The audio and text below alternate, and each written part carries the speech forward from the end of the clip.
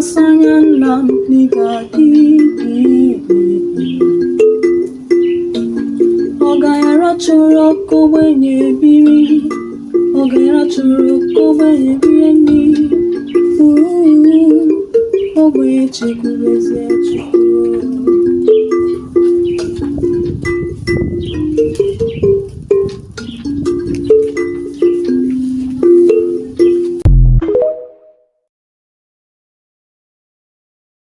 All right, we are going to start. We are going to start now.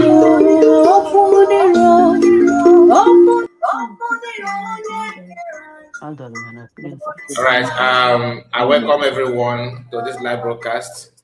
Please, if you are joining us anywhere you are watching from, make sure you like the video and subscribe to the channel.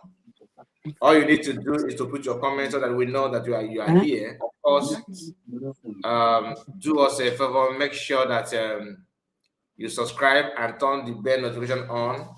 Today we are here together with our own lovely brother, our barrister, who always come here oftentimes just to educate us and teach us one or two things that we need to know. So I am not alone. I'm here with our brothers and sisters. Mama Simon is here with us, and Ray Biafra TV, our own brother Chino, Ada Simon may join us later, and other independent media. The link is out there for those of you that want to join. Please make sure you pay attention to what you have for you today. You know, each time barrister is around, you know how the whole thing will be. You understand? You cannot join us and go empty-handed. It's not possible. Thank you so much, my people. Thank you for joining us. I'm gonna give mic to Chino, and after Chino to Mama Simon. Let's say hi to Biafra before we now call barrister. Thank you. Yes, so Mazukai, good evening once again from my location. Then Mama Simon, good evening.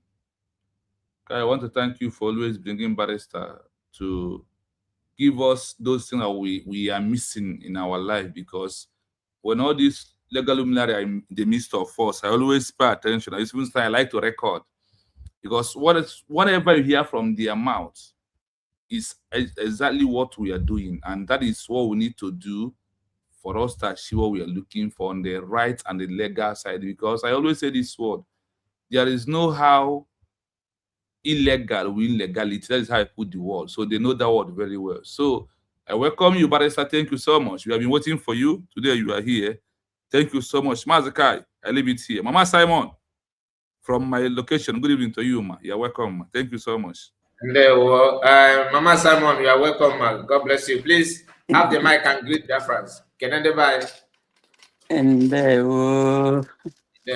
na mbụ kelele m Chineke onye mekwere ka anyị zụkọta ọzọ taa.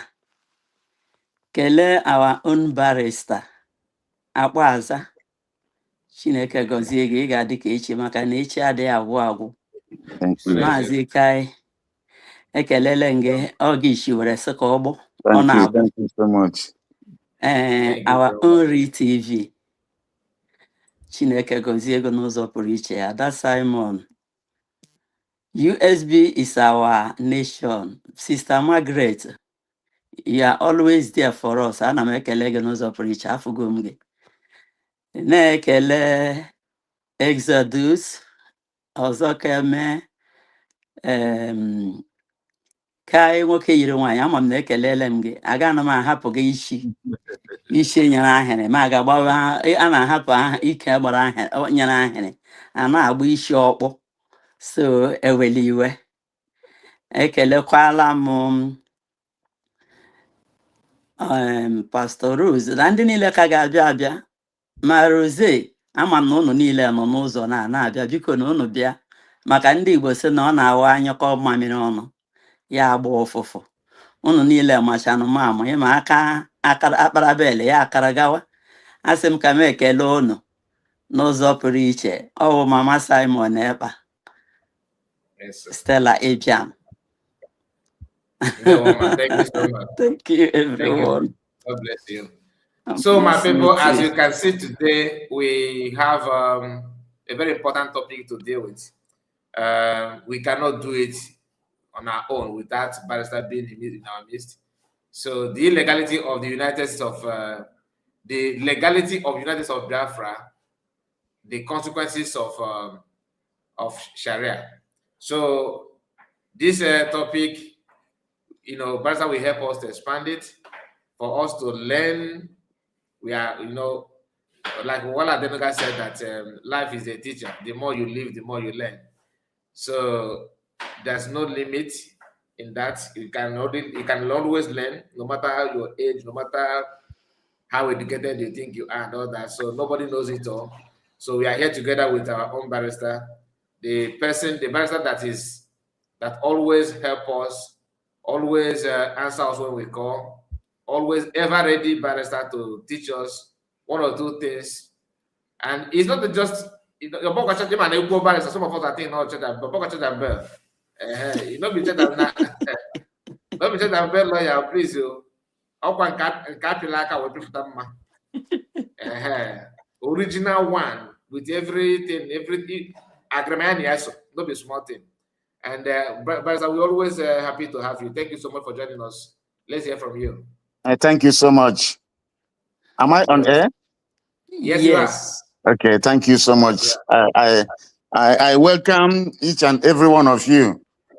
Do not be tired to ask me to come to help and enlighten what we are doing. I am indebted to Mama Stella.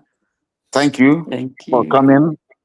I am also equally indebted to Chino, Read Biafra TV. Thank you for coming. And any other Ada Simon and any other person, Rose, Ezedo, all of you that have been coming. And I think I had Sister Margaret there. Thank you so much. Yes, thank you so much. And brother Kai. Kai is just like my if I call him my son, I'm not mistaken. It's no, you are not. Yes, so I, at times when I am in my room here and I'm hearing a noise. What's the noise here? Don't worry, our sister just joined us. Okay.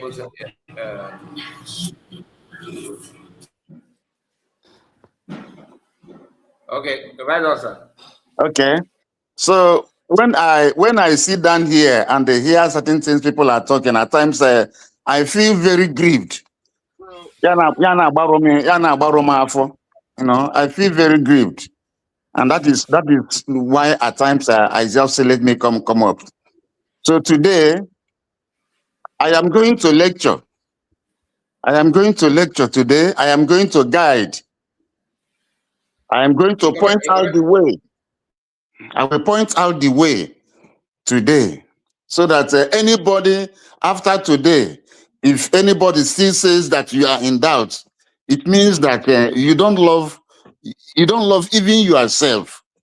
You don't love even yourself. If after today you say you are still in doubt, it means you don't love yourself. You don't love yourself. And you don't love your family. You don't love your children. You don't love your posterity.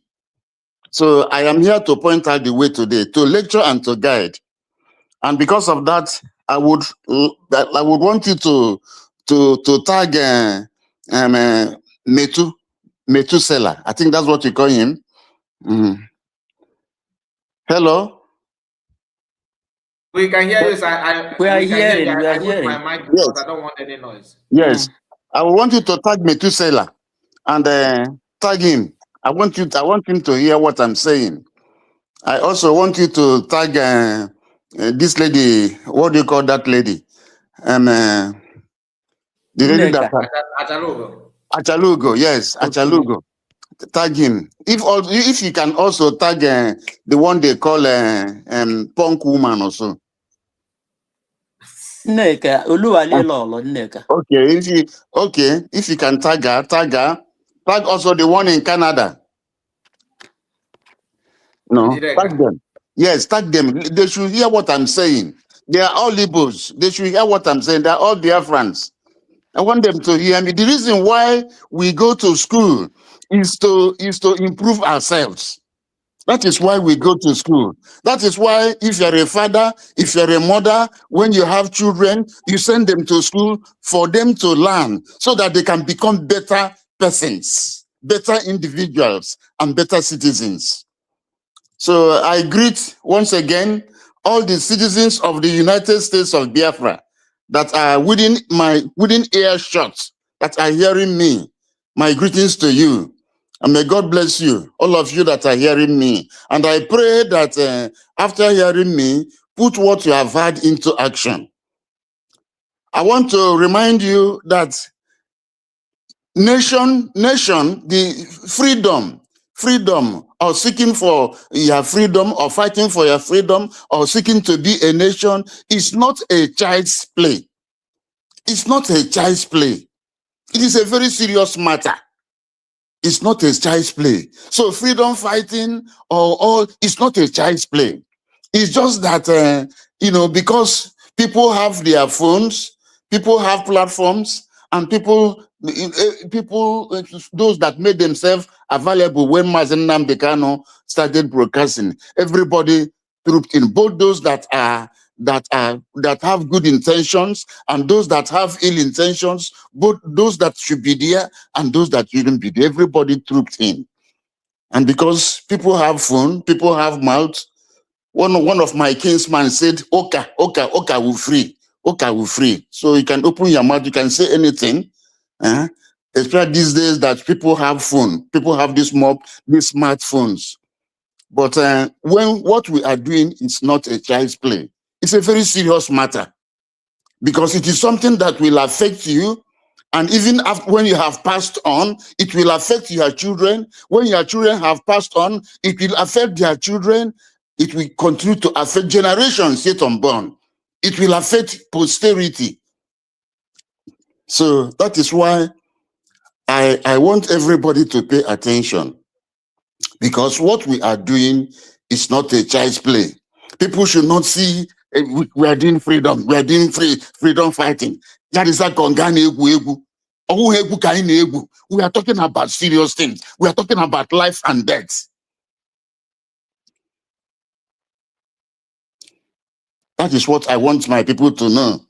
Fellow Biafrans, lovely citizens of the United States of Biafra, I come with open heart and with a heart full of love and concern to address you today, to say one or two things today, to give this lecture so that our people will be better directed. Now, you all know that after 1914, January 1, 1914, we were amalgamated, Southern Protectorate and Northern Protectorate. The British told the North not to go, because if they go, that they don't have anything, that they cannot stand alone. So they brought us together so that they can use the wealth in the South to keep the North. And that's under that dispensation, it was supposed to last for 100 years. 100 years. 100 years has long expired in 2014, but they are still holding this contraption called Nigeria. There's nobody from the Igbo Biafrans, nobody, none of our ancestors assented to that amalgamation. They didn't inform us. And in contract, you have to inform the person. You cannot do in law, you can't do contract at the back of somebody. No. If you want your contract to be binding on me, I must be present and I must give my consent. I must assent to the contract. But in this case, there's no signatory from any of our ancestors of particular Igbo descent. Our ancestors of Igbo descent that assented to that amalgamation. Because of the force of arms, the British brought us together, brought disparate people together, people with diverse cultures, people both the progressive and the unprogressive, both the barbaric and the non-barbaric. They brought python, brought lions, brought goat, brought sheep, brought all these things together. That is what the British did. And that was why they said, if after 100 years it did not work, that the people, those people can go their separate ways. But 100 years is long over, and the contraption is still existing under the force of arms. Hello? Right hearing. on, Barrister, Yes, we are hearing you. Yes, We yes. are following. We are following. Yes. And I think I've told you a long time ago that this place you call Nigeria, it has no constitution. It has no constitution, because the constitution they are using is Decree 24 that the military, Abdul Salami, to be precise, promulgated.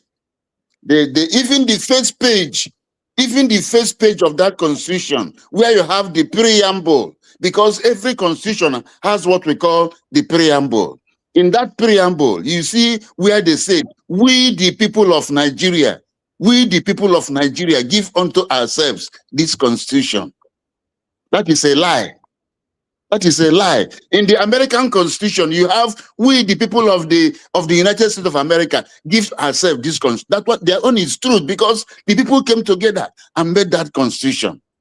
In the case of Nigeria, it is a lie. So that constitution is a lie. And in the first, when you come to section 1, you have the supremacy clause, what we call the supremacy clause, that says that any other law in Nigeria that is inconsistent with the contents of that constitution will, to the extent of its inconsistency, be void. But that is not true, because they don't maintain all those things that they say. They also said that Nigeria is a secular state. A secular state. That is a state where everybody is free to practice their religion. The state will not adopt any this thing as a state religion. That is not so in Nigeria. So that constitution is not. It's a false constitution. It is not the people's constitution. It is not original. It is not autochthonous. It did not originate from the people. And it has nothing to do. In fact, that constitution, if you go through it several times, several places, up to more than 100 times, they mentioned Islam. And today, 12 northern states are practicing full-blown Islam. They are practicing full-blown Islam. So that is, full-blown Sharia. I will come to that. Now, after amalgamation, Nigeria had our founding fathers, Azikiwe, Awolowo, and the others. Inahoro, all of them. They went to Britain. So they went to London for what we call the constitutional conferences. They had about 4 or 5 constitutional conferences. They had the Littleton Constitution, they had the Constitutional Conference, they had the Macpherson Constitutional Conference, they had the Clifford Constitutional Conference, and they had the Richards Constitutional Conference that introduced regionalism. At independence, Nigeria was in regions. Even when Nigeria became a republic in 1963, Nigeria was also in regions. And that was what Ojukwu was saying when he said, on Aburi we stand. Because during the hostilities in 1966-67, Ojukwu and Gowon went to Ghana, Aburi. And they said that the best thing to do is let all the regions stay. Let the region stay. The eastern region, the northern region, the western region, and even the midwestern region. Then let everybody contribute to the center. That was what was agreed in Aburi. so that if Gowon had carried it out, there wouldn't have been any problems in Nigeria today. Nigeria would have, gone very, very far. At that time, Nigeria was at the same level with India. But look at where India is now, and look at where Nigeria is. So Gowon reneged because he was told not to agree, both by the British, by the civil service, and by the Oba of Benin. That time, I've forgotten his name, the Oba of Benin. All of them told him not to agree. And when he came back, what was agreed, what he signed, he didn't want to agree it again, because he felt that Nigeria had arms that they can crush us. So these are the things that led to the war. And that time there was pogrom in the north. I myself, I was in primary school then. I was in primary school. It was just by God's grace that I came back to the east, because my father left me to take standard 6, class 7. That time they call it class 7. I was in class 7 that time in the north, in Jos. I was just lucky. My father left me and came back. He left me and said that after my exam, I can now start coming back. He just handed me over to one of our trans men. But when my uncle came back, there was uproar in the village. They said my mother was shouting, "Go and bring back my son. Go and bring back my son." Was that, Barrister? Was it before during the program? It was 1966. 1966. Okay. Yes, 1966. In fact, we were the last people that came back by train. So you did not face any challenges like the slaughtering that was going on there? If I had stayed the next day, maybe they would have killed some of us, because they have started killing people. But my uncle was a headmaster in Boko, a place they call Boko. Boko is in Benue State. Yeah. So he's very, very fluent in Hausa. So he dressed like an Hausa man and came in the night. That night he came around 9 p.m. Then the next morning we entered train and started coming back to the east. Then when we came to River Benue, there was a roadblock. Soldiers blocked the train. So they said, all Igbos come out. All Igbos come out. That was what they were saying. All Igbos come out. So Igbos that were in even my uncle came out, but God was kind. He also came back in. But some Igbos did not come back into the train. So nobody knew what happened to those ones. So that is the country we are in, and that is the country we have left. So those constitutional conferences, the reason why I am citing these constitutional conferences is for us to come back to IPOB. Now, those constitutional conferences, Littleton Constitution, McPherson Constitution, Clifford's Constitutional Conference, Richard's Constitutional Conference, all of them was to prepare Nigeria for independence. That was what they were going to London several times. So from that 1914 to 1960, that was what they were doing. They were going to London for Azikiwe and others. They were going to London for conferences. Yes. But those names that are attached to those constitutions, are they British names? Or... Yes, they're British names. They're all British people. Okay. Yes. All of them are British people. You see? Sorry, I have to take you back to your time in the North before the program. Yes. So when you came back, then the killing increased, right? Or has they started killing people before you come back? Well, but even before I came back, they have started killing people in some parts of the north. Okay. And already it was not rampant like. Yeah, everywhere. It was not rampant. But even in the West that time, there was also some problems in Lagos that time. That around that 1960s. Remember there was the first queue and the January queue and the second and the second queue of July. Yes, the counter queue. Remember, in which they killed Ironsi. Ironsi was killed. No, Ironsi was just there for only 6 months. But I thought that they killed Ironsi alone. Is there another person that follows suit?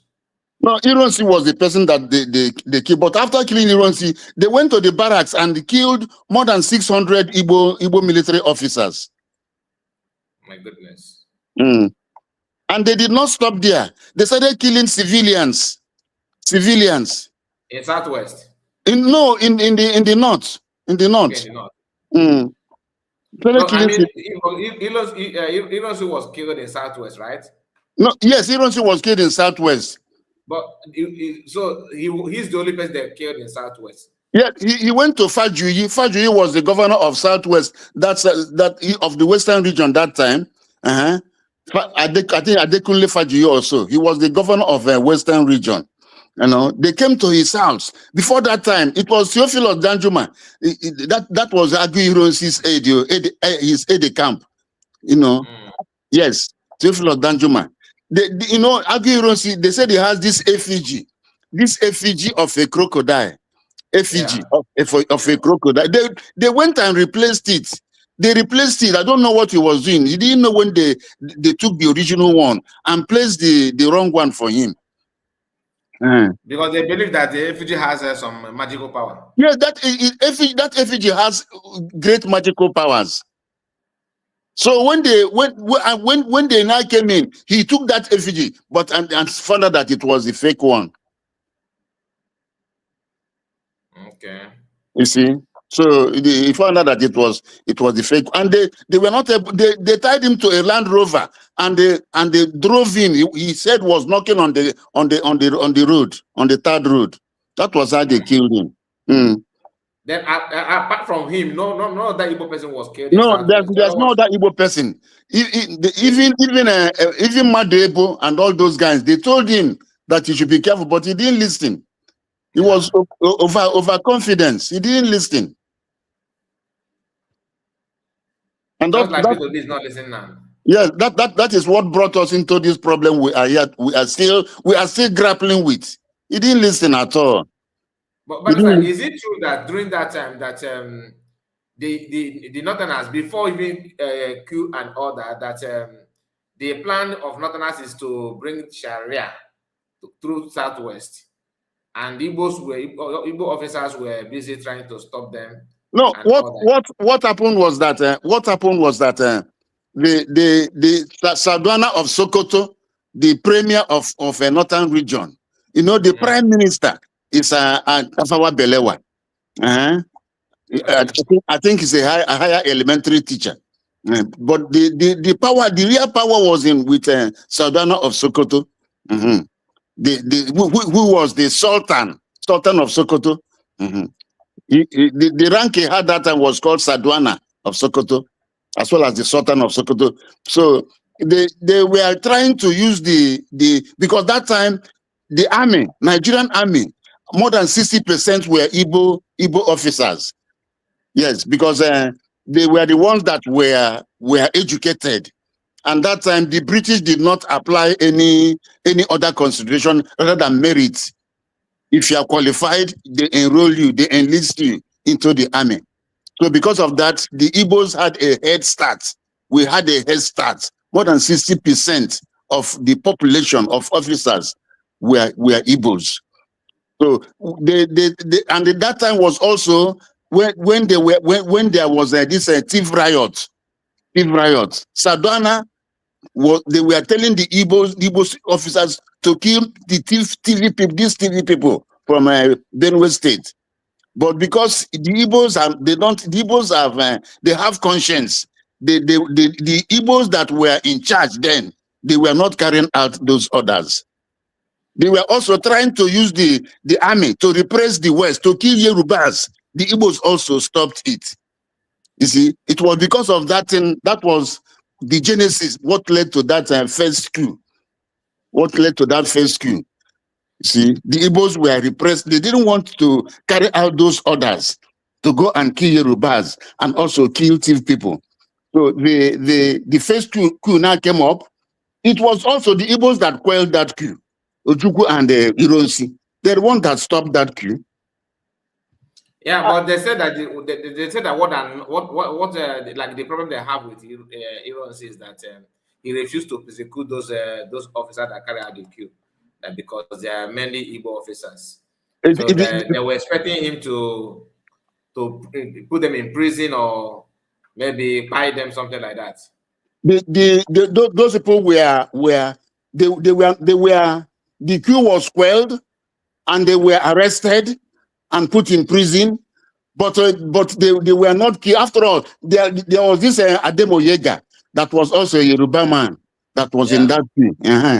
You see, that was not the reason. They wanted to, because you don't see, because those few Kupis, they have killed Sadana of Sokoto, they have killed Tafawa Belewa, and there's some people in the West, So that was their grounds. That was not because Ironsi did not imprison anybody or did that. That was their grounds. They said that since they killed those people and nobody was killed in the East. Nobody was killed in the East. So it was a selected killings. But that was not the case. The person that they sent to the East was not able to carry out his duties. But Nzogu went to the North. Went to the North. And during that time, one of the reasons also that what gave rise to that distance, Nzogu found out that because he is very literate, he is literate in Arabic. He found out that already Sadona was planning to have a Sharia that time, to have mass killings that time. So because he is in the intelligence unit, military intelligence, he was heading military intelligence. He found out that there was plans to carry out Sharia that time. To carry out, and that was why they were trying to use the military to influence the military to do certain things that were unprofessional, and which Igbo officers refused. So the question of Ironsi, it was just a counter coup to kill him because they felt that their leaders had been killed. That was what happened. Okay, so Barza, just throw more light on this legality of United States of Biafra. Yes, I'm coming to my distance. I'm coming to that. Okay, so I've told you about the constitutional conferences that now gave rise to independence in 1990.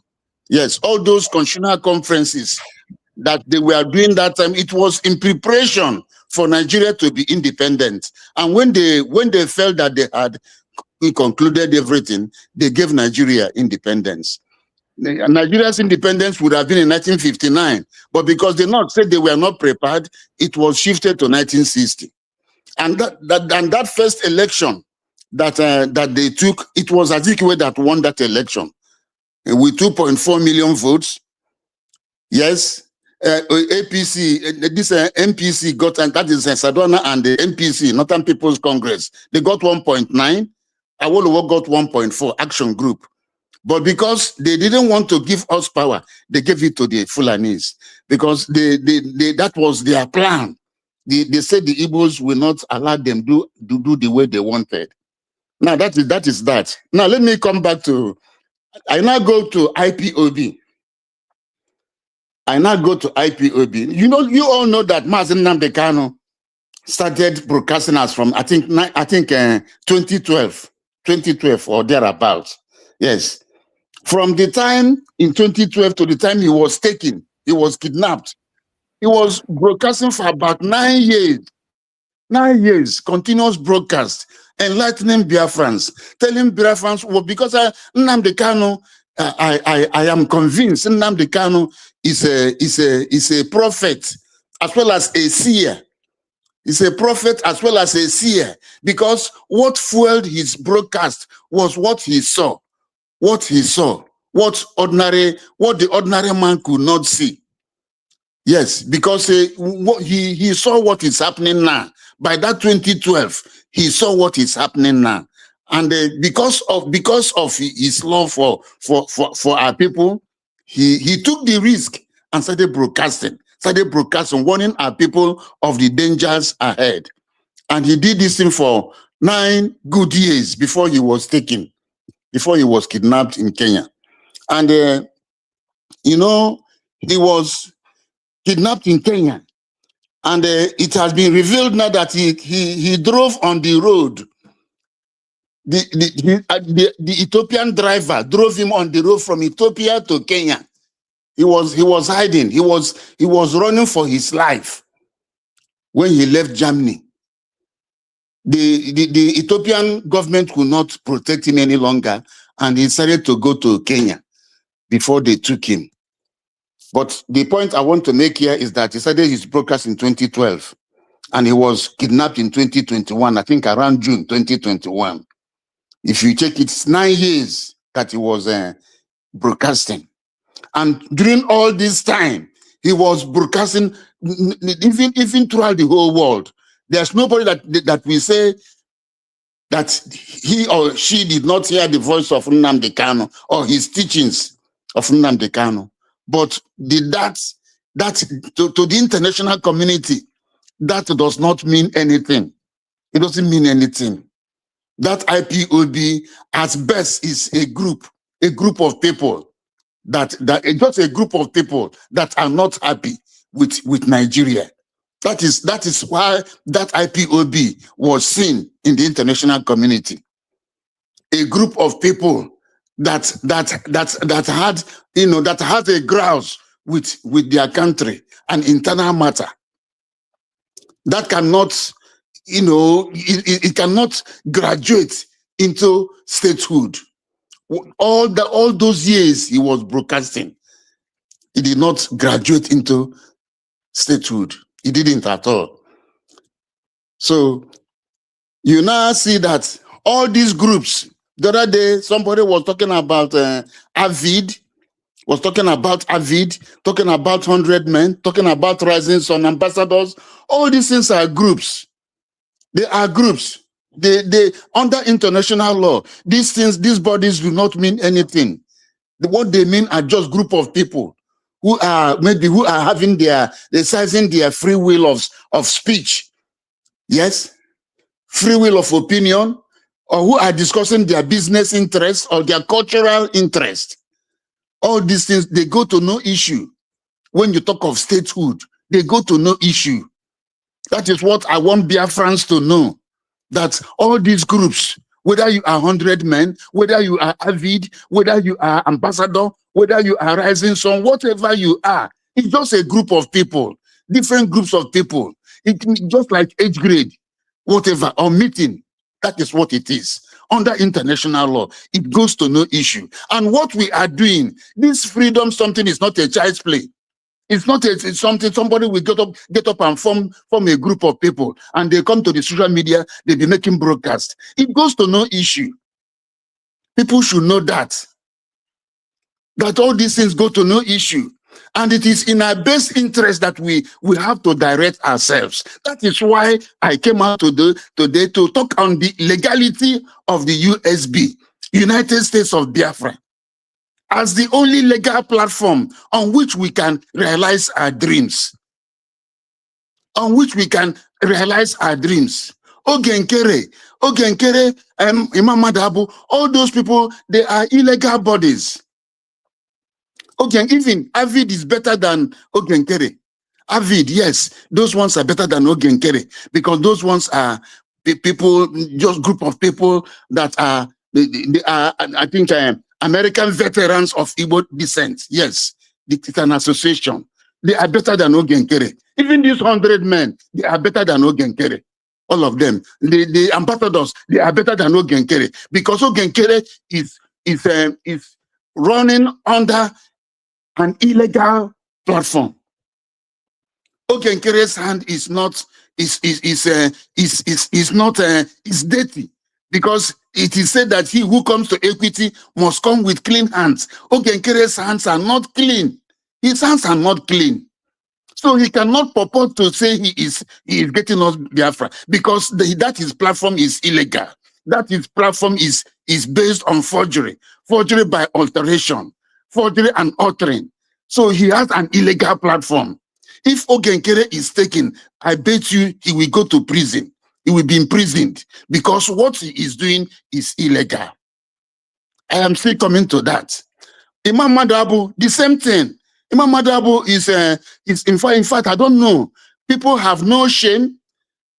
How can you?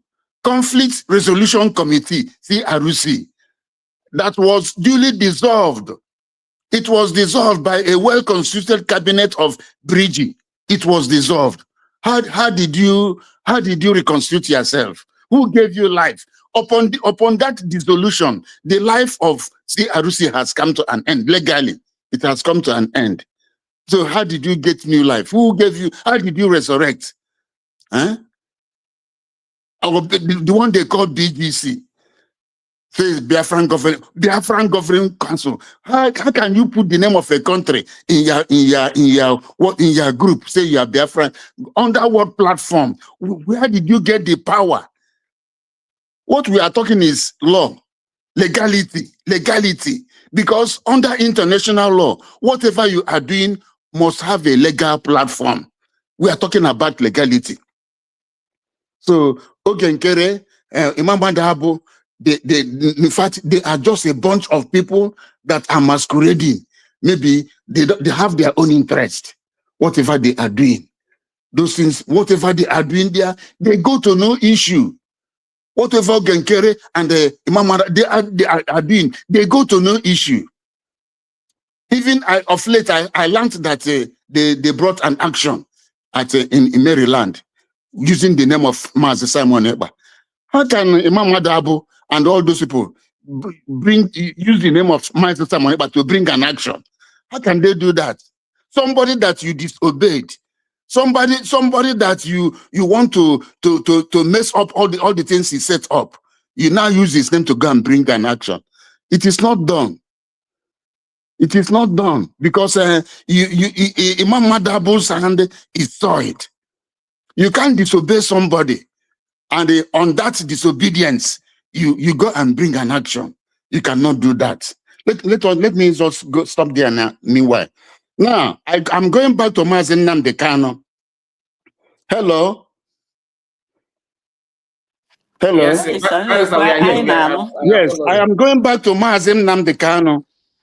Mazi Nnamdi Kanu, I want to teach Biafrans one secret today, which is a spiritual truth, a mystical truth, which you have to know. The number 3, what we call 3. Now, 3 is a mystical number. 3 is a spiritual number. Anything you are doing and it comes to 3, that thing is complete. And that thing will come to pass if you don't know. I am teaching you a spiritual truth. I won't tell you where I learned it, but I'm just teaching you a spiritual truth. Those people of my age, maybe who belong to one, this thing or the other, they will tell you that, yes, what I'm saying is true. 3 is a spiritual number. If you go, God the Father, God the Son, and God the Holy Spirit. It is Trinity, under one Godhead. One Godhead. Our Lord Jesus Christ is the second person in the Godhead. They are all equal. That triangle. When you say triangle is a mystical figure. What we call equilateral triangle. A triangle where all sides are equal. Equilateral triangle, equilateral, equal sides.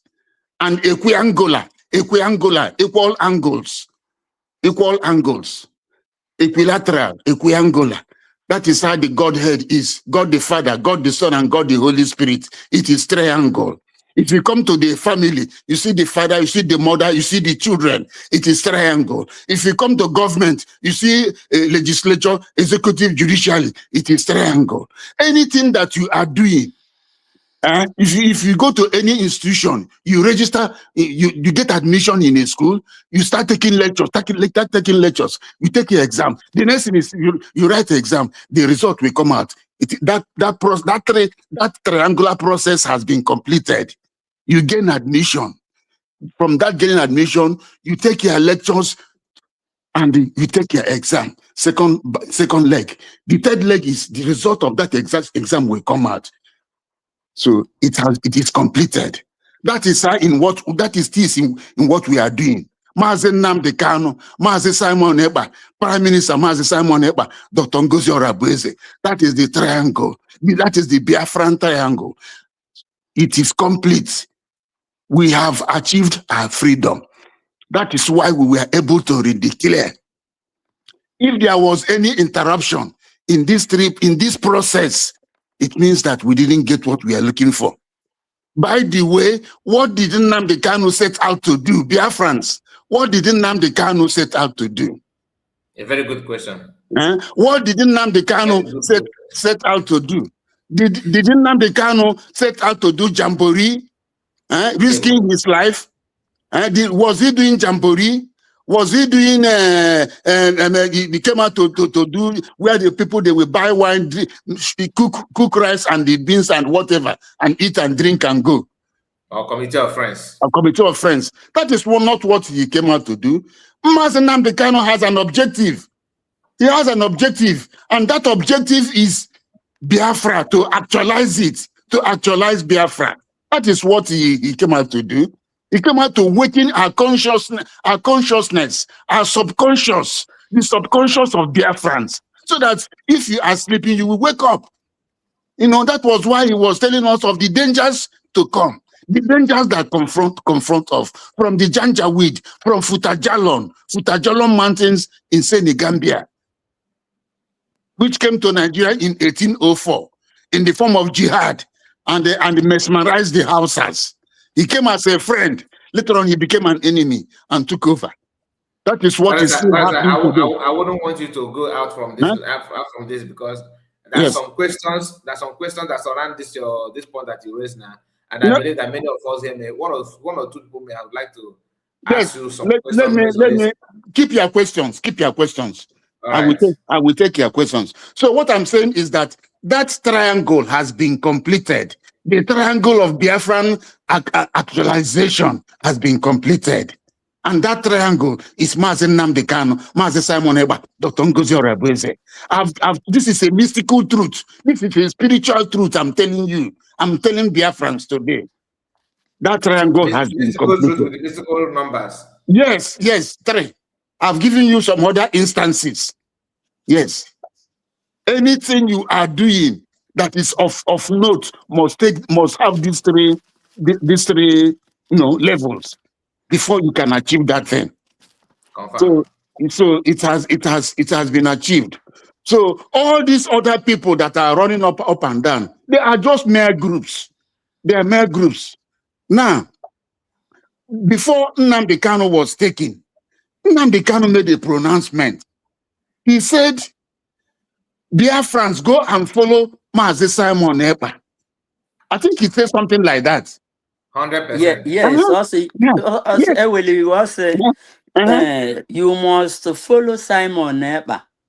Listen his programs, share his accordingly, that he is taking this struggle to a new dimension. You must listen to Simon Ekpa and follow his programs. He is bringing a new dimension. Yes. That statement has a lot of connotation, a lot of significance, a lot of spiritual significance. That statement is the handing of baton. He handed up, in a relay race, you hand over the baton.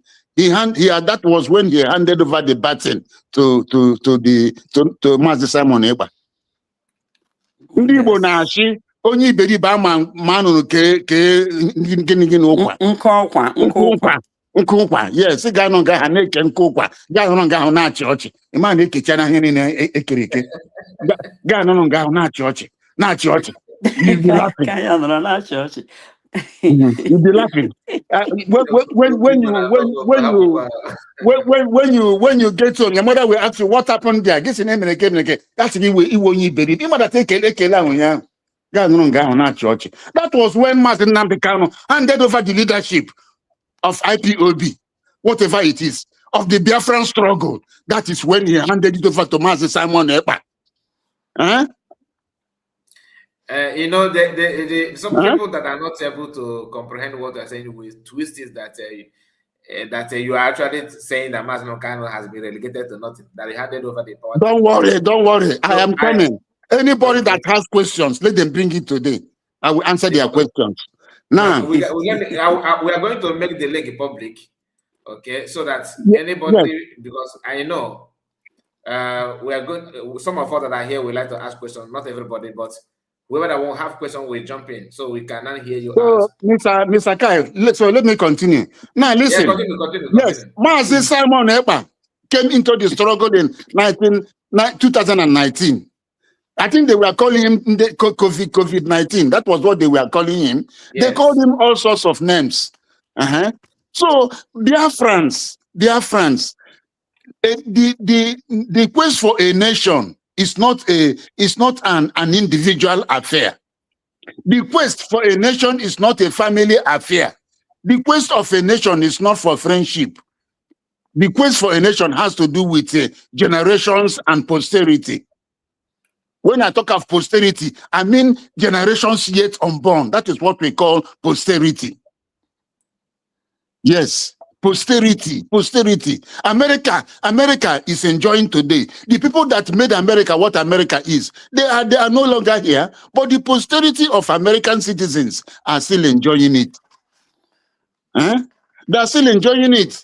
If you come to America, if you become 18 years, they say you are an American adult. If you go to any supermarket, they will be dashing you things that you are 18 years. That is how America is. A very wonderful place. If you people pay the price. People pay the price with their life, with their blood.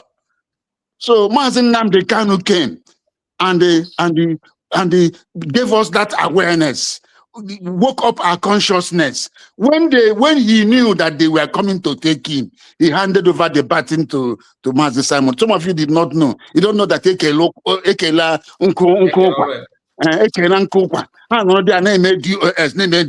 DOS. That was when they shared everything. And Mazi Simon took over. When he took over, he came up with autopilot. Yes. He came up with autopilot. Some of them said he was, even this Ikenga Urago, that he was running very fast. Came up with autopilot. From autopilot, he came up with Brigi, Biafran Republic Government in Exile. From Brigi, he came up with his cabinet, had people, had COS, had ministers, had a cabinet. They now became a government in exile. He elevated the struggle from just group of people roaming the streets of Europe, carrying flags. He changed that narrative. He changed that narrative.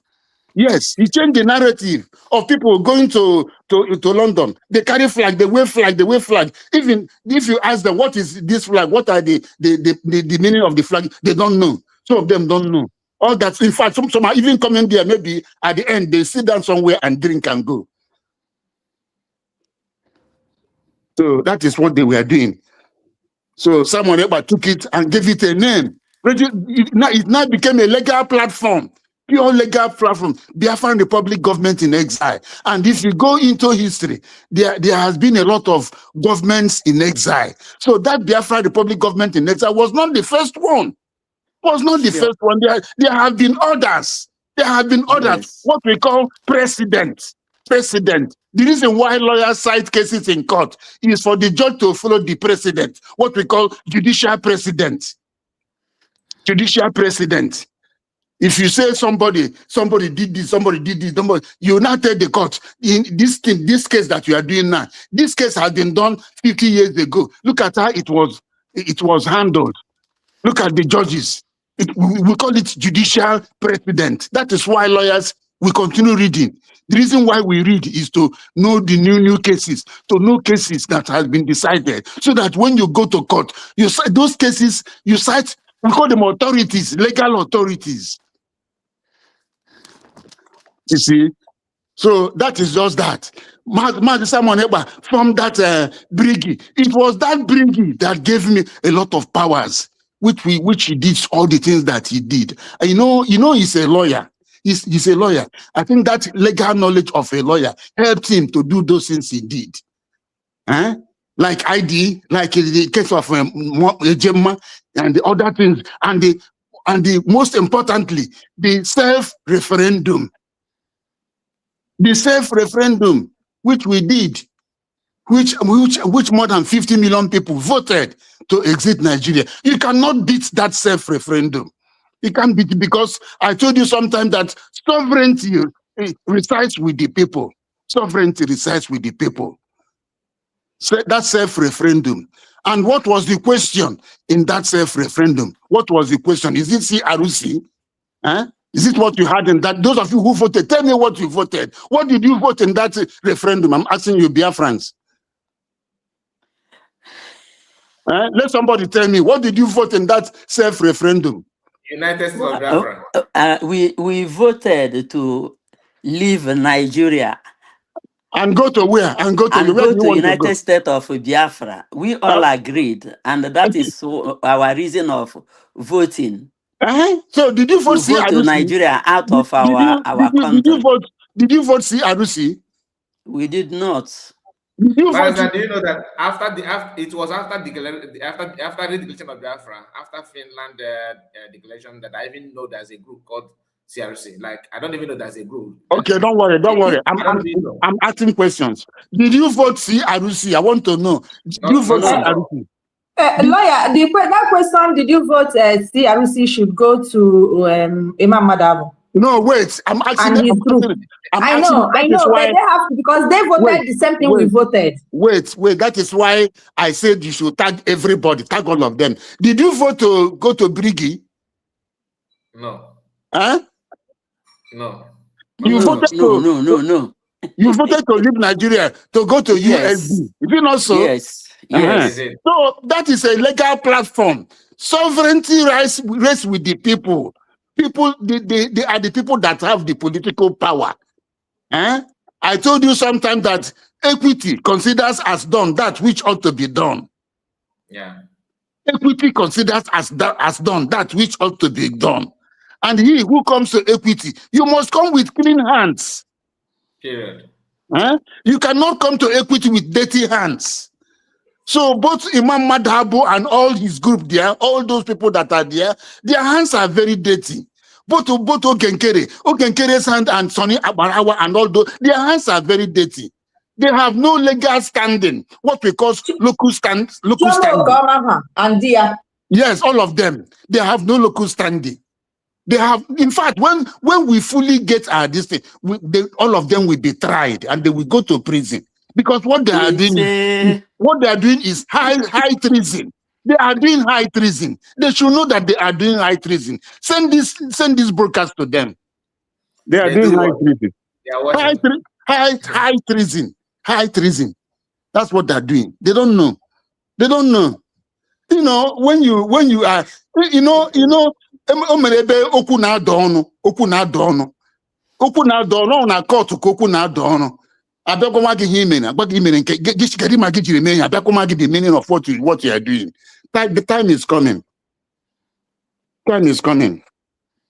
So they are just saying, you know, so that self-referendum, because they knew where Simon Ekpa was heading to. They knew where he was heading to. They went and brought Bianca and gave her an appointment. And she went and took a Uchechi, you know, they started going up. But now they have given Bianca substantive position as a Minister of External Affairs. Yes. She's no longer the junior minister. She's now the number one in that external affairs. They know what they're doing, so that she will be gallivanting, perambulating everywhere, trying to tell them that her husband did this, her husband did that. Those things go to no issue. We have done a self-referendum, and when they took out Simon, that journey did not stop. That journey did not stop. God brought out this great woman, Dr. Ngozi Orabueze. God brought her up and gave her the strength, because it is the Holy Spirit. You know, if you are a follower of our Lord Jesus Christ, the Holy Spirit indwells you. Yeah. Yes, and that Holy Spirit in her gave her the strength, the strength. Remove every tinge of fear, every iota of fear from her, and she went and redeclared Biafra. That was the highest. That redeclaration. of 29th November 2024. That was the date we got our sovereignty. That was the date we became a nation as the United States of Biafra. And that was why they restored Biafra on the USB, on the international scene, international map, and the Bight of Biafra, where it was, these things were removed. The Bight of Biafra was removed before. It was removed before, but they have restored it. Yes. So Biafrans should know that you are a nation. You don't mind that Nigeria is still in occupying. They will get tired. And they will live with shame, with ignominy. Nigeria will live with ignominy. So that is what I'm telling you. Nigeria will leave Biafra land with ignominy because we are a sovereign nation. We have redeclared our nation that existed from 1967 to 1970. We have redeclared it. We have redeclared it. We have taken possession by that single act of redeclaration. Yes. That is, we are now a country, and that was what we voted for, USB. So we cannot, after voting for self-referendum, to go to USB, and we cannot, after redeclaring, we cannot, after redeclaring our nation, USB, we now start going back to Brigi. We start going back to CRC. That's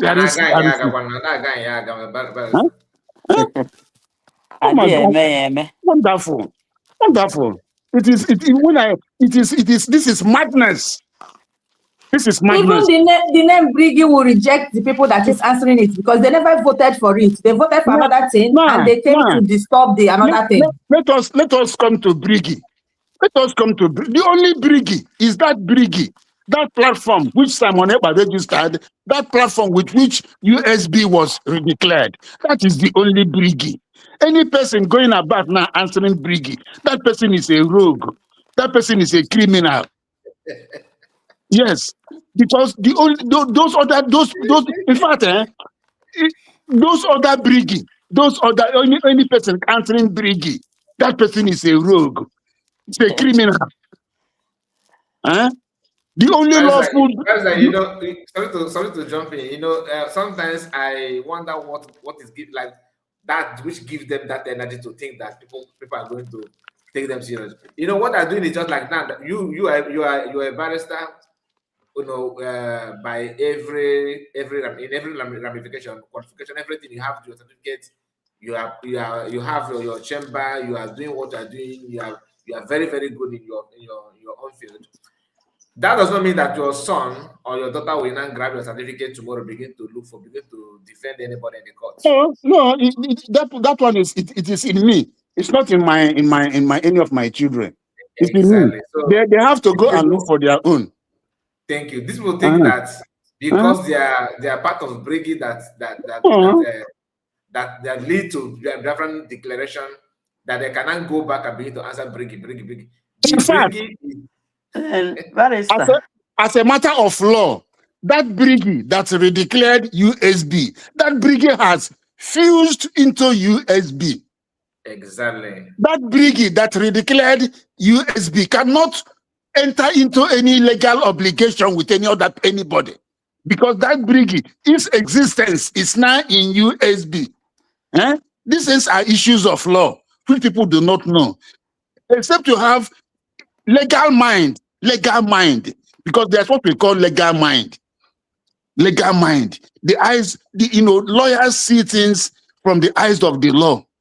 Yeah, we have yes, but sorry, we have one here saying that it's a useless group. Which one? You are standing for betrayers like you, useless. You can't even put English very well. Your statement is not complete. I don't understand what I said, but I can feel that. I feel like what you are saying does not mean anything to me. It's a useless group. Which one? No, there's no which one. Then what? Is it you are standing for betrayers? I have no word for him. What I know is that whichever group he says is belong. You don't even reply to this one is for us now. I'm not replying him. I have told Biafrans that. Yes. Just I want to tell him, Samuel, can you just wait so that once Basa is done, we put link, you come here and tell us who is a betrayer and what you can also define betray. Like somebody when you say somebody betrayed somebody or a betrayer, just give us a definition of that. Then we cannot go through the activities of everybody for us to know who is actually a betrayer. But I know you will not do that because you are not sure of your criminality. Your own is to stay, rob and run. You can't defend your criminality. Can you do that? They're going to drop a link for you to come and just be proud of yourself. Not even your camera. All you need is your voice. Right now, Barrister. Thank you so much. Fellow dear friends, that the baton has moved from Mazen Namdekano to Simon Ekpa, and the race, that relay race for the search of Biafra continued with Simon Ekpa handling the baton. Simon Ekpa was handling the baton. Before they took him away, he handed the baton over to Dr. Ngozo Rabeze because he appointed Dr. Ngozo Rabeze as the chief of staff. All other people that were in that brigade, they were only staff. They are staff. All of them are staff. They are other staff. Both whether you are finance, you are military, whatever you are, all of them are staff. Whether you are 20 or whether you are 30 or whether you are 40, your name is staff. If they want to make you look more beautiful, they can put one name before that staff. But you are staff. All of you are staff. If you let us say the staff for finance, the staff for defense, the staff for whatever, all of you are staff. That is what you are. But this person is chief of what? Staff. This person is chief of staff. Una go primary 6. Una go primary 6. Una madate when hana about chief of staff. I'm a professor there. Now my here staff. Now my here chief. So because of envy, because of wickedness, and because of your personal interest. How do you want to bring your personal interest to override the interest of a group of people, to override the interest of a race that is looking for survival, the interest of a race that is looking for survival. If I start telling you the history of Nigeria and what the Igbos have suffered in that country, today. And we have the opportunity. Educated the fools, we have the 21 million on a push. Professor Nadia, the doctor, how many here with chief? We have the opportunity, which is a divine opportunity. A divine opportunity from Martin Namdekanu to Dr. Ngozo Rabeze. And we have redeclared. You don't know what it means to redeclare. To redeclare a state. Do you know what it means under international law? I will come to Montevideo Convention. I'm coming to Aldo. I will come to UN Charter. I will come to African Charter on human and people's rights. I am coming to those ones. But meanwhile, do you know the international significance, the political significance under international law of redeclaration? When you declare yourself to be a state, you are a state. Because equity considers as done that which ought to be done.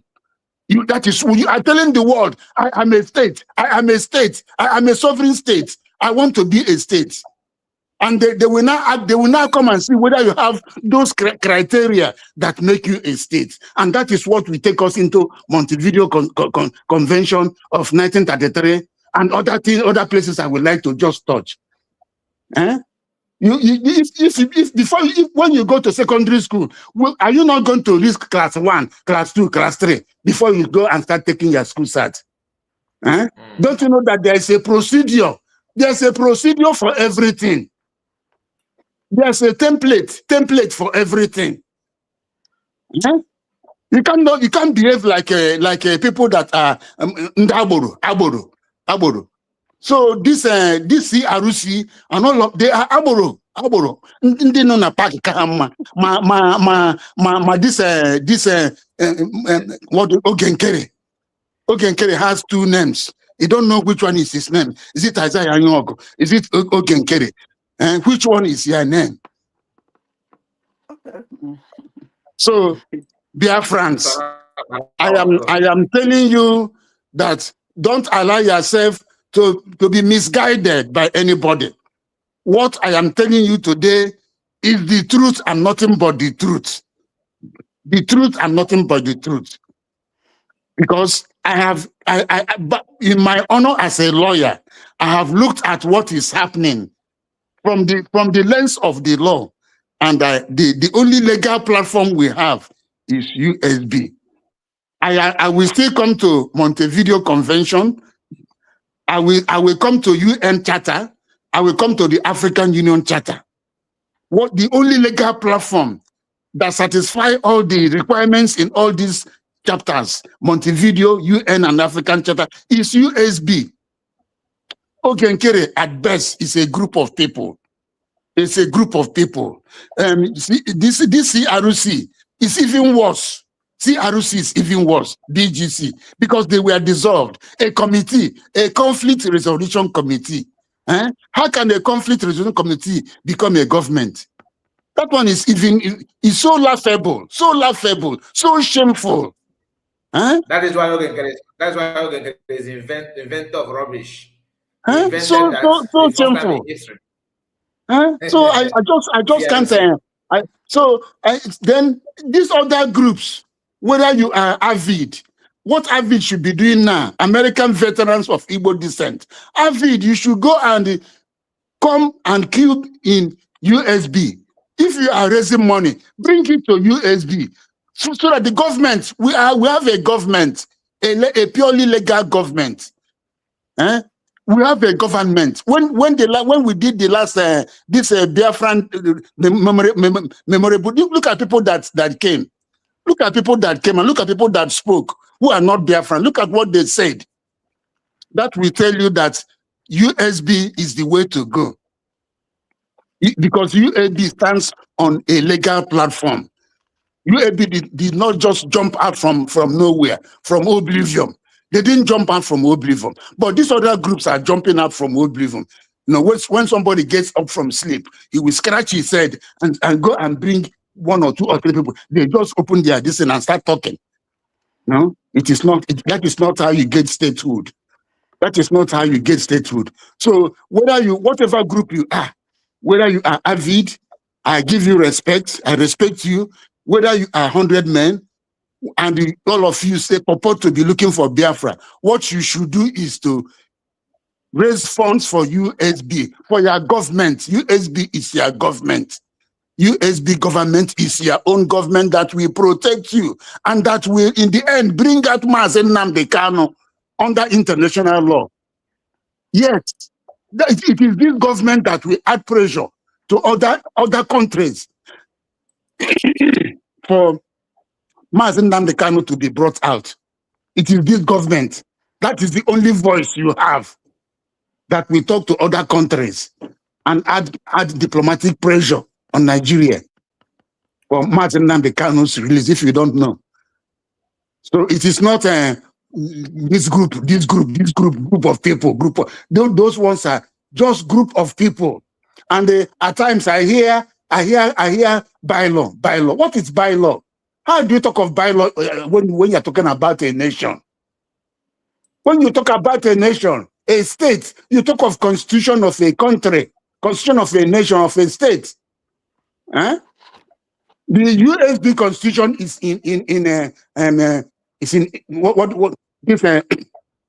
Amazon. In Amazon. Any country, you have if you go to the Gambia, you see their constitution. If you go to Senegal, you see their constitution. If you go to Ghana, you see their constitution. All this, if you come to here in USA, you see American constitution. If you go to Germany, you see the German constitution. All these constitutions are called written constitution. Written constitution, which is a very rigid constitution. They are called written constitution. It is only Britain that has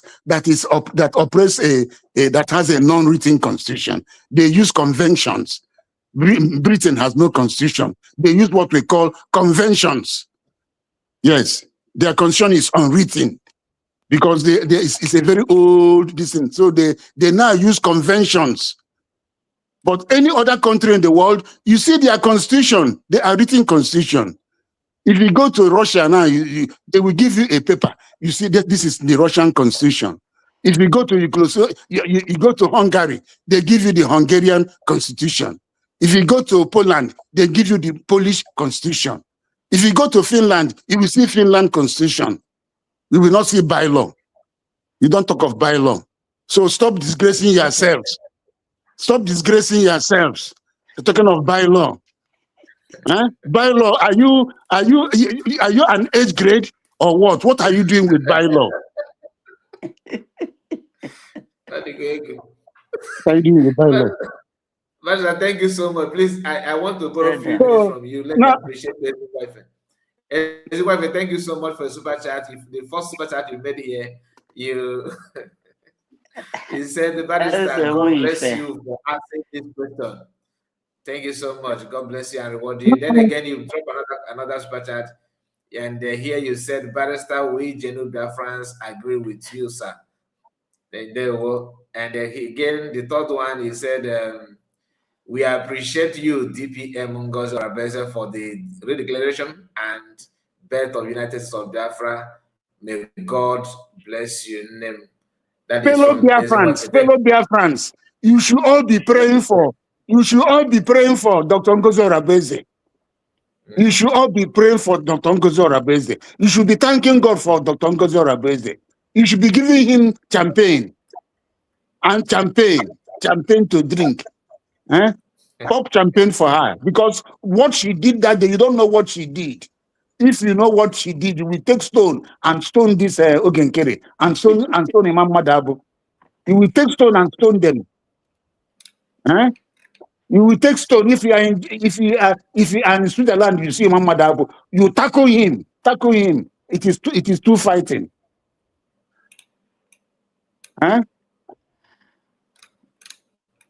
So that is what I'm telling you. Now listen, I want to go to international conventions. Under the United Nations Charter, Article 1, Paragraph 2, they talked about self-determination. United Nations Charter, Article 1, Paragraph 2, talks about self-determination, what it means for social peace, for economic progress, for peace in the world, for good neighborliness. Article 1, Paragraph 2, as well as Article 55 of United Nations Charter. They all talked about the importance of self-determination, so that people can live in peace, so that people can chart their political life in peace, chart their economic life in peace, and chart their social life in peace. Article 55 of the United Nations Charter. If you come to Montevideo Convention of 1933, by the way, Montevideo, are you hearing me? Yes, hearing you. Yes, Montevideo. Montevideo is the capital of Uruguay. Uruguay. You know the country called Uruguay. Montevideo is the capital of Uruguay. Uruguay is in one of the countries in South America, I suppose.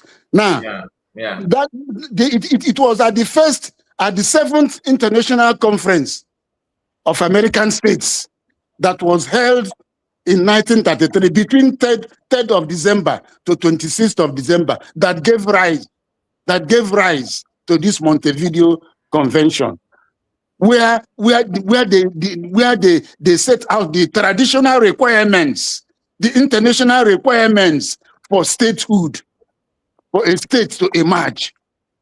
Yes, that was where they set it out, and that has been the most important document for the rising of a state, that Montevideo Convention, where they laid out four criteria: permanent population, permanent defined territory, government, and capacity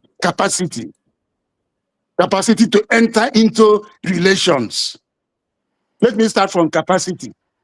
When you talk of capacity, when you hear capacity in law, it means the power to enter into agreement, the power to enter into contracts. Not everybody you cannot enter into contract with everybody.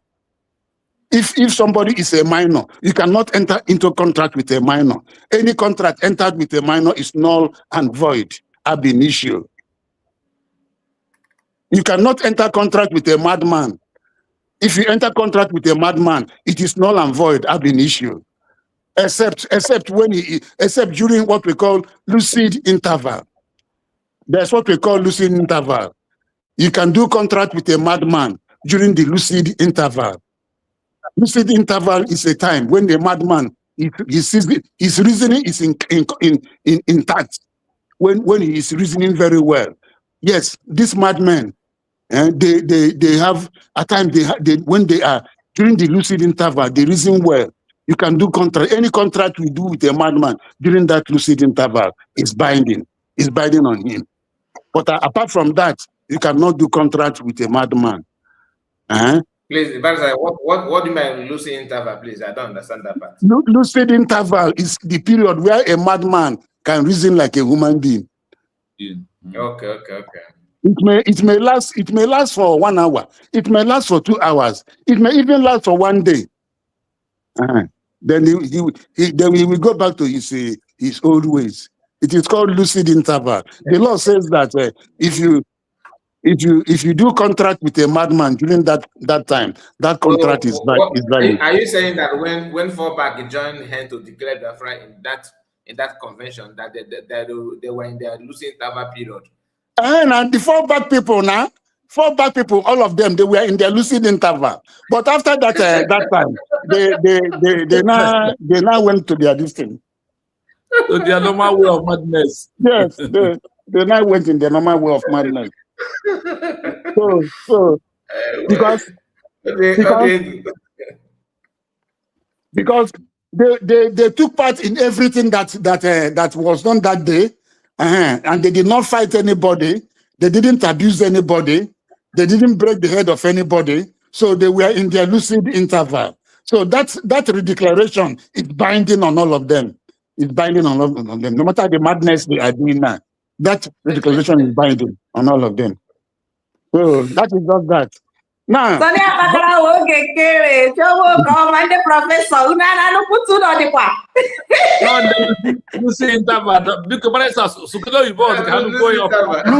Lucy interval.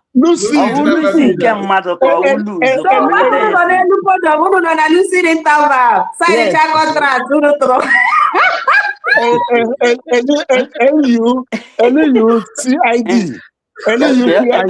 Ma kọrọ onwe m aka na edetekwara m ihe nke ma emekwela upgrade. Elu CID. Lucid. Mama detere biko kọrọ na mama aka ihe ka ọwụn. So all this madness. They were not in their madness during the declaration. They were in their lucid interval. They were in their lucid interval. Ogenkere, Imam Madabu, and Professor Chomo Okoma, Brighton Okoma, Joy Yurobi, and Dr. All of them. Yes. That was their lucid interval.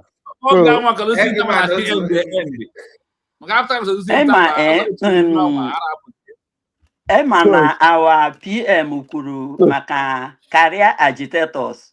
So that is just that, eh? Yeah, but our PM kwuru ya so na career agitators. Oru no unu anya n'ihe a na-eme from all this Fallback and CRC. All these people who that career agitators our PM na-ekwu ya mgbe ahụ. And unu ga-echeta na ihe ndị DOS jiri kwa our PM asịwo na ọ gwara ha that a freedom fighter ekwesịghị ịdị na-akwụ ya ụgwọ rather na ị ga na-eweta ego gị na-etinye that a poor man ekwesịghị fight for freedom. That time enwere ndị our leader na-akwụ $2,000 a month, 4,000. So mgbe our PM bịara apịachie ha ọnụ ahụ, that was where their anger and the frustration started. So ọ bụ ha ndị ahụ bụ career agitators, ha niile ugbe ha na ha ebe ka iwu. Mama, if I go now lucid interval, this the car man program this now. Oh, God, the men. So now. I have the mental Mazikai now. Yes. This is Becker, eh? They were in their lucid interval. Yes. That their sporadic madness has left them. They were in their lucid interval. They have all their brain intact. They have all their elements intact. Wow. So they were in their lucid interval. And whatever thing, program lineage everything. Now this idea no kwanga Korea. Okay, go get chika. whatever thing they did that time is binding. It's binding on all of them.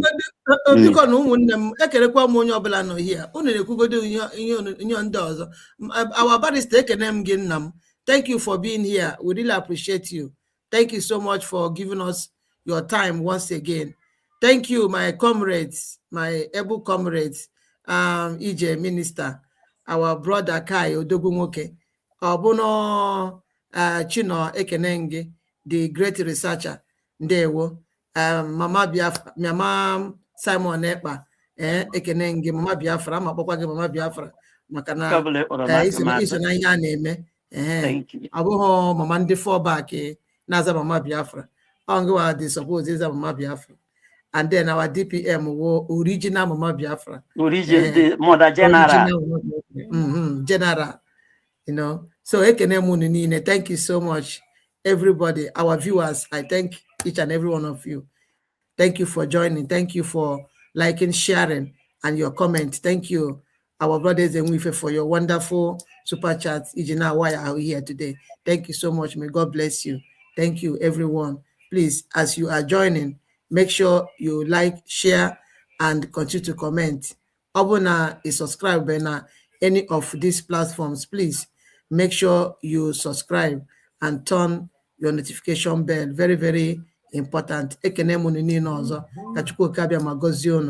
Note. So, na ihe nchọrọ itiere ụnụ ọnụ na ihe unu na-ekwu unu chefuru Madam Lasuba mgbe enyere ya ID card ya. Unu chefuru ihe mere that day.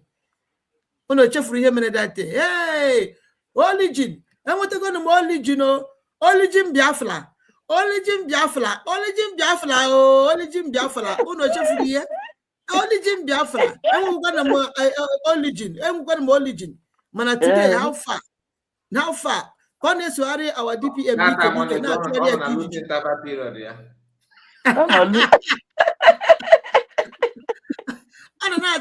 DPM Nike that day. Naturally, Nike. I didn't kind of one motor. And I saw for a name on a motor. I'm going to see our DPM bono because of your name motor. Notice me, eye service, everything. In fact, all this I want to have with shame. I want to shame now. Ihe dịka ihe na-enọ ha n'anya aga ha na-apụta na-ezuzugharị ihe ha na-ezuzu na social media. In fact, ebere m na-emere ha niile maka na ha ma ihe ha na-eme the outcome otu ọ ga-esi wee dịrị ha later maka na o nwere ike ha ajụjụ ọfụma jụta ajụjụ ndị niile sabotage ihe gbasara Biafra their whereabouts today. Even their generation, ọ bụ na ha nwere generation self, nobody onwede onye ọbụla ma na ọ bụ na ha nwere families, onwede onye ada anụda ha nothing. Ha niile dara mmiri, ha dara mmiri, their family, their generation dara mmiri. So ọ bụ na ha mana the gravity of what they are doing ha na-eme today, I don't think na ha ga-continue. At least ha ga-egbu U-turn. Mana nsogbu adịghị mbọchị nta achọ na were nchi a ga-afụ ka o si wee dị. Ndewo na ụmụnne m daalụnụ na-agakwa. Okay. Yes, let me I am still in that Montevideo convention which took place in Uruguay. And I want to tell you, that Uruguay was the first country that hosted the World Cup in 1930, and they won that World Cup.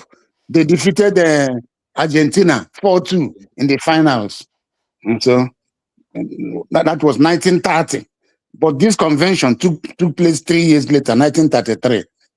from 3rd of December to 26th of December. So at times it is called they call it the elements of states. Elements of states. These 4 criteria. I've talked about capacity. Let me go over to government. You must show evidence of a government. You must show evidence of a government. And that government is USB. USB is a government. United States of Biafra government. USB is a state. It's a state, a nation. Yes, a newly redeclared nation. What we did on 29th of November 2024 was a redeclaration of a state that was existed between 1967 and 1970. But because of we were not prepared then, Nigeria used starvation, Awolowo and go on. They use starvation to make our soldiers weak, because our young ones were dying of kwashiorkor. Our young ones were dying of kwashiorkor. I lost one of my younger brothers that time because of kwashiorkor. His name is Celestine. You know, I lost him. Yes, kwashiorkor. You know, so that was what happened. Yes, so because of starvation, that was why we gave up that fight. If we had continued that fight in guerrilla warfare, by now we would have gone. We would have gone. So that is why I am calling on every Biafran. Everybody should queue behind the USB government, led by Dr. Ngozi Orabueze and her cabinet of people who are enlightened, people who are well educated and well informed, people that are exposed. That is, we have a government. That is one of the criteria for the elements of states in Montevideo Convention of 1933. We have a government international. We have a government has an embassy in the United States, you know, at the Connecticut Avenue. We have embassies every other place. So around the world, we have a government. We have secretaries of different departments, external affairs, finance, defense, and others. That's the cabinet. And we have the deputy prime minister, who is the surrogate. A surrogate is a substitute. A surrogate is a substitute. That is the legal meaning of surrogate. Some of you that are women, you know of what we call surrogacy. You know about some of you that are in the nursing profession or medical profession, you know what we call surrogacy. If a woman cannot carry a child, you can get another woman to carry the child for you. When she delivers that child, you pay her. And she goes. It is called surrogacy. You see, so it is a substitute. If she delivers the child is not her own. The child is the person who put the fetus in her womb. Surrogacy. Yeah. So Dr. Ngozi Orabueze is the surrogate of Prime Minister Mazi Nnamdi. He is the substitute. If you don't see Mazi Simon Eba, you see Dr. Ngozi Orabueze. They are one. It is legal. So in it is legal. That is a government.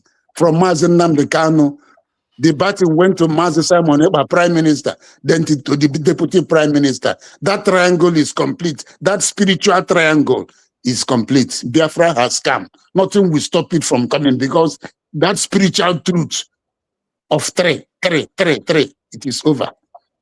So we also have government at home. De facto government at home. It was during that time we were doing a referendum that they created 40 states of Biafra, 40 states of United States of Biafra. And those 40 states, they have governors, they have government in the homeland. So they have other apparatus of government, commissioners, and even though they are working underground, but they are existing. So it has satisfied that other condition of the Montevideo Convention, which is the elements of state. It's called the elements of states. Then the other one, a defined territory. A defined territory. That is when we this 40 states is a defined territory. It's a defined territory. The 40 states. That's the territory we occupy. It is on the internet. The 40 states is on the internet. So the territory is defined. Even that convention said it does not matter, even if some people are agitating, saying this is not the proper boundary. This is not the proper boundary. They say it does not matter. But there must be a defined, we are a defined state where people are living. Defined territory, permanent population. That is the first one, permanent population, where a number of people in a geographical area, eastern region of former Nigeria. So the people that are living there, that geographical area, that is the 40 states of Biafra. So we have satisfied all the requirements in that Montevideo Convention, and that is the most important convention in the world that guides any people that are looking for statehood. So the USB satisfied all those requirements of permanent population, of a defined territory, of government, and of capacity to enter into agreements, relations, contracts. USB can sign contract with any other country of the world now. That capacity. USB has the capacity to go before ICJ, International Court of Justice, because it's now a state. ICJ, individuals cannot go there. It is only state. Nigeria, USB versus Nigeria. USB versus this thing. These are the parties that come before those courts. Even the ICC, International Criminal Court, at the Hagues. They are all at the Hagues in Netherlands. So USB can sue any country there. They can sue any country there because we have redeclared. That is one of the advantages of that redeclaration. The significance of that redeclaration is that we can now function as a state. We can function as a state, notwithstanding that these people are still, this lawless country, they are still in our land, and they will not leave, but they will be forced to leave. Time will come when they will be forced to leave. They will live in shame. They will live in shame. So these are the things. Then if you come to the African Charter of Human and People's Rights, yes, 1981. I think June 27, 1981, Nigeria has ratified that charter. Nigeria has domesticated that charter in Nigeria's laws. Yes, Nigeria did it in 1983. Yes. And if you go, you can cite that African charter in Nigerian courts. It can be cited, what we call cited, C-I-T-E-D. You can cite it in Nigerian courts as an evidence, as a law that supports self-determination. Yes, it can be, this charter can be cited. It is Article 20, where we have the right to remove any oppression. We are being oppressed in Nigeria. You have the right to remove it. You have the right for self-determination and other things that go with it. They are all there. They are all specified there. You can Google it yourself. Remedial accession. Yes, you can Google it. Yeah. Yes, so these are the things. So that all this Ogenkere does not. Ogenkere is not a group. It's just a group. This RUC, they are all groups. They don't have any. They don't have. They are just mad people. Mad people. They're just mad people. You see. The only time they had their brains on them was that day Biafra was redeclared, when they were in their lucid interval and they did what, but now they have gone back to their madness. So Nigerians, Biafra should discountenance them. Discountenance Okay, don't give him a second thought. Discountenance him. Time will come when we will bring him before the law court, a court of competent jurisdiction, and ask him questions. The same thing with all of them in CRC, Imam Madabo and all those people. Yes. I heard somebody talking about appeal that they pay tax for appeal. Who told you that they used to pay tax for appeal? Where did you learn that one? Huh? Nice. Where did you learn that one? Who told you that? Somebody was saying it, and which platform was that? I think a platform of Methuselah also. Somebody was saying that kind of this. That they used to pay tax. Who told you? In every court, I've told you something, what we call court of first instance. A court of first instance is a court where you can sue, where you can just walk up and say, that before they accept the appeal, that you must pay. It is not true. They have rules of which tax are you paying? They have rules of court. You have rules of court. You just comply with the rules. The rules 90 days. You prepare what the guy was saying that there's a tax that they said that it is not true. It is not true. Are they the only country that has to bash USB government? So are they the only country that has a judicial system, that has a legal system? If you go to study law, one of the year one courses is what we call the legal system. You study the legal system of particularly your country, and they can make references to other countries.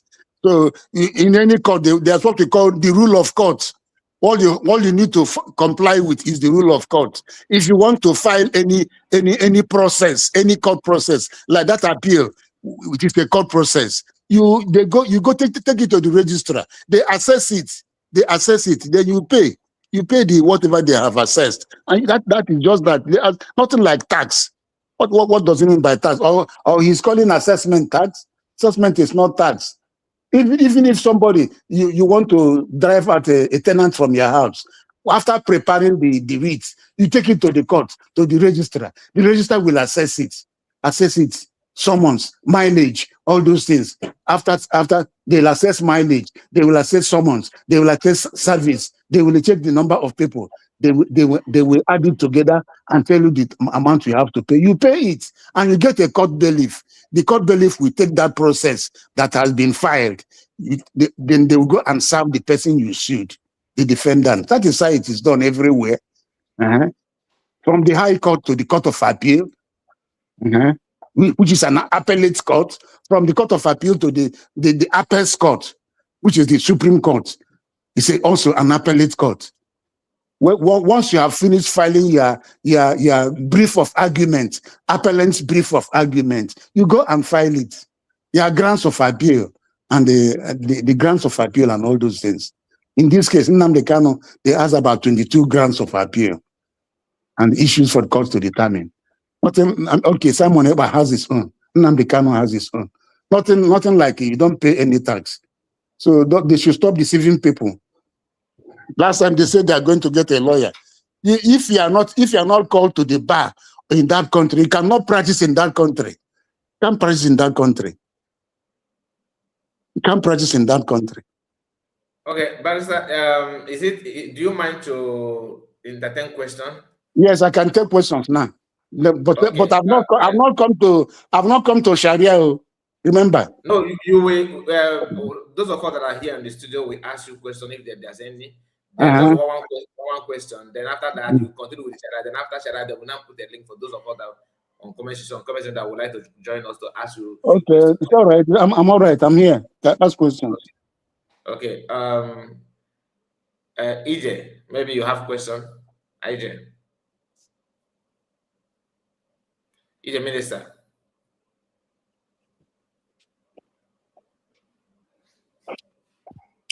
EJ, are you there?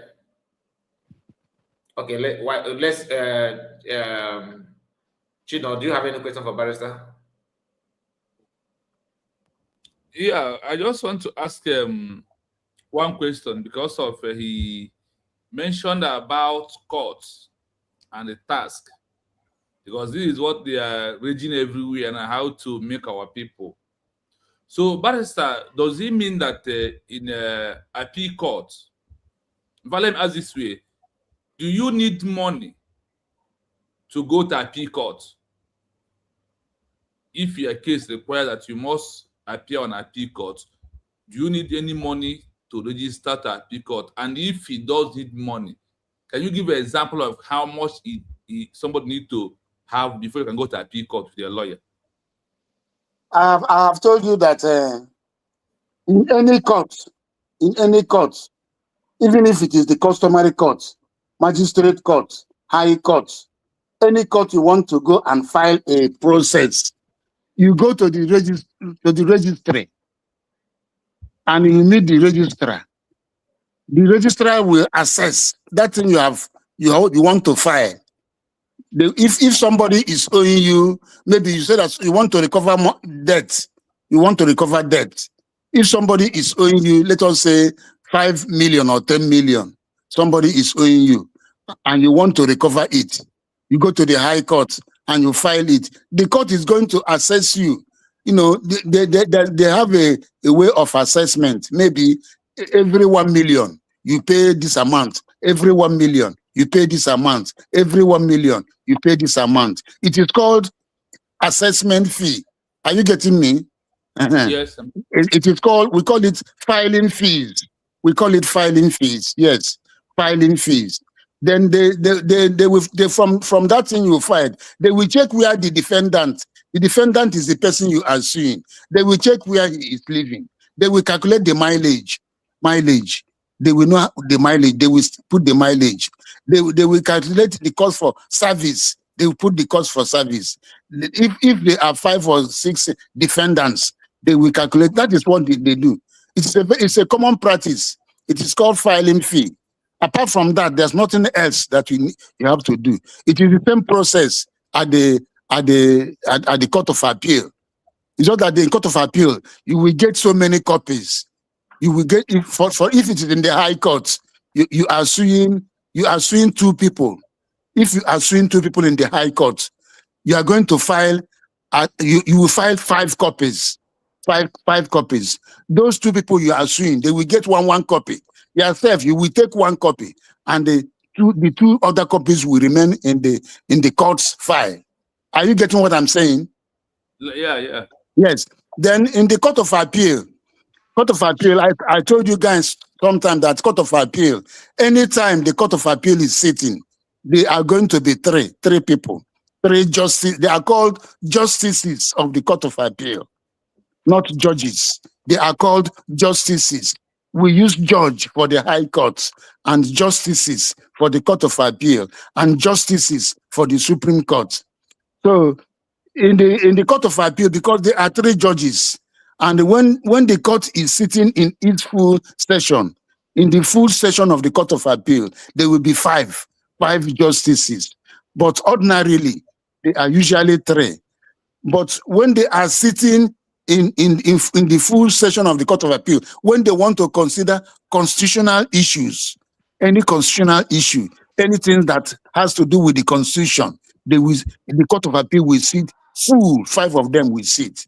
So in that case, each of those justices will have one copy of that thing you want to file. Are you getting me? Then the people you want to sue, they also have their copies. At times, they ask you to file about 20 copies of that thing you are filing. At 20 copies, 21 copies.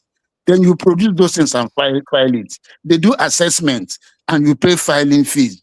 The same thing in the Supreme Court. You know, they like what Mazen Nnamdi Kanu, if they are going to do whatever they are going to file so many copies of that thing. Someone is going to file many copies because it is now Court of Appeal. Apart from that filing fee, there's no other fee you have to pay. Okay.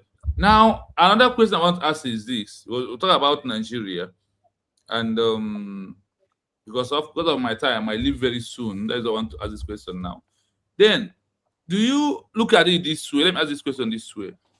If Nigeria stand in Aburi Accord, can any state in Nigeria being governed by Sharia law that is trying to maneuver all over the Nigeria as a country, if Nigeria stands in Aburi Accord, can Sharia law maneuver the way it's trying to maneuver Nigeria territory all this time around, this 2026? Now, listen. That that Aburi Accord, it was the agreement that was reached between Ojukwu and Gowon when they went for Aburi in Ghana. Aburi is I think it's a state in Ghana also. Yes. The state. When they went for Aburi, the place they had that is called Aburi. So that Aburi, what they agreed there was for confederacy, regional government. If Nigeria, if they had agreed that night, that Aburi, if that Aburi had been carried out, and every region you go and govern yourself, well, in that their region they can do that that Sharia in that region only, in that region, that northern region. But since that Aburi, they didn't do that Aburi. They didn't. That was what led to the war. They didn't carry out that Aburi. So they cannot do it. They cannot do it in a federal Nigeria, in a Nigeria that they say is secular. They cannot do it because Sharia is a very dangerous system of Islamic religion, Islamic government. They cannot do it. But now they are doing it in the north. 12 states of the north are being run by Sharia, which means Nigeria has divided without they're saying it. And it was Obasanjo that allowed this thing to happen because Sani Yerima, governor of Zamfara state, was the man that started this thing in 2000. If it were an Igbo state that started that, Obasanjo would have brought the army to come and crush Igbo land. But he didn't do it because he was afraid. Okay. Now, my last question for today is this. Now that USV has been redeclared and all these groups that are moving around to USV redeclared, and they have, many of them has USV ID card. At the stage where we are, do USV has right to issue them to return those ID card? So far, they have denounced that they do not believe in United States of Biafra redeclared.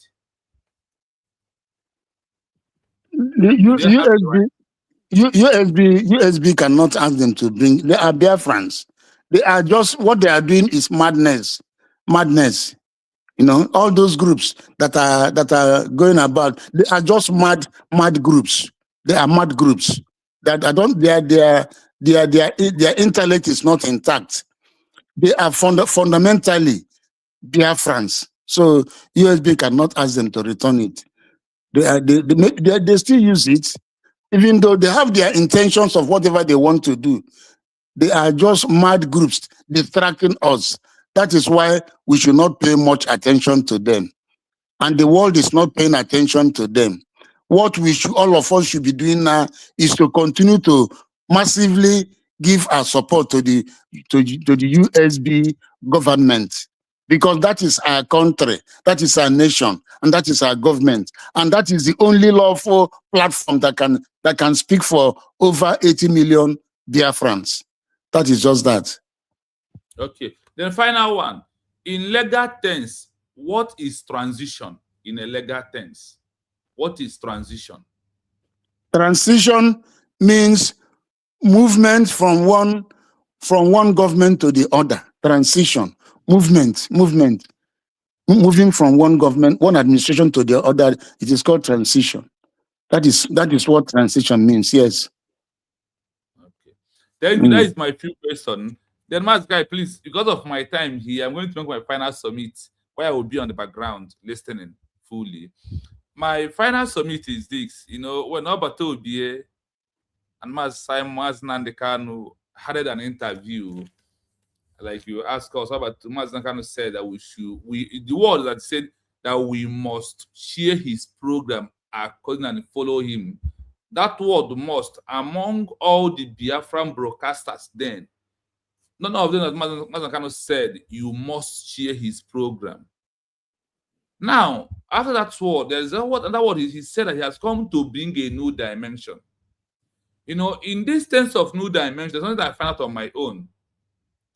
The new dimension I see this time around, that is only USB government in exile. Because of why do I say so? I take my time to do my findings. Ojukwu failed to introduce government in exile to us, which could have been ended in Nigeria a very long time ago. Owazurike never knew officially what is called government in exile. Then Mazi Nnamdi Kanu understands government in exile, but because of those that surrenders him, he cannot. That's why he said that a time will come when Biafra will give a mandate to form Biafran government. Now, when Simon Ekpa, he said a man who went over to Obia for the first time I'm hearing about Montevideo Convention was from Simon Ekpa's interview with Mazi Nnamdi Kanu. He mentioned about government in exile. Now, on the issue of government in exile that Chukwuemeka Odumegwu failed to bring, then Mazi Nnamdi Kanu really has in mind because of what?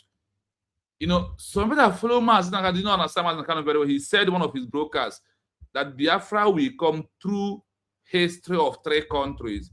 He mentioned Syria, that we should check the history of Syria, history of Yemen, history of Somalia, and the history of Sierra Leone, these 4 countries. Now, when you look at when he give Simon Ekpa the power with the word new dimension, because in Biafra movement, everything has been inclusive, but that thing called Biafra, called exile government, that don't introduce. So for me, I see that Simon Ekpa is only the one who introduced that new dimension of government in exile, the only way to end Biafra. That's why I was speaking about transition. Now, what does it mean? We transition from the from Ojukwu, Republic of Biafra, after he fails, to Owazurike Masob, from Owazurike Masob to IPOB, from IPOB to autopilot, from autopilot to the bridge government in exile that issued a full redeclaration of Biafra as a country. So now, if you look at what Mazi Nnamdi Kanu said in this, for us to go and check history of Syria, Yemen, Sierra Leone, and Somalia, go and check the history of these 4 countries. 3 through government in exile, which is Simon Ekpa introduced us as the new dimension that we never knew before, except Mazi Nnamdi Kanu and Simon, who knows that the new dimension will come. Which is that new dimension is why we are this time around answering United States of Biafra, because the dimension of Syria is what brought them out from organization into a country. The dimension of Syria, Sierra Leone, is what dragged them out from being organization into a country. The same thing happened to where we are this time around. So if any Biafran still doubting it, I want you to go back and check the history of Mazi Nnamdi Kanu. One of his brothers only said that Biafra will come through the history of Syria, Sierra Leone, Yemen, and Somalia. Go and check. So Simon Ekpa has finally concluded this through what? When he was arrested, he handed over the new dimension to Dr. Ngozi Rabeze, which is redeclared of United States of Biafra. This is how we come to find, I call it what? The end point of a group organization into a country name, which is United States of Biafra is the end point of any group, and the new dimension has been completed through our word, peacefully declared of the old into the continuity of the new, which is United States of Biafra. We are so Biafrans. Okay. Listen to our barrister and everybody this evening. We have more to learn. So barrister, because of my time here, this is exactly 1 a.m. here. I have to be on background and listening. Okay, so, at least you will hear what I'm going to say now. Okay. Now, there was no, for there to be a transition, it must be unbroken. So there was no transition between Ojukwu and Owazurike, because that decision was broken. Do you understand what I'm saying? Yes. Yes. And there was no transition between Wazurike and Mazen Nnamdi Kanu because it was broken. Are you getting me? Yes. Yes. The only place where you have transition is from Mazen Nnamdi Kanu to Simon Ekpa, and from Simon Ekpa to Dr. Ngozi Arabueze, making that triangular tripod, that number 3, which I told Biafrans, that spiritual number 3, from Mazen Nnamdi Kanu to Simon Ekpa, it was not broken. There was a transition, a handover of authority, a handover of the baton to Mazen Simon Ekpa. And from Mazen Simon Ekpa, there was a transition from Mazen Simon Ekpa to Dr. Ngozi Arabueze, a handover of the baton. In these 3 personages, there was no break. It was not broken. The only thing that changed was the figure. But those figures are still one because they are pursuing the same goal. Their goal is the same. The goal of Mazen Nnamdi Kanu is to achieve Biafra. The goal of Mazen Simon Ekpa is to achieve Biafra. The goal of Dr. Ngozi Arabueze is to achieve Biafra. And that is what they did. That is why that mystical number 3 has been concluded. And having been concluded, that nothing can detract us from our freedom, which we have gotten by redeclaration, and that is USB. And the Mazen Simon Ekpa did that new dimension. He did it. All those time he was doing the self-referendum and doing other things. There are several laws they put in place. All of them are part of that new dimension. Even when Dr. Ngozi Arabueze took over, he made some bills like self-defense, like that of the whistle, and all those things are part of that line.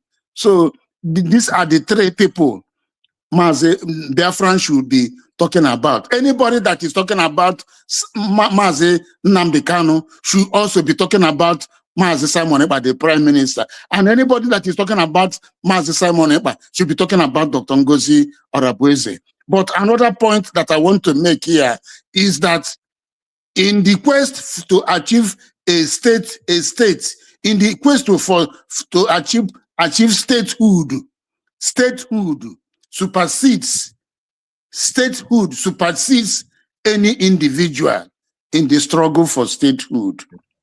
Are you getting what I'm saying? Yes. Statehood supersedes any individual in the struggle for statehood. Statehood is not a family matter. Statehood is not a club matter. Statehood is not a group matter. Statehood is a movement for the actualization of a state. And that movement will come to an end when that state has been redeclared. Either redeclared, in our own case, it is redeclaration. In any other place where that state has not come into existence before, it is declaration. Our own was redeclaration because we had once declared Biafra as Republic of Biafra. But this time around, it was redeclared as United States of Biafra. And it has come to an end. Anybody that is reasonable, anybody that is thinking reasonably in Biafra land, in the 40 states of Biafra, anybody that is reasonable should be behind this government that we have set up, this new nation that has emerged. Everybody should be behind it. If anybody is doing any other thing, that person is unreasonable. No matter who you are unreasonable. No matter what group you say you belong to, you are unreasonable if you are not in behind USB. Because that is the only place where we are going to fully actualize what we are looking for. Any other club, any other group or group of persons or whatever name you call yourself, it will not take us anywhere. It will only portray us as people who do not know what they are doing. And I don't want us to be seen that way. And the Mazen Simon Ekpa said it, that if there's no declaration, all that we are doing is noise making. So Biafran should know this thing. This is the fact We are dealing with the international community, international community that is a civilized community. We are not dealing with people who are drinking in the bar. In this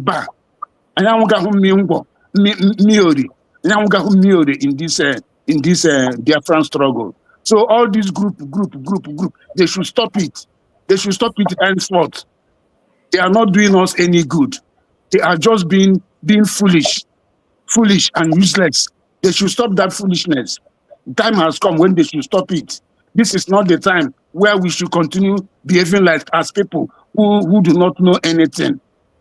Time has come when Biafran should be very, very focused because of what is coming after us.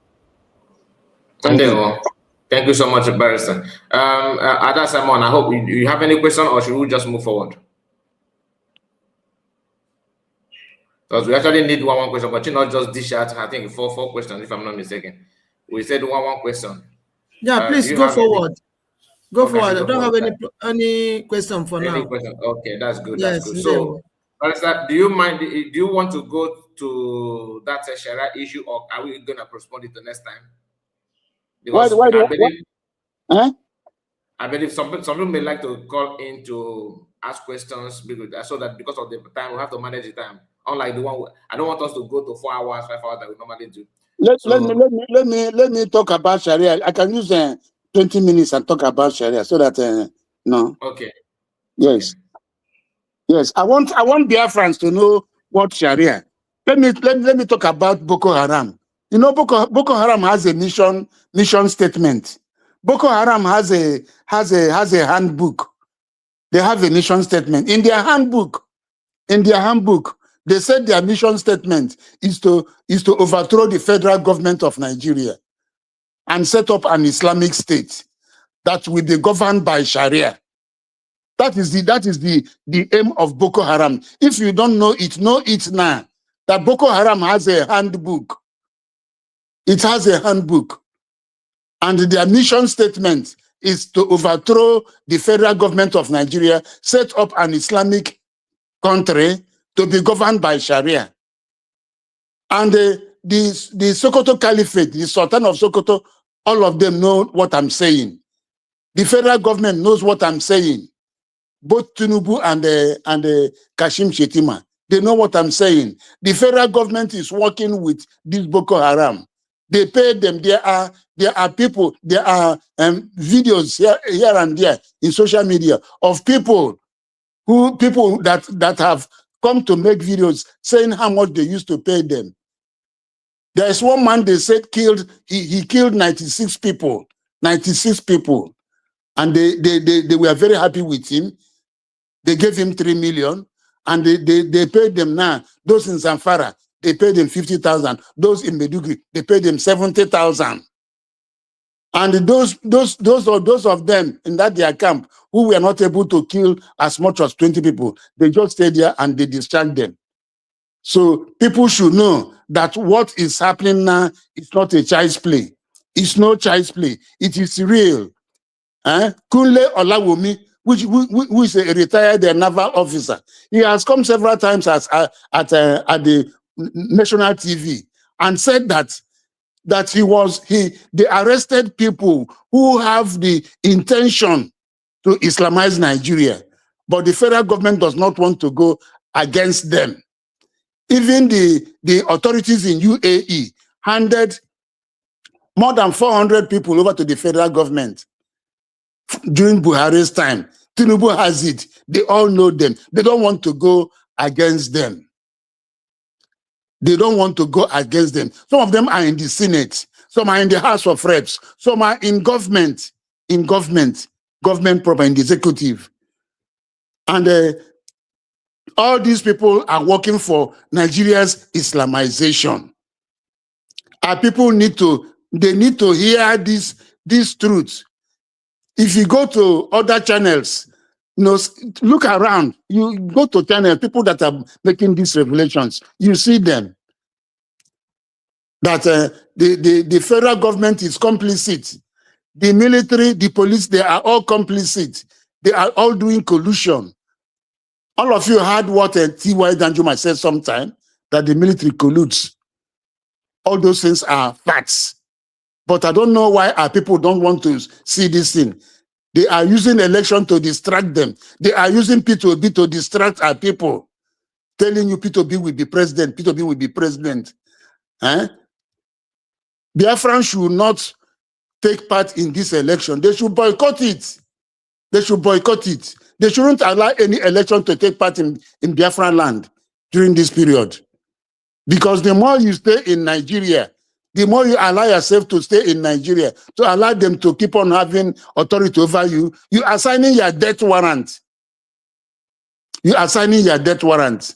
This thing Fulani tribe is doing, if it were the Igbos that were doing this thing, by now, the whole of Southeast would have been overrun by the federal government. They would have declared a state of emergency. You know, they would have taken over everywhere. They would have burnt down all the houses in Igbo land if the Igbos were responsible for what is happening in Nigeria now. But because the Igbos are not responsible, they have kept quiet. They have kept a studied silence. All these things are going on. If you come to the Middle East now, all those terror groups in Middle East, both Hamas, both Hezbollah of Lebanon, both the Tutu rebels of Yemen, all of them, ISIS, ISWAP, Al-Qaeda, they are all in northern Nigeria now. They are all in northern Nigeria. After all, it was about 2 weeks or 3 weeks, and Trump took out the second in command of ISIS. But this was a man the federal government said has been killed more than 2 years ago. So they are shielding them.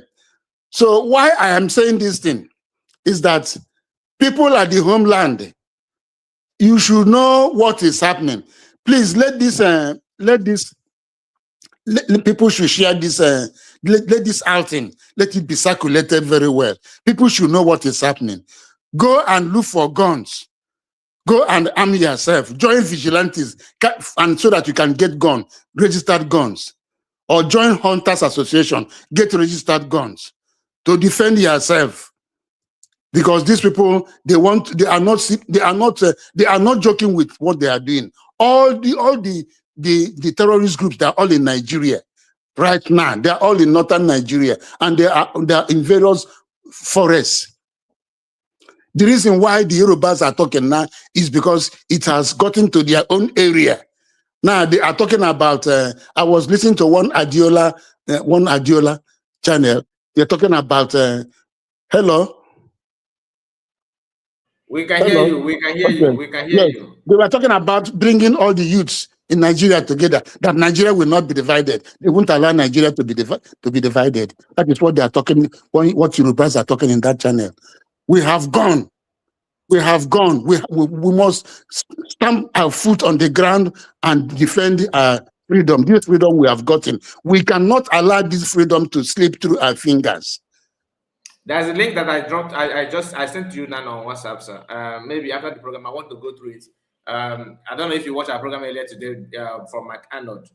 Okay. That link, you just go through it and you will see what Mike Arnold said. And everybody, if you can read and write, please try and just spend some time and read that thing from Mike Arnold. Okay. It's very, very important. This goes to everybody as well. Thank you, sir. Yeah. So the Sharia is the criminal aspect of the government of Islam. No, if you are a lady, you will not go to school. You will not go to school. At 9 years, you will get married. They will marry you off at 9 years. The late Buhari married his wife at 9 years. 9 years. That lady was 9 years when Buhari married her. 9 years. So you will not wear any wig. You will be wearing this their hijab and whatever they call it. No, they will so dehumanize you if you're a woman, a lady. They will so dehumanize you that you will hate your life. That is why everybody should stand up. And even if you're a man, because we are Igbos, even if you say you want to join Islam, they won't see you as a true Muslim. They won't see you. After all, the 200 people they killed in Kwara State, They are Muslims. They kill them because they say they prefer the constitution to Sharia. They tie their hands back and slaughter them like rams. 200 people in Kwara State. The government just accepted 100 or so, but it is more than 100. So that's what I'm telling you. The news media, the journalists in Nigeria are so wicked. They have bought all of them. They don't tell you what is happening. You only get to know what is happening through the social media and from other platforms, not from the national, from the main media, the mainstream media. They will not tell you the truth. Sharia is so horrible. If you steal, they cut off your hand. That hand they just cut it off. And so many horrible things that they do under Sharia.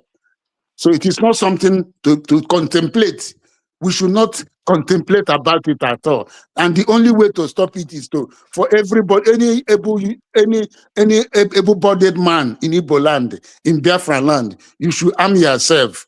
You should arm yourself against Sharia. It is so dangerous that we cannot think about it. And they have what they call takeya, deception. From deception, they tell you that everything is all right. You think they are telling you the truth. It is not true. Another way is what they call Abu Jabi. That is peacemaking. They say they are making peace. There's something that is confusing me. Yes. What you said, like by people should arm themselves, and your suggestion is that people should join Hunter Association or join United Group, right? Yes, just to get guns. So, but in the north, all these Fulani, do they join Hunter Association? No, in the north, the government give them these guns. Didn't you hear that video when Fulani said that? You know why I say so? If the we government, are to be honest, yes. Sorry, sir. Why I ask the question? Because are we not being too careful? Yes, we are being too careful. We should not be. It's not supposed to be so. No. Okay. Life is so precious. Life is so precious. You don't have to toy with it. After all, the Fulanis, they have confessed that the government came to them and gave them those guns. Didn't you hear that video? That is position sometime. Yeah, I did. So that is, the government is actively supporting them, but they will keep on denying. And their media, the Yoruba media, will be aiding them. But now it has come to their doorsteps. So our people should find a way. Arm yourselves. What do you have to say? What do you have to say about what you said that some people are saying in the other platform? That a Yoruba man was talking that he's going to talk to the Igbos, that people are saying that they should divide Nigeria, that Nigeria will not be divided, that all the youth will come together, everybody should come together. He should talk to his children. He should talk to his children first. Everybody should come together. Let them fight this country. That is what Yoruba is for. Yes. You give him money to survive the next 6 months, he will speak from the back of his mouth. So we know them for who they are. Let him go back to his. He doesn't know that the United States of Biafra has been declared. He should go back and settle himself in his own home. If you call him again, the God of that day will strike him dead. That's Adiola. Something. That's one that calls Adiola. You see. So let them keep on deceiving themselves. So we should not listen to them. They have takeya, they have policy of infiltration. When they say they are doing peace, they will say these people have done peace, that they are now free to join the society. They will go and buy funds for military, but they will take them, put them into me. In fact, I'm telling you that these terrorists are in the government, federal government. They are in Aso Rock. They are influencing policies. They are in the military, top members of the military and police. They give them uniforms. So look at the demands of these people that kidnapped people in Oyo State. They say they need healers. Most of these healers you see, they are Nigerian government provided for terrorists. So most of those healers you see in Igbo land, they are healers of terrorists. They are the ones driving it. They give them uniform. No, so we should open our eyes very, very wide and be at alert, 24 hours alert. Those people say they should give them 1 billion naira, and they should pay the money into an account in Benin Republic. They should change their constitution and put it Sharia. That is one of their demands. They should free some of their people that were arrested. All those things. So all what I'm trying to say is that this insurgency, this terrorism has overlasted in Nigeria. That if the federal government wants to stop it, they would have stopped it. They are in cahoots. They are doing it together with them to Islamize everywhere. And their problem is Igbo land. Their problem is Igbo land. That is why we should stand up. We should stand up. So let me stop it at this point. Thank you so much. Thank you, Barrister. And that's a very good one, because IJ, we called you before. I think your network was not actually helping you. Do you have any question or any contribution to make before we can send link to other people? If there's anyone that wants to say something, we cannot join in, but I want to hear from you, IJ. You're welcome.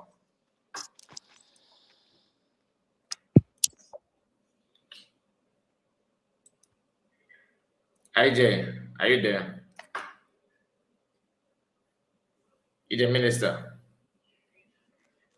I think the same issue again. Network is okay. The link is out on the comment section. Those of you that want to contribute, or maybe you want to say, you want to appreciate your barrister, even if you don't want to ask any question, please follow the link and come. We are going to spend maybe next 20 minutes thereabouts. We can now wind down. So that is what I have. But barrister, please, the link that I sent to you, most of the things that you said here, about this Sharia and the pattern by which these people are using by which they are conquering us, or the conquest and everything, it is actually well defined in that document from Mark Arnold. Okay, that's all right. I will take a look at it later on. Yeah, please do. So we have Legend in the house. IJ, whenever you are free, let me know, IJ. Legend, put your mic. You're welcome. Thank you very much. And thank you, Honorable Barrister. Thank you, everybody in the studio, the media warriors. I am so grateful to God for today, and to you. I am speaking, being so retrospective about a few weeks ago. I remember that this program was what relegated the confusion, the deceit of is it John Smith or Mike Smith or whatever Smith from America, because I know I was here in the studio, the first program was made, and I was here to ask certain questions. And when either Mr. Kai or who brought the program of this noisy guy, Ajere, I now realize that he saw the clips, or he really listened to what happened in this studio. And he was trying to debunk some, though it was difficult for him because they really saw that the barrister took his time. But what they turned it around was to start, they tried to lampoon him, try to, to ridicule his person and his, office. Because I know that what happened here really hit them so bad. So what I'm trying to retrospect on that is just to, once again, thank you, Barrister, for that very move, because that move really did a wonderful work. In fact, that lecture here and the questions we asked really truncated. It really, really did a wonderful job by really getting those people in that their move of barrister. Even one of them in one program was saying that people should start contributing money, that they want to bring more barrister. I mean, more lawyers, sorry. They want to bring in more lawyers until you come to this platform through Mazi Simon Eba and other media team who came together, and on the course of deliberation, you were able to dissect issues and answer questions regarding somebody from America coming to stand in for appeal he never constituted at the outset. So my gratitude to that, and my thanks to you and to your office, as well as the office of every media personnel here. Now, on that, I wish to second my statement by saying, thank God that USB was redeclared. In fact, that gave me a reason, or that is the reason why we gather here. The reason why we speak today, come together as a family. You take hours. In fact, these media personnel, they are wonderful. Sometimes they come 2 times in a day. I remember when this issue started, Mr. Kaidu stream, sometimes he will come up 4 times in a day. 4 times in a day. We were at a point, there was a time he opened prayer, Sunday's prayer time, praying for the USB. And when God answered the prayer, we continued with other business, because, there is a time you will pray and you know that God has answered. And that alone gives me joy. So what I'm trying to say is that the reason why all this, why we talk today, the boldness to talk, the temerity to talk, the facts and figures, why we come here to deliberate on issues, challenge and debunk liars, is because there was a woman who said, this redeclaration must happen or nothing. If Dr. Ngozi Oraveze and few who supported her had not redeclared the United States of Biafra, I tell you, by now we all would have packed home. We won't be here. What should we have been deliberating on? Brigi of Ogenkere, CRC back, Biafra Advisory Council, BGC, everything packed together. Is it what we'll be talking? Nothing. So I am grateful to God, to Dr. Ngozi Oraveze, and to the strong cabinet she has, who stood by their ground and give us a reason to gather, a reason to deliberate, and a reason to push to where we are. Now, let me quickly ask my question. I wish to say, number one question is, Barrister, is it encouraging? Because yes, I've not had it from USB. These flyers from people that are faceless and people that have face, and they call for protest. Some do call it a riot, but they call for protest or riot, whatever they call it. Is it advisable to embark on? That is one question. Number two, does the government has the power as it stands to challenge anybody who stands to ridicule the government or satirize the government, as the case may be? Maybe someone stand in the studio or by paper or verbal or whatever, and be derogatory, defame, reduce the government, maybe by name calling. You should understand what I mean. You are not a thief, but somebody stand before you to call you a thief, a murderer. You have the legal background to understand and interpret better. I am not a lawyer. I only did little borrowed land law in my course, and that ends it.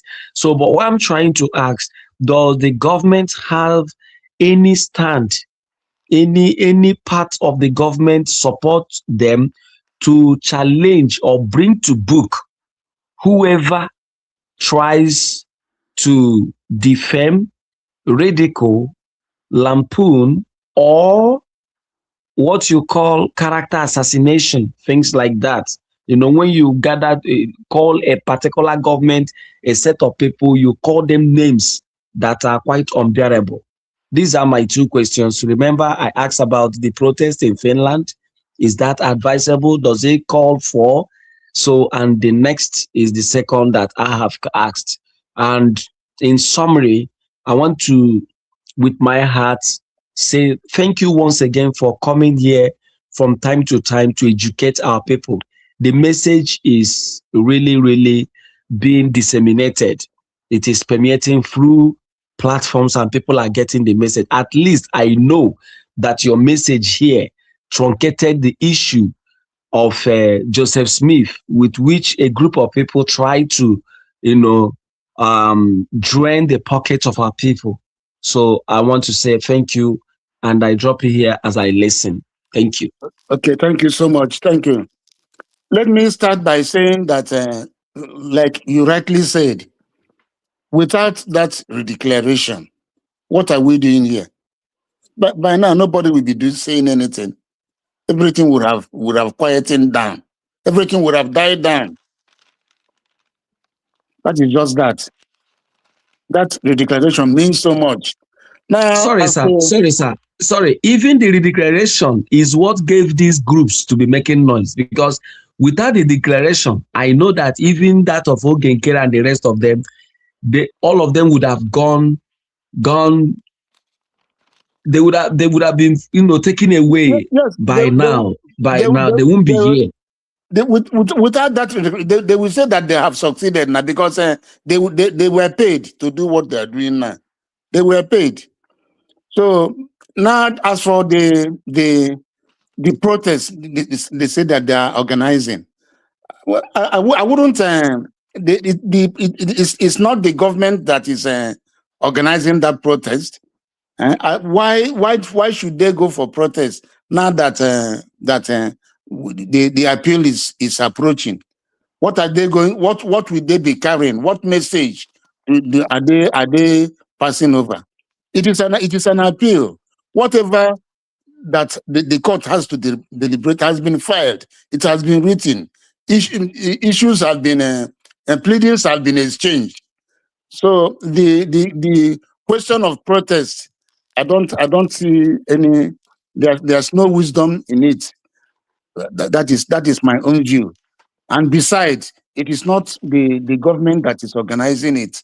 So since the government is not organizing it, we are not supposed to join them, because we don't know their motive. What are they going to? What would they be saying?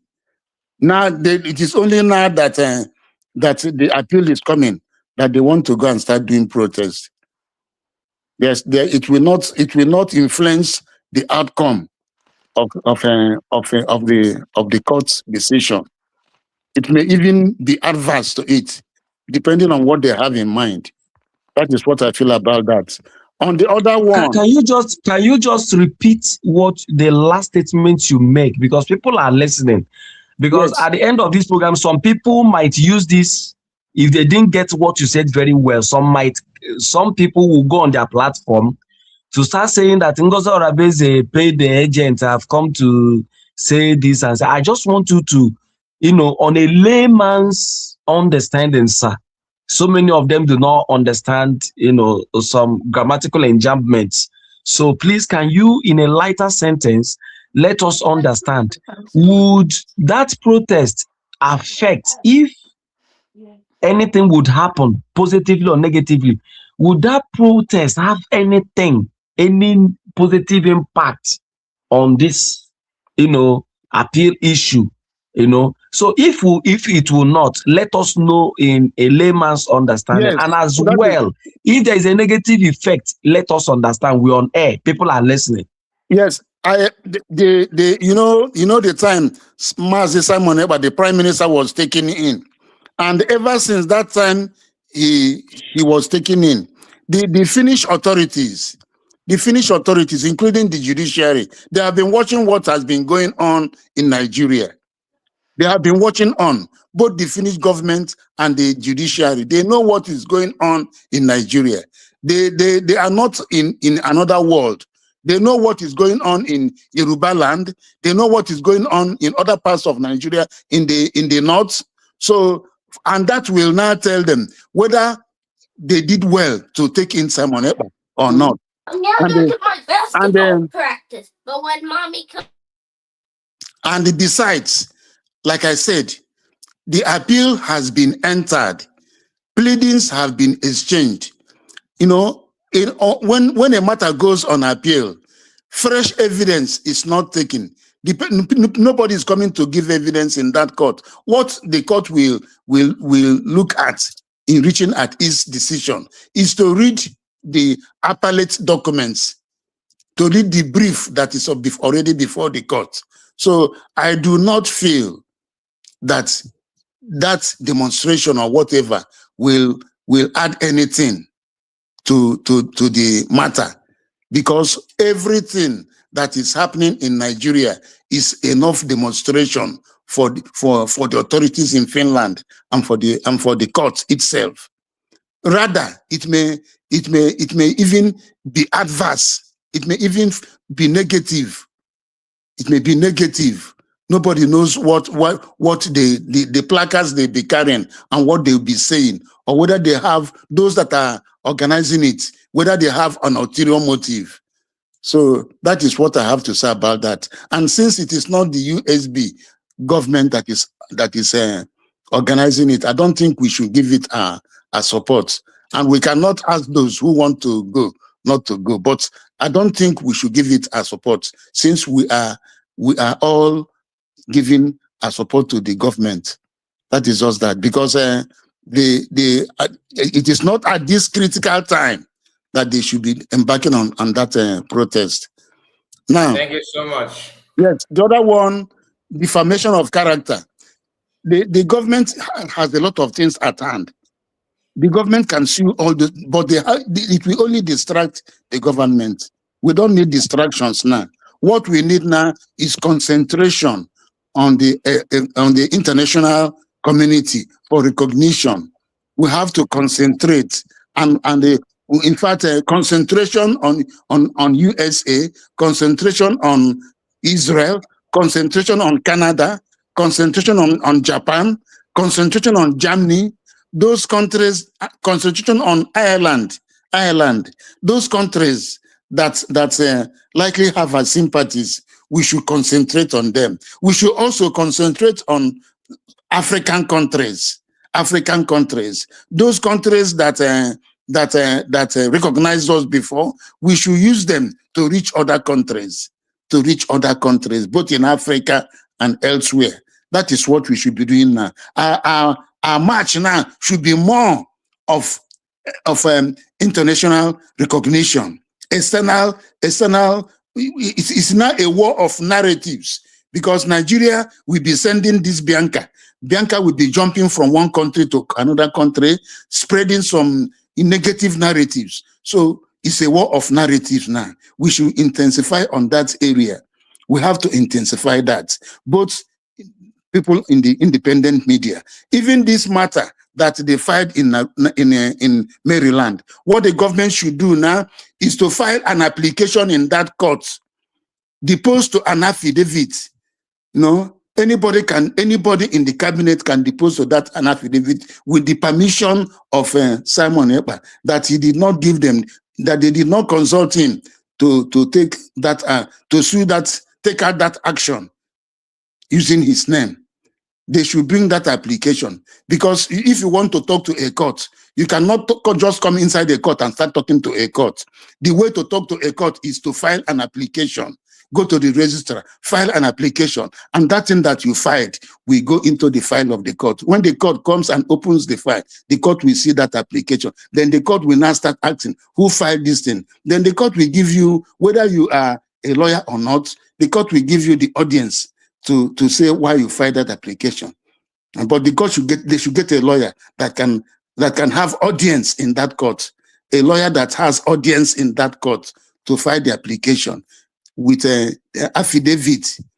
You state your name, state your portfolio, state that you belong to USB, state that Simon Ekpa is this, he gave you the permission to depose to this affidavit. You file it, and the court will strike out the name of Simon Ekpa from that suit. That is that. Mr. I want to imagine. Yes. Okay, please just go on, Mama. We called it before, but your network was not. Legend, I think you had me, eh? Legend, yes, quite well. Yeah, okay. No, my questions are well answered. I'm okay, happy about that. But okay. You people on media, I wish this last part could reach to any of the cabinet members so that they will know how best to handle it. Because I think from what Dr. Ngozo Rabeze said, that Mazi Simon Ekpa's name inclusion is quite implicating. And at this critical time, like the barrister rightly said, I think we should play with caution, because sometimes you may not know the ulterior motive why some people do what they do. Because in fact, I have gone through that message of Dr. Ngozo Rabeze, that broadcast. I listened to her more than 4 times to really deduce some meanings from what she was saying, and I got the message she was passing. There should be ulterior. Why now? Why should you do that now? Why didn't you do that months ago, years ago? Why this time? Why now? So I think it's implicating, and they should act fast.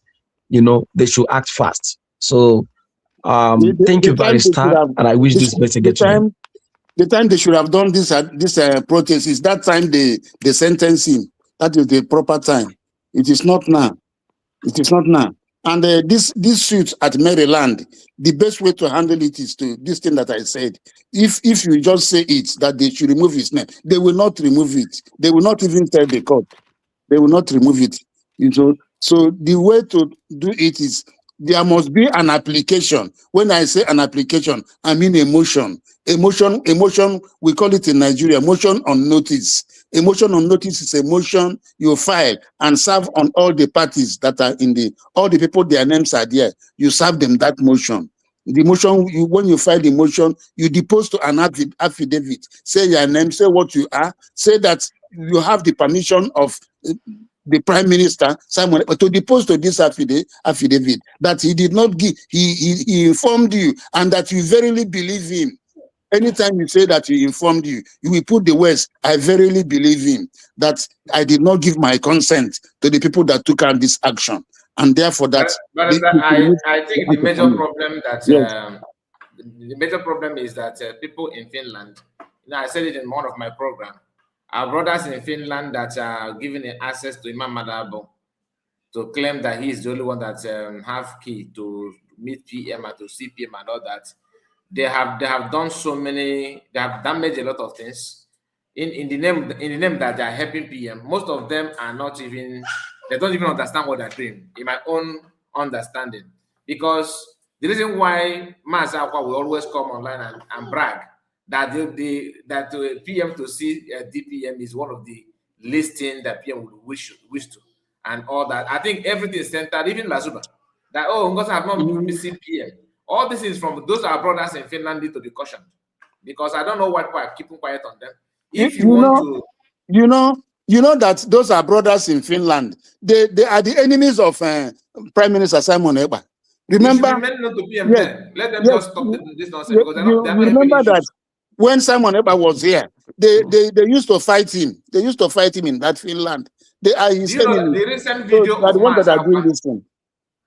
Sorry, barrister. In the recent video of Mazakwa, he was bragging that those ones are claiming that they are threatening to beat which will be up. This week, his video this week. That is rubbish. Not. Can I say something? They cannot do that. If they beat Uche, it becomes a criminal. It becomes a very serious matter. And they are just saying, but for the audacity for them to even utter that kind of thing. They can't do that. They can't do that. Okay, Mama Simon, please write down. Let's hear from you because we have many other people that want to comment. Barrister.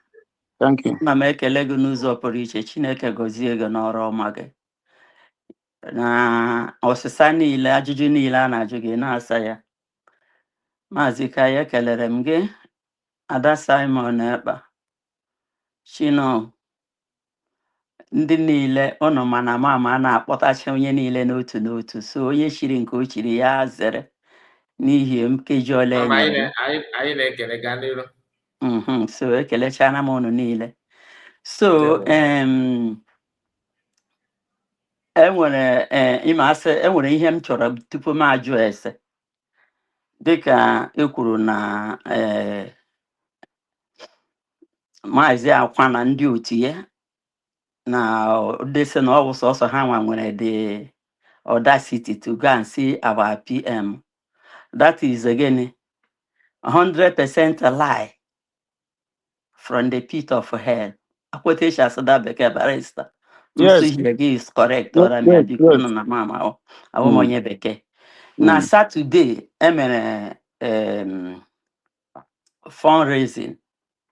And when one of us gara Finland. Also yana our PM no 45 minutes, if I'm not mistaken. And her question everything. So the PM is happy with what is going on. Which chakrani use your potarakuyi. I think that Simon Ekpa ganon na that fundraising. Or less operapu mbonya hambera bute ya yoji. Nya hinyera onye obona na-eso na USB mgbamume. Onye nke gakwara na shi US gakwanụ hụ our leader Maazị Nnamdi Kanu butekwara ozi nke ya. So ihe niile like mgbe ụfọdụ mama na-asị no matter how angry the gods are, that a lion can never be used for sacrifice. So all this fall back, fall front, all this ịdị niile hụrụ na-eme ihe niile. Ọ dị ka ebe eji igidere agwọ ga-egbopụ ya isi.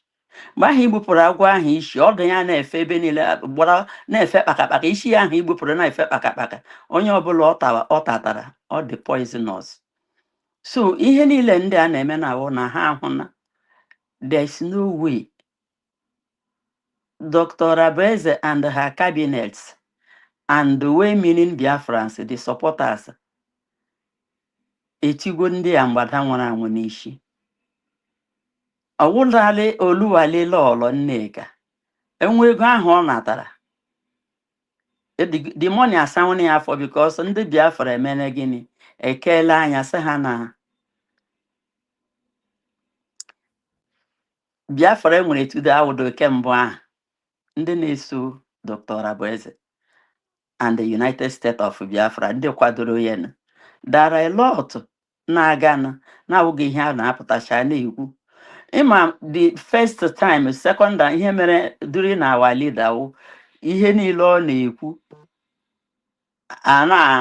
asị ụfọdụ ma ya sị ọ na-agba olu ike onweghị respect ọ na-eme ka ọzọ. Our PM asị woto ma ndị ebe ọbụla echiri ha egbute else ebutere Gowon. O ruo na nke na Dr. Abeze asị na ihe mere ndị agaghị emekwa ya again.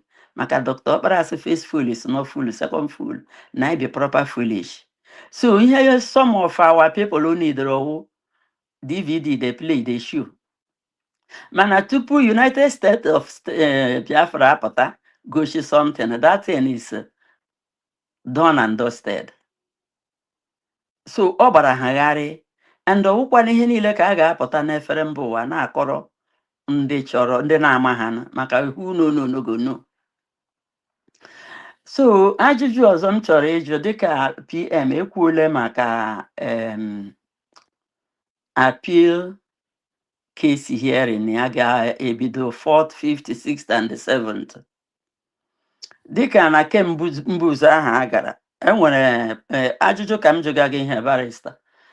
Na nke izuzu ahụ emere m ya na program si na ọ ga-amasị mmadụ masị Chineke si mbọsị aha wa PM ga-aga kọtụ ka e nwee ndị Biafra ga-esoro gaa kọtụ that day. No, although na mama ha ma European, otu esi emebu ya in those days, far back 80s, or otu esi eme ya na otele. Mgbe mgbe agbọbịa ana m ekpuchiri m gawa kọtụ ka ị ga-ihere na-ahụ ihe na-eme. So onwe mgbe akpọlite APM's case, jụọ ma o nwere ndị witness, Biafrans ebili ọtọ, raise Biafran flags n'ọdị, amara na o nwere ndị yela ha so. Maka na ọ wụchi ahụ n'uche m akpọrọ ya nke mbụ ahụ enwedo onye Biafra nọ na ọsọsọ ndị bịara gba testify against him. Mele feel na ọ bụrụ na nke ugbu ọ ga-adị mma ka dịka anyị na-ekwu okwu na-eme announcement ka anyị emere m ya adị ama ka ndị nọ dịka ndị nọ ma France ma Italy Germany ebe niile nwere ike iji tren gaa Finland, all these European countries, ma ọkwa ndị ga-agbatali tiketi ka ha gakwa Asia ahụ that days a ga-akpọ PM. Then ọ bụrụzie na akpọlitekwe PM, ndị Biafra erezo their flag, ọ wụdị bịakwuwe chọchọchọchọ abịalite nga ahụ asụdọkwa m onukwu chọchọchọ na-ewekwala iweta m siri kwuo. So ewelite flag Biafra ahụ yes na ndị abụ ndị so ihe a na-eme. M so ka m ajụọ gị ya, ọ dị mma ka ọ dị contradicting? Thank you. Thank you so much. And can just small thing about all this false claim. These people that are claiming that you can only see the prime minister through them. What are they to the prime minister? What are they? Under what platform are they claiming that? Or this illegal platform? Can you claim here? This platform where they are disobeying the prime minister. This platform, this God-forsaken platform, is that what they are using to claim that you must see them? What's right? What platform is that? Somebody that you were dissolved. You came together. You say you are governing council, you are advisory council, you are this, you are that, you are CRUC. That is rubbish. They have no right. They have no right. And let me also say that is it flyer or whatever that Dr. Ngozo Robese brought out, asking people, anybody who wants to visit the prime minister can go and fill it out and do. That is the proper thing. That is the proper thing. And even in my office, before you see me, you must fill a form. You must fill a form. And then my secretary will bring it to me. I will look at it and see whether I will admit you or not. That is how it is. If you want to go and see Commissioner of Police, when you get there, you must fill a form. If you want to go and see any high-ranking government officer, you must fill a form when you come to his office. You cannot just come and walk in. It is not done. It is not done. So all those people, this useless woman, she's a foolish woman. She doesn't know anything. That is why I'm saying that because we are doing Biafran struggle, anybody can come in and start talking rubbish. People can come in and start talking rubbish. It is not done. So if you want to see Mazi Simon Eba, the Prime Minister Simon Eba, you fill a form. They take it to him. Then he will screen the form and see whether he has to admit you or not. That is not that. Then the other this thing you said, and Minister, please, can I say something? Okay, you can. Sorry, point of correction. Sorry, the paper our DPM web there is not for the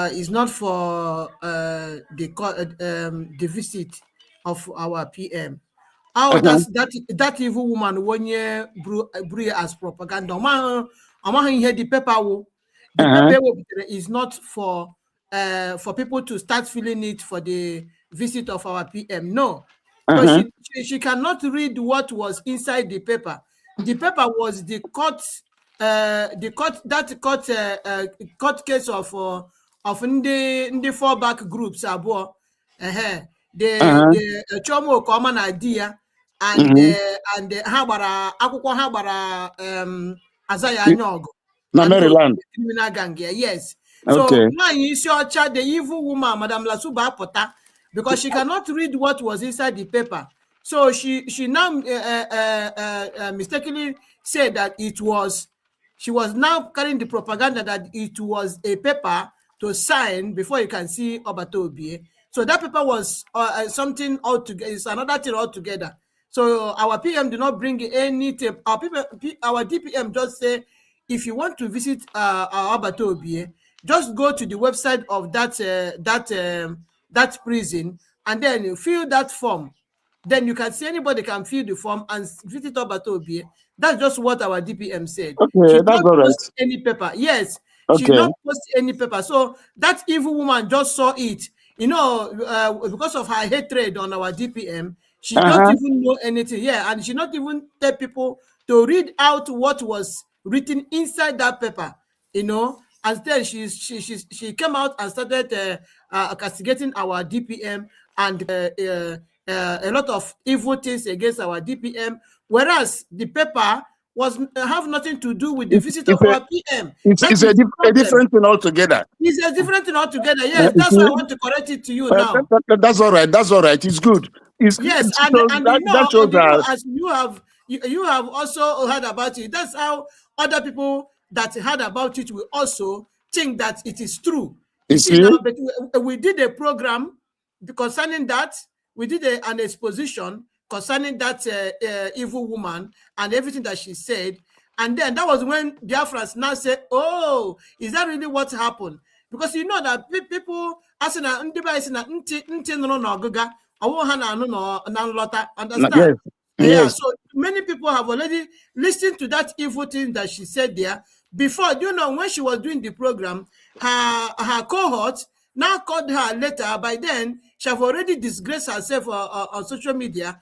They called her attention back and told her that what she's saying about that paper is not what it is. So she was not trying to look for a way to cover herself. By then the damage have already been done. Everybody have so we used to do expose and clear everything to our people, and they understood exactly what that paper was all about. Okay, that's all right. I said, let me just correct it. That's all right. You did very well. You see, that exposes her state of mind. That her mind is evil. Her mind is evil. So her mind is evil. So that is all right. No. But it's my question. Yeah, my question. The question you asked me. Now, if they want to go for solidarity on the date of his case, they can go, because in the court, any case that concerns maybe the community or an important person, and people want to come and support her, people used to go.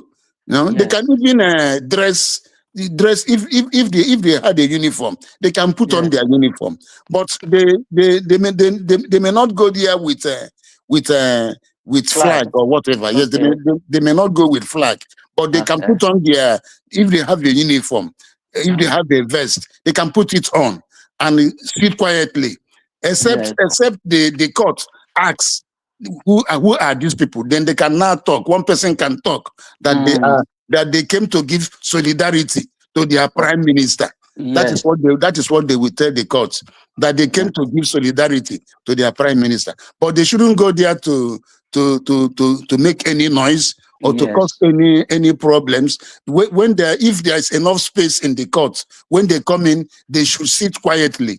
Quietly. If there is no space in the court, they can gather themselves outside somewhere and also sit quietly.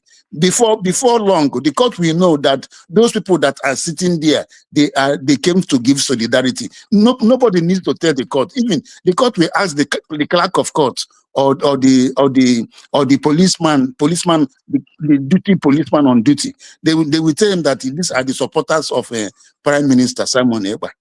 So it is good that people should go that day, but they should comport themselves very well. Thank you very much, Barrister. Yes. I like ihe you kwuru maka ihe m na-amaghị ụwa akwụkwọ ihe m na-enwedowe edukeshọn mana edike uche ihe m na-akụrụ ụnụ 1985-86 enweghị ihe m na-eme mụ na ada nne m bi n'Aba ya gawa ọrụ o wee banka ma akwara njike gawa kọt buru oche na ọga mshi kọt 1 mba aga kọt 2 so like ana m na-agwa people so ha some experience are not learned from school or higher education rather from experience. So some things m na-ekwu ma ọ bụ gịnị what I learned from experience, not from school or from anybody. And I always say that my English is a street English. Wherever I go, I pick one. Like today now, I'm ofu from barrister. Eshim ga-ekwu ya na o nwere ike ya dabaga nga m kwesịrị ịka ya nka ya onye nọ nga aha sị na this woman dịkwa too much. So thank you so much. So ekelele m ụmụnne niile United States of Biafra. My younger brother say I'm about the education and the education before ya nọ m ya nọ m and m kwuo ya m kọwakwa ya nkọwalization otu si dị mma. So I'm a super proud nwaanyị Biafra, Mama Simon Ekpa. Obi dị m ụtọ ịdị na-anọ n'etiti unu mgbe niile na-ekelekwa n'ụnụ n'ụzọ pụrụ iche na ụdị ugwu unu na-akwanyere m karịchaa ụmụnne m ndị na mana ha nọ na independent media. Ana m ekele unu n'ụzọ pụrụ iche. So ịhụnanya unu na-egosi m, Biafrans unu na-egosi m, I will never take it for granted. Na-ekelekwa na eze Nwife onye na-eme mgbe niile anyị batara ya were anyị ọnụ. Unu kelekwere m ya, ọ wụnyekwarele m ọnụ na 30th May. Nna iti say does the wind blow this way? Na mama eriwekwala very soon. Asị na ha agasị ekelele m unu niile. Chineke gọziere m mmadụ niile. Barrister Chukwu gosikwa gị n'ụzọ pụrụ iche maka isi na ịwụọla akpọ aza na mgbe ọbụla akpọrọ gị na ị ga-aza. So ụmụnne m unu ahụ naanị ya onye ọbụla akpọrọ ya na ya aza anyị bịakwa ihe bịa nọkọ lee ka o si dị mma bụ nnọkọ ke ụmụnne. Lee ka o si dị mma bụ nnọkọ nke ụmụ USB. Udo dịrị unu. Thank you so much. Thank you. You're welcome. Okay, let's hear from Rose. Rose, unmute your mic.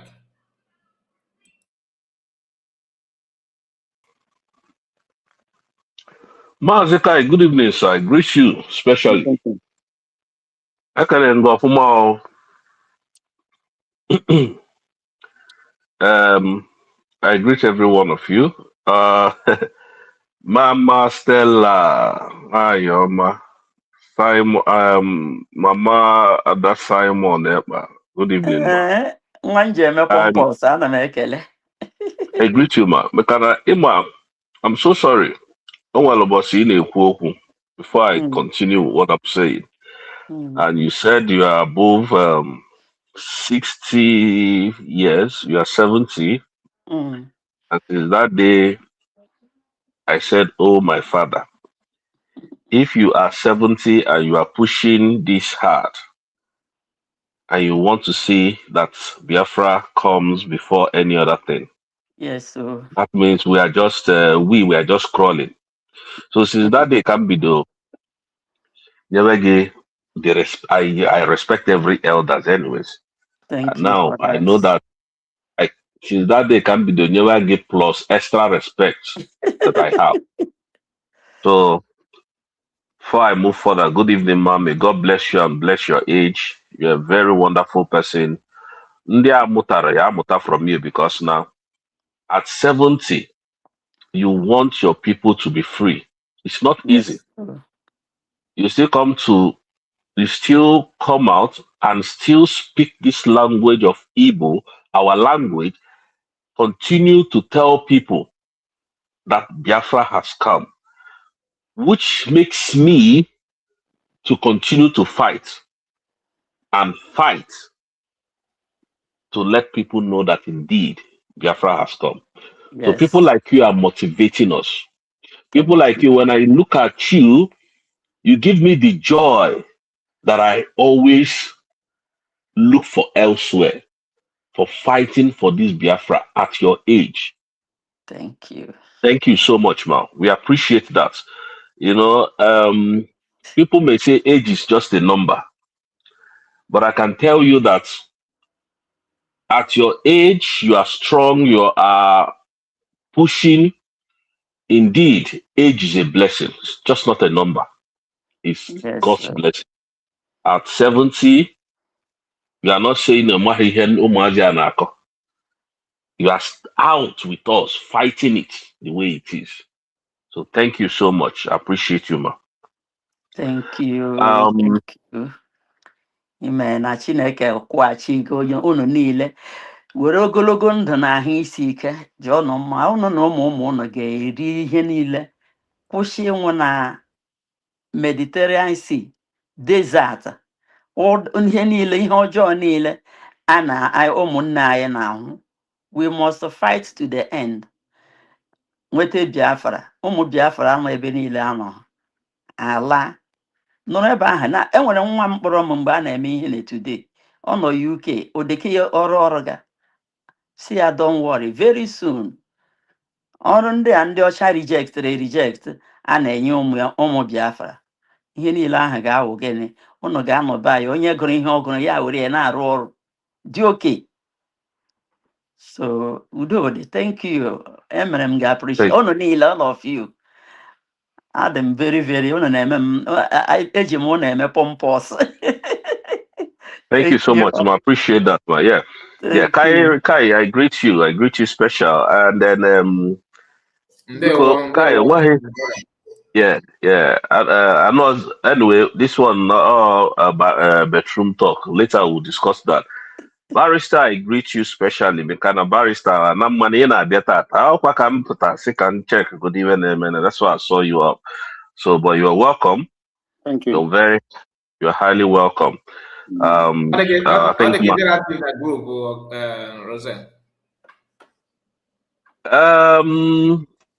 in fact, reading my message is almost mission impossible because and then phone on table for over 3, 4, 5 hours. I don't touch it. I always have my AirPod and then walk around and then do 1 or 2 things. I don't even touch my phone until maybe my parents. Yeah, so my parents' time to call me. I'll just go and check if they're the one calling or not. After then, I don't even go to my message box.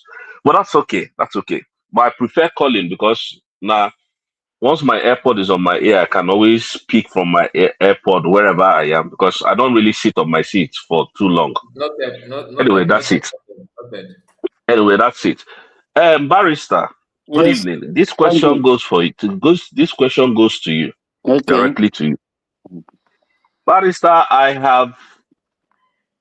it's practically what I want to do, and I want you to throw more light at this. In court, verbal statements, can it be converted to, can you use the verbal word as an evidence in court to swear an oath and give positive evidence to the judge? Is that applicable to everything you do? That's number one. Let me answer you. If you are a party, do you know? I think you know what I mean by being a party before a court. Yes. If you are a party before a court and you are called upon to give evidence before that court, you enter into the witness box, what we call the witness box. When you are in the witness box, they will ask you whether you want to speak in English or you want to speak in Igbo. And they will ask you whether you're a Christian or whatever, or in Agomo, or when you say you're a Christian, they will give you Bible. Then you will take an oath using the Bible. Then after you have taken an oath, you will now give evidence, verbal evidence from that witness box. That is how you give evidence before the court. Either yourself as a party or your own witnesses. Because if you have a case in the court, after you have finished stating your case, you have a right to call witnesses to come and tell the court. That is your own witnesses. Both the plaintiff and defendant, you have a right to call witnesses. So the witnesses will take this format I have explained. They go into the witness box, they are sworn, and they now give evidence. As we are giving evidence from that witness box, the judge will be writing whatever you are saying, and their own lawyer will be writing what you are saying, and the opposing lawyer, counsel, will also be writing whatever you are saying, because it is from that thing that you are saying that they're going to ask you questions, what we call cross-examination and the re-examination. Thank you. All right, thank you so much. The cross-examination, I think, comes before you might have submitted all your document, all your evidence in documents, by written evidence, or should I use the word written evidence?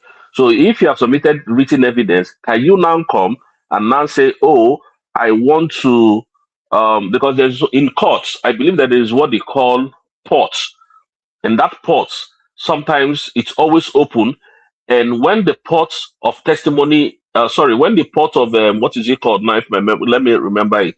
When the court of witness box is closed, yeah, once it's closed, now can you give additional statements? Can the judge allow you to give additional witness after that box has been closed? Can it be reopened at any point in time?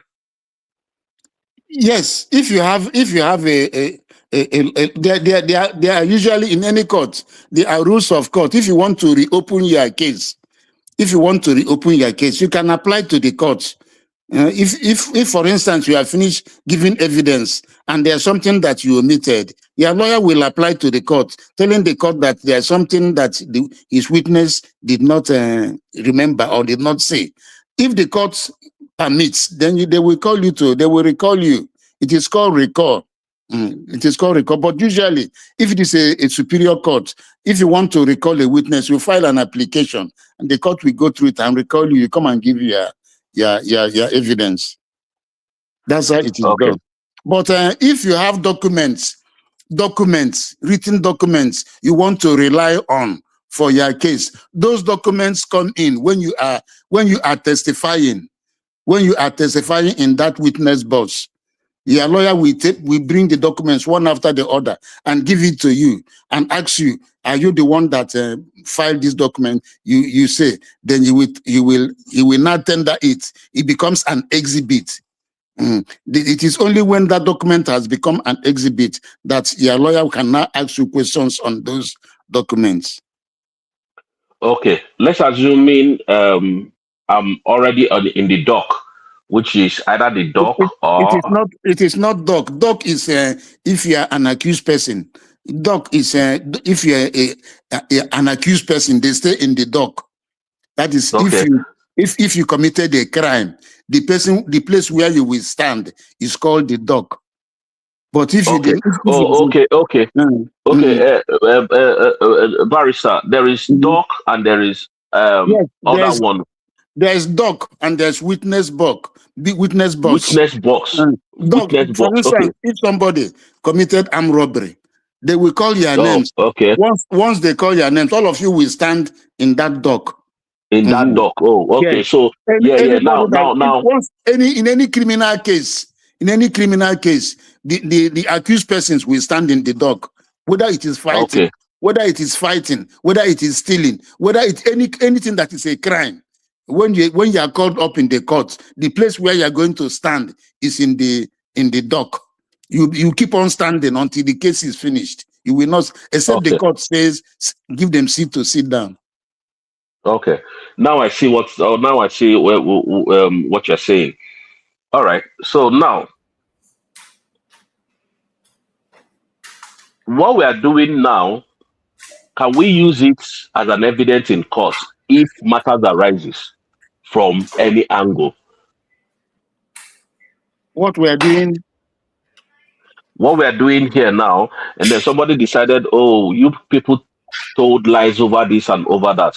Can we raise this? Can we use this as an evidence in court to like maybe put down someone? I don't quite understand what you mean. Okay, what I mean is this, yeah? Yes. Like what we're doing now, can it be used in court as a legal tender? Against us? No, not against us, against someone else. Maybe somebody is trying to tell, put up a story that we didn't say here, and then we decided to say, oh no, that's not what we said.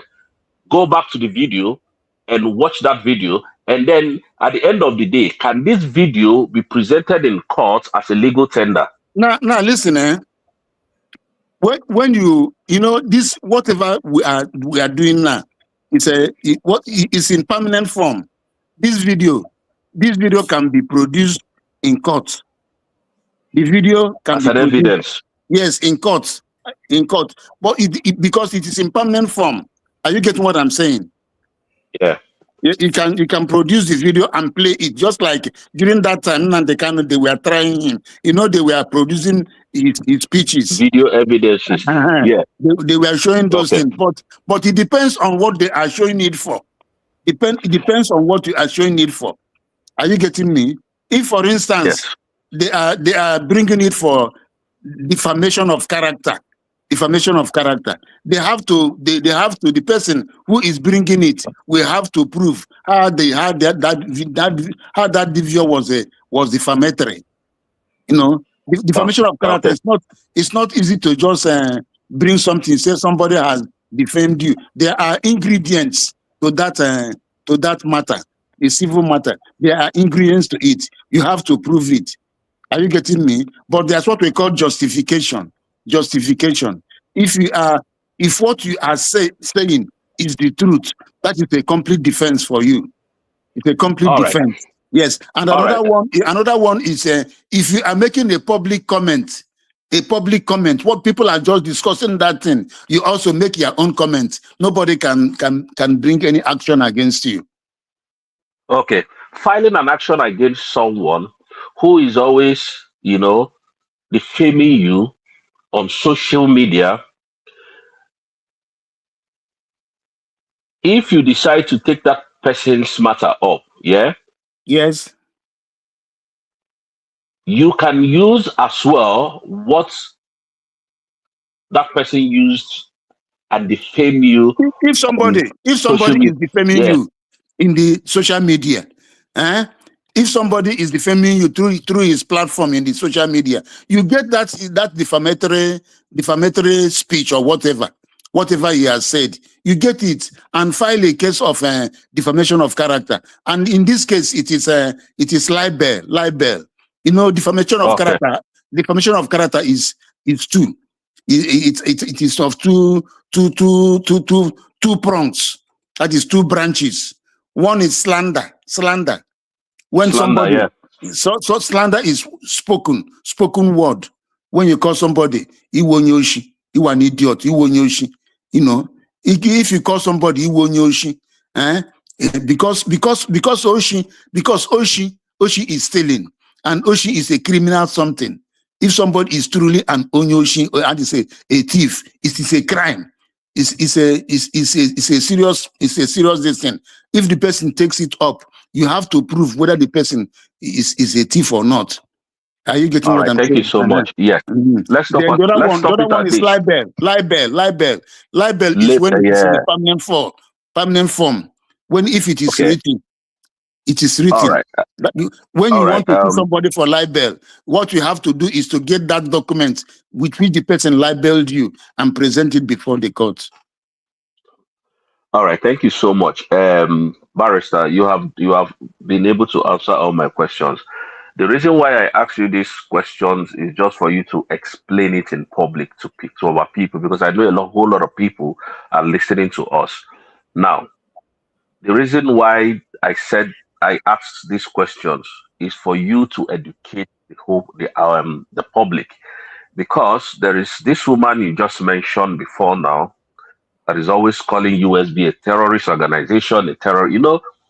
I came out one certain time and then put out some forms there that they should come and tell us the reason why they went to Finland, and if they are able to tell us the reason why they went to Finland, and they convince us that they went there to terrorize Finland, they will be able to. I'll give them 3,000. Listen, Yeah.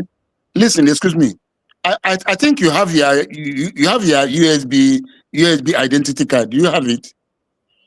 I've actually requested for it. Yes, so it should be with me in a couple of months. Now, if you have your USB identity card, it means that you are a citizen of USB, and as a citizen of USB, it means you are supporting your government. So that is what we call nexus. Nexus in law, we call it nexus. That is link, nexus. So with that nexus, you have the local standing to sue that woman in France. You can sue her that she's embarrassing you because you are a member of United States of Biafra. That she's calling your government a terrorist government. That you want her to come and explain how your government is a terrorist government. Thank you. The reason why I brought this thing up, you yourself, as a citizen of USB, because if you go now, you have nothing to prove that you are a citizen of USB. I have a lot of documents, hey. But if you have documents, I think that's the most important of them all. If you have documents, the most important one is that ID card. You just present it. Well, it's verifiable. Then they will ask her to come. Come and she will. But your voice is. I think you are taking a call. Just hold on once the call is end, because we are not hearing you. Okay. Just wait a while. What you are saying is very important. I'm a citizen of Biafra. All right. We are waiting for Barrister to come back. So, am I back? Yes, you are. Yes. You are, Barrister. Okay. So, what I'm saying, because I've explained libel and I've explained slander, defamation of character. We call it character assassination. You know, when somebody is assassinated, the person is dead. I think you know. Yeah. When somebody is assassinated, the person is dead. So, in the eyes of the law, when we talk of character assassination, you brought that person, put him on the ground, and you use knife to slaughter his character. That is how the law sees it. You are using knife to break his character into pieces, so that by the time you finish slashing his character, his character will be worthless. So that is how the law sees it. It's a serious thing, character assassination. Because what gives you your identity is your character. I think you know. All right. That is what gives you your identity. If people say you are an armed robber, anywhere you come in, people will be look at him. Okay, Barrister. So let me come down. So if you get your ID, you can sue that woman. Try and go and get all those clips she's making. Take it and take her to court. Barrister, I have three. You know the reason why I called you up. I have about 3 lawyers that have contacted me, including my own lawyer, has contacted them. And now any day I hear this woman call me a terrorist, call USB a terrorist organization, now I'm saying it on Kai channel, I'm going to take her up, because this nonsense must stop. No, you don't need to. Now, listen. You don't need to wait until she makes another broke. The one she has made before. The one she has made before. Go and get it. No. There was a structure in which I stood on. That structure was 3,005 for them to come and claim it. And that's why I said, can we give verbal statements in court? The reason why I asked that question was because the videos I made, I asked them to come and take £3,500 plus 200,000 that somebody gave me to add to the one I had, because Madam Stella gave me £500. Ngozi, there's a lady called Ngozi. She gave me £500 as well to add to what I had, because I brought out 2005, and for them to come and explain to Biafrans what they went to do in Finland. If they went there to commit act of terrorism, then if they are able to convince us, they will have the money, and all of us will shut up and go inside. But nobody came forward, and I now made it to be known, because if I just go and say, "Oh, all the ones that you have been doing," no. So I put out that 3,000. It was systematic. So I wanted it to be in uniform. I wanted to do it in a way that I would not, there won't be any gap of what I'm doing, or I didn't get it right. So what I did was, okay, on so date, if nobody comes out to claim this money, all of them should go in and rest. The next person that speaks about this government and calls me, Rose, a terrorist, I'm going to take that person up. So I think I built a platform on that, and I did a whole lot of video for good 30 days on that, or should I say 28 days. Nobody came forward, and then I closed that chapter. Now I'm waiting for them. Anybody who comes out and calls USB a terrorist and gets me involved or insult Simon Epa or Dr. Ngozi Arabweze, to God, I will take them up. And this is the reason why I ask this question, so that our brothers and sisters will hear it, that I'm not joking. And I'm not joking, honestly. Maybe at that time, I will get you involved as well. I'm so happy. Well, Rose, you see, you have been maybe you have given them an escapist route. They may not say those things again. Yes, they will say it again, because they have known that you are serious now. They will say again. But I can swear that she will say it again. Good. Okay. If not, get the ones they have been saying. Go and get the ones they have been saying. You don't need to. That's that. Okay, you know what? From now to today is Friday. Today is Thursday, right? So yes. Friday. Okay, from now to Sunday, she will say it more than 3 times. It's a guarantee. Okay, there's no problem. So I'm telling you, because she's just like you said, she's her own Lucio the. Our own driver is always on and off. He's not even far. You will see it today now. She will say it this night or tomorrow. But what she may not bring.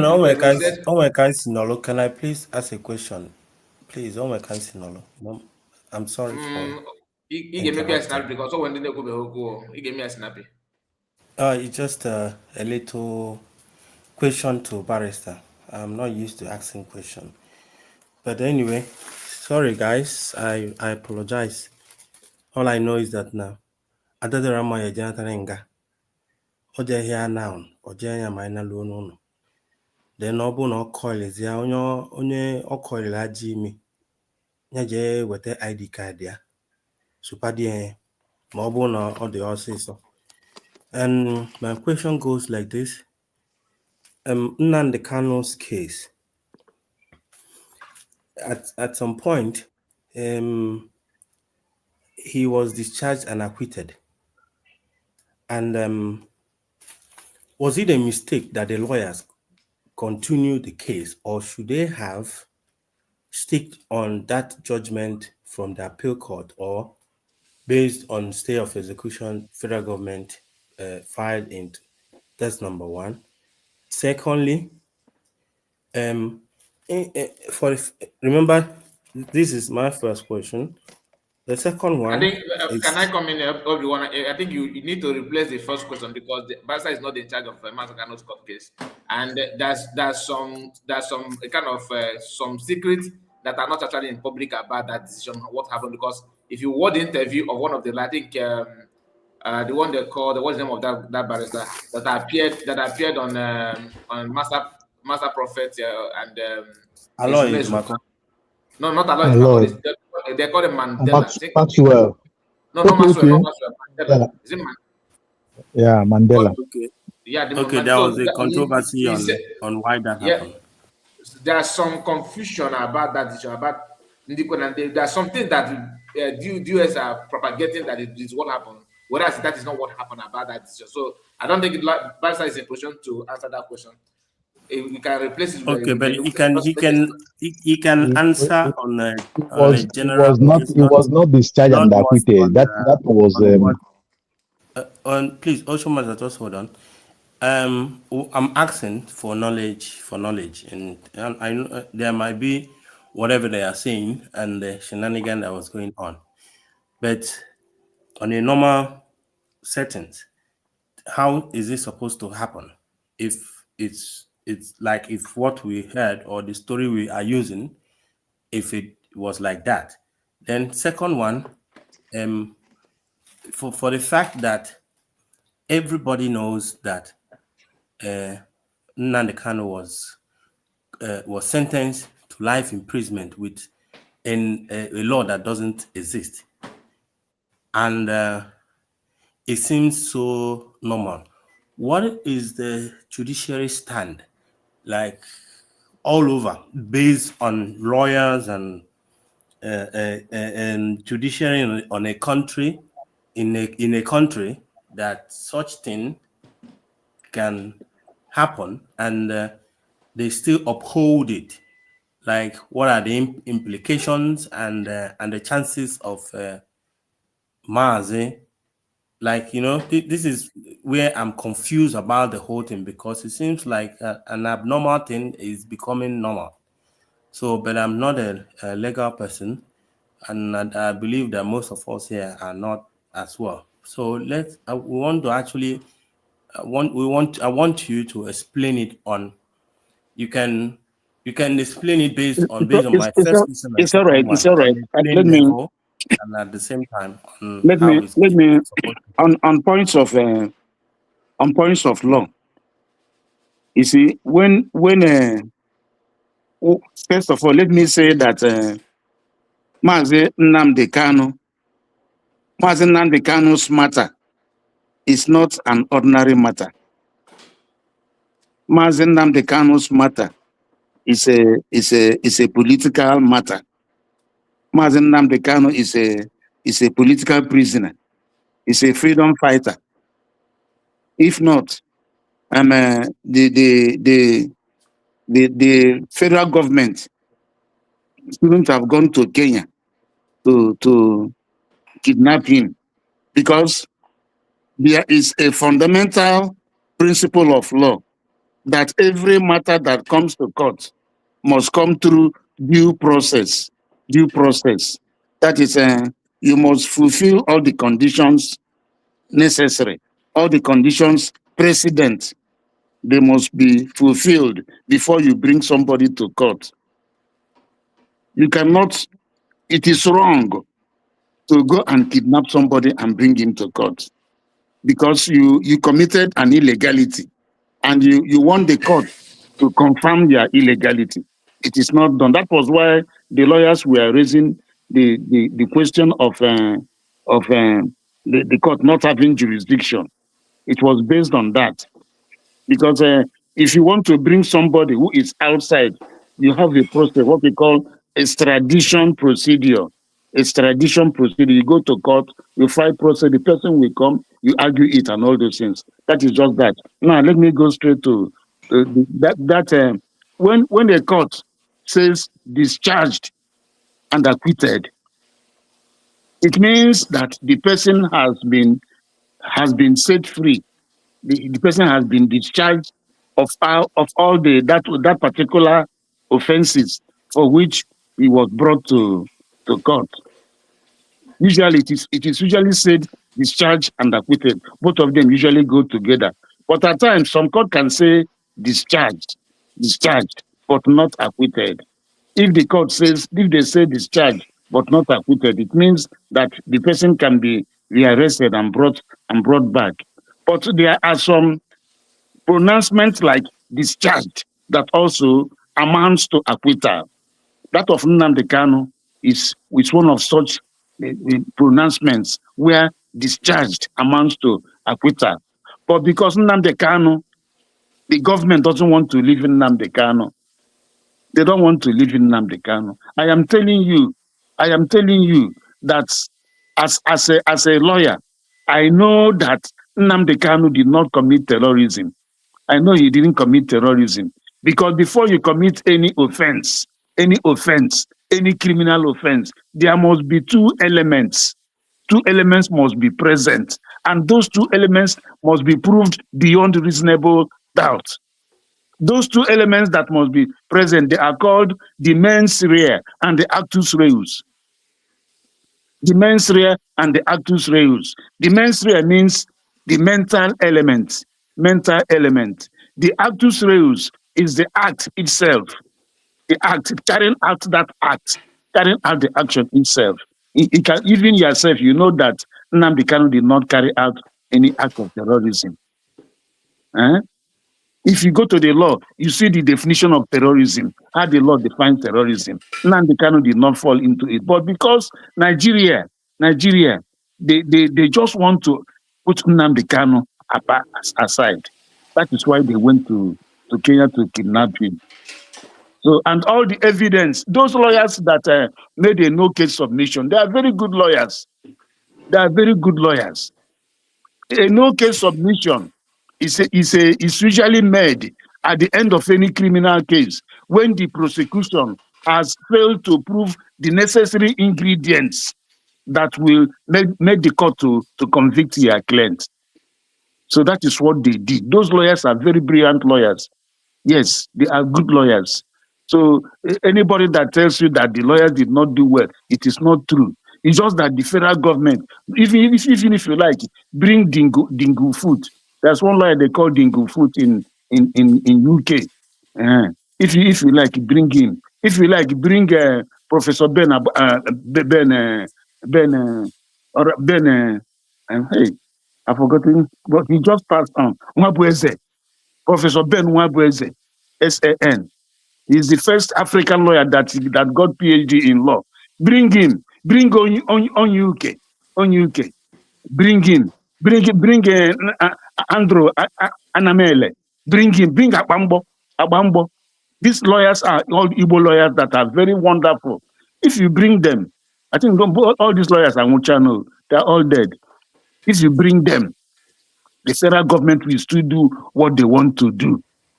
So that is just that. And include Gani Fayemi. Yes, even including Gani Fayemi. Yes, Gani Fayemi. They will do what they want to do. They will do what that is Nnamdi Kanu's case will not be solved through the courts. It will be solved by USB. That is why people should support USB, because if we get recognition, it means that the world has seen us as a pure different country, and we start demanding for Nnamdi Kanu's release as a citizen of United States of Biafra.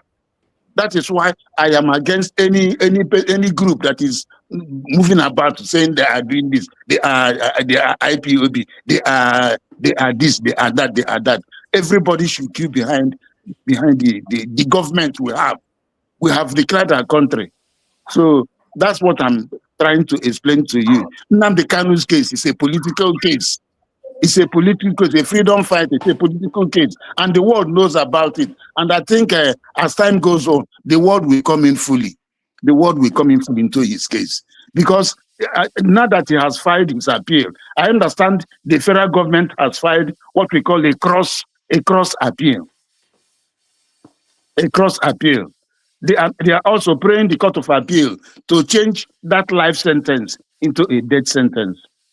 That is what the news I'm getting, you know. And this Nigerian government, the type but of is it possible to somebody that is going to appeal based on, even though that it already have an original sentence, for appeal court for the appeal to add more like kind of give a different kind of judgment instead of examining the former judgment. That's what I'm telling you. It is possible if they have a hidden agenda.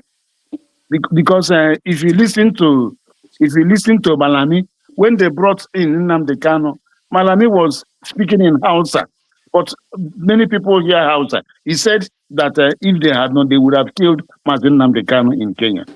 They would have killed him. But God, Barrister, I want yes, you to explain to us what is somebody appealing, like after you have a judgment. appealing after you have a judgment. Appealing after you have a judgment means that you did not agree with the judgment of that court, of the trial court. You didn't agree. That is the meaning. You didn't agree. You felt that there is a miscarriage, what we call miscarriage of justice. Like in the case of Nnamdi Kanu, there is a miscarriage of justice. That is why you are appealing. But because of preconceived agreement, preconceived notion, what the government wants to do. If the government wants to live in Nnamdi Kanu, that time the Court of Appeal said that no court in Nigeria should try Nnamdi Kanu. That was when they should have left him to go. But they didn't leave him. The government they transferred those judges, those justices that gave that judgment, and brought a set of new justices. And it was those new states that gave that state of execution. Are you getting what I'm saying? Yeah, I'm getting you. And they went to the court. They went to the Supreme Court. The Supreme Court being the highest court, the Supreme Court should have discharged Nnamdi Kanu and told him to go. But they didn't do that. They made another rigmarole. They made a rigmarole that he should go back to the trial court. All right. According to what you are hearing, and thank you so much, Barrister and everyone. We are hearing that why Isocha is calling still in her program as we speak. I don't know if that is true. That she's still calling the USB government and Ngozi Orebeze, those names and all that. So that's by the way. Ocean Master, let's hear from you. Please help us with your time. Thank you. Thank you very much, Mazikai. Thank you for this wonderful program. Barrister, I say you are highly welcome back. I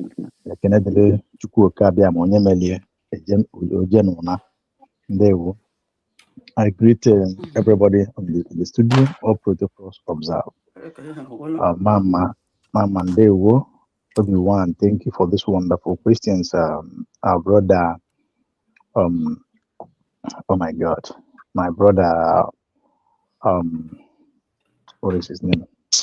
Jesus. Okay, let me just say this. Rose, yeah, our brother Rose, thank you very much, because I wanted to mention you on this program as I come, but thank God you are here. And the what you said as a kind of bet is very good, and then many Biafrans will support on that when the time comes. You know, every other person I did not say. I think Legend was here. Every person. Let me just go straight. Barrister, Dewo, you have done a lot. We have listened with a keen interest. From what Uduan said, I will just ask a simple question that I would like you to touch, though you have touched part of it somehow. Number one is this.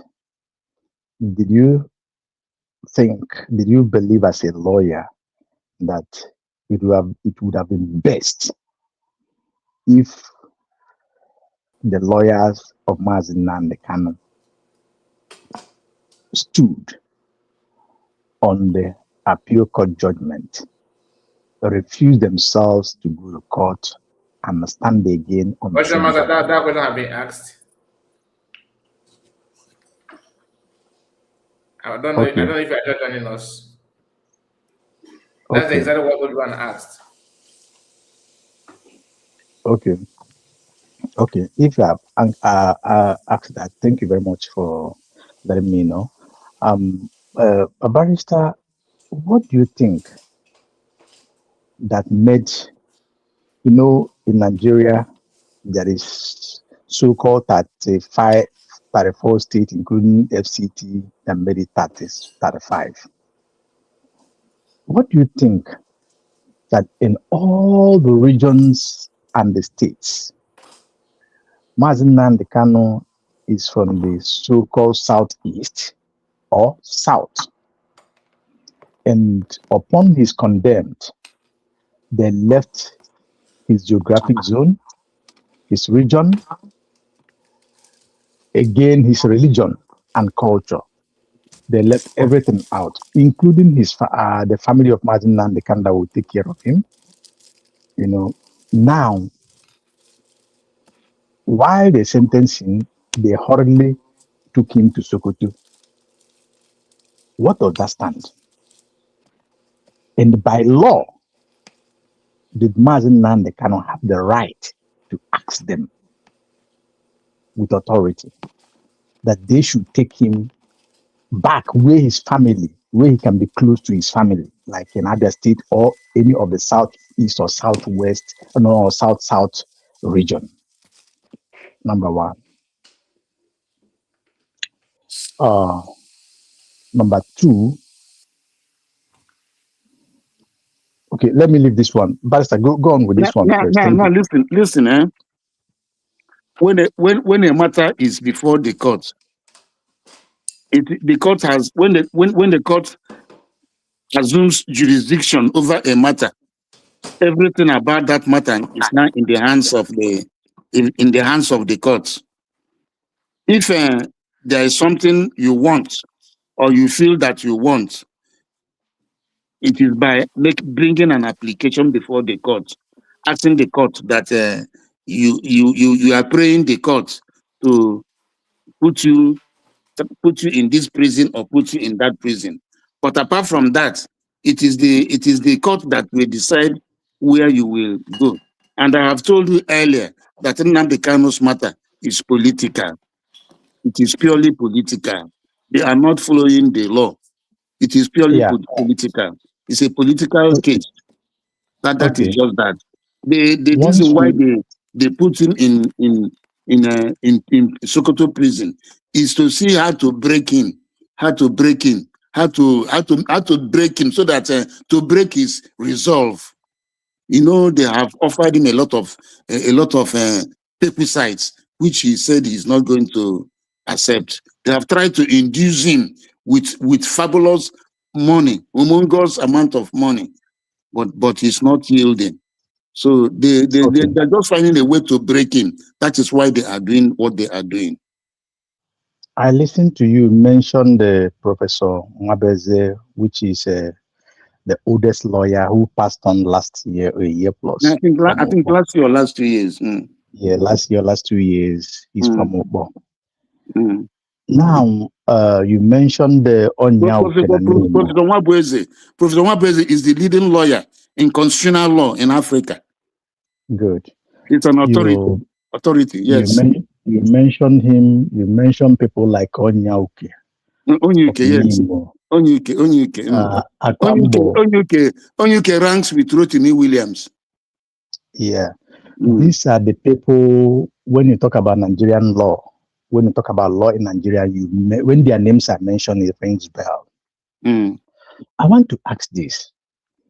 From what you said here, that the Mazen Nnamdi Kanu's case is so political. Now, is law and the politics or political, which one comes first? Now listen, law comes first in a country where these three arms of government, where the rule of law. I think you've been hearing about the rule of law. Good, yeah. The rule of law started Magna Carta, 1215 and all those things. And before it trickled down to American independence, before it trickled down to what we have now, the rule of law. What the rule of law? It's a doctrine that presupposes that every action of government must be under the law. And everybody in a particular state must be under the law. No matter who you are, you must be under the law. But in a country like Nigeria, Nigeria does not practice the rule of law. Nigeria does not practice the rule of law. The law has no meaning in Nigeria. Even there are some of my colleagues, who are so frustrated that they don't want to continue going to court. They say they want to start looking for another thing to do. Are you getting me? Yes. I heard you very well. Because like somebody like me, I cannot bribe anybody. I was called to bar. I was called to the Nigerian bar in 1991. And throughout the time before I came here in 2020 with my family. I have not entered the office of any judge to bribe him. I cannot do that. Yes, I go to court with the facts of my case. I prepare my matter in the office, prepare my case in the office, and I go to court with it. And I stand, even I have a reputation that when I'm coming to court, most of those judges say that this man is coming to court today. Be prepared for him. So I don't, because of what is happening, the state of Nigeria now. Nigeria is so corrupt now, extremely corrupt. So that means the existence of rule of law. Now listen, the law does not matter. The law does not matter again. Most of those judges, if you do go by the law, the government will punish you. They can even find a way to implicate you, and they will dismiss you. So that is what some of them are doing. Sorry, my brother, because I forgot the message that Mr. Henry sent to me.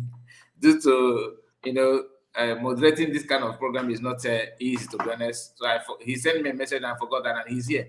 Let's hear from him direct. Mr. Henry, please. Can drop on this in before it goes off my mind, just through this, and then Barrister can take it on later. Okay. Yeah, so Barrister, so this means from your submission here that the rule of law is non-existent in Nigeria to some extent. Yes, it's not. I live in the Western world for a number of years, and with some experience, some level of experience. I don't know if this is an international law or it's just law in the Western world, that when a man is condemned, when I use the word man, I use it for both men. Don't use condemned. Condemned is wrong. You know what? Condemned is when somebody has been sentenced to death. That is what. Okay, when somebody has been put to prison. When somebody has been convicted, that is the word you should use. Okay, sorry, because I'm not so familiar, so much good in English. When somebody is sentenced, and taken to prison, I know that in most Western world, both in the Europe, when I talk about Europe, I'm talking about both the East, West Europe, and I'm talking about America. It is accepted that the person in quote can choose a place which is very close for his family, for his people to have access to him. It exists in the Western world. Now, the other one is this, Barrister. Maybe you have your time to reflect on this, because I want you to understand it the way I'm saying it. We are approaching 2027. Yes, you have made it clear that they want to break Mazin and which I agree with you. But there are too many deep analyses from security experts. What is going to befall Nigeria as a country? And we are observing, and you see the symptom of it going on in Nigeria as it stands today. What about or peradventure that something like that takes on, that Nigeria goes into flame, maybe by any means go to war, or people go out of streets uncontrollable? What do you think will be the fate of a man, a foreigner in Sokoto prison? Thank you. It is better imagined than described. It is better imagined than described. The state of the answer to the question you just asked now is the intensification of diplomatic efforts to bring pressure to the Nigerian government to release Mazi Nnamdi Kanu. That is just that, because I know that by next year, this election, if they go on with the election, whether we took part or whether we took part or whether we did not take part, there's going to be problem, and it will start from the north. It will start from the north. So thank you for the self-defense you talk. You tell our people, Mazikai, I know your time is this, and so let me just keep that. If you give me another privilege, I will say something about that if I remember. Yeah, you will, but give Mr. Henry a chance a little bit. Thank you very much. So what we need now is intense diplomatic pressure, and that is why we need money. We need money in the government. Yes. Okay. All right. Thank you so much. Yes, I can hear you. Am I coming out? I can hear you. Barrister, I can hear you. Greetings from here. Mazikai and everyone in today. Thank you all. Barrister, I really highly kind of appreciate you, because I've actually observed that it's only in USB and on this platform that we have seen, out of the groups claiming to be fighting for Biafra, this is the only place that we have a legal luminary like you coming on all the time to explain to Biafran citizens the legal aspect of what we are doing. That goes a long way to encourage many of us to know that, yes, we are actually doing the right thing and doing it in the right way.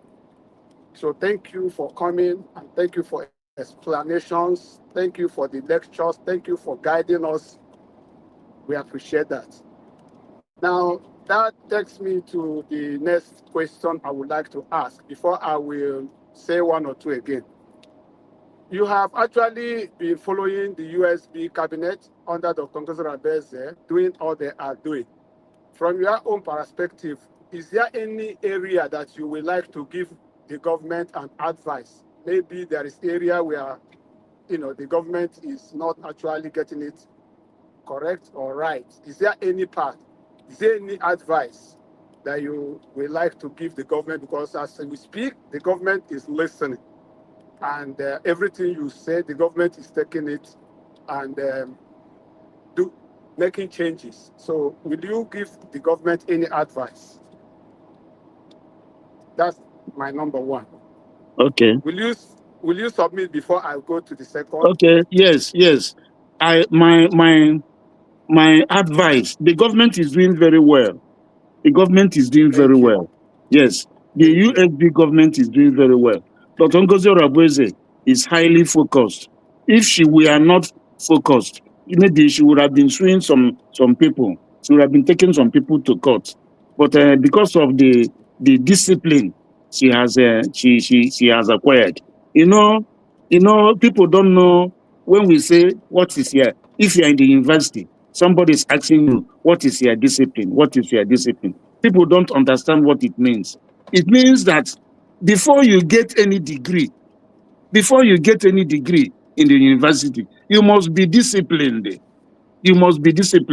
That course of study you are pursuing must discipline you. If you are not disciplined, you cannot get that your degree. That is why they ask you, what is your discipline? What more? You have gotten that one, you did your master's, you did your PhD. There are some people that have double master's degree and double PhD, just like that. So it is because you have to be disciplined. And when you are disciplined to reach this height Dr. Ngozo Rabweze has reached, it means that she understands human nature. That is why she's able to still lead USB up till now.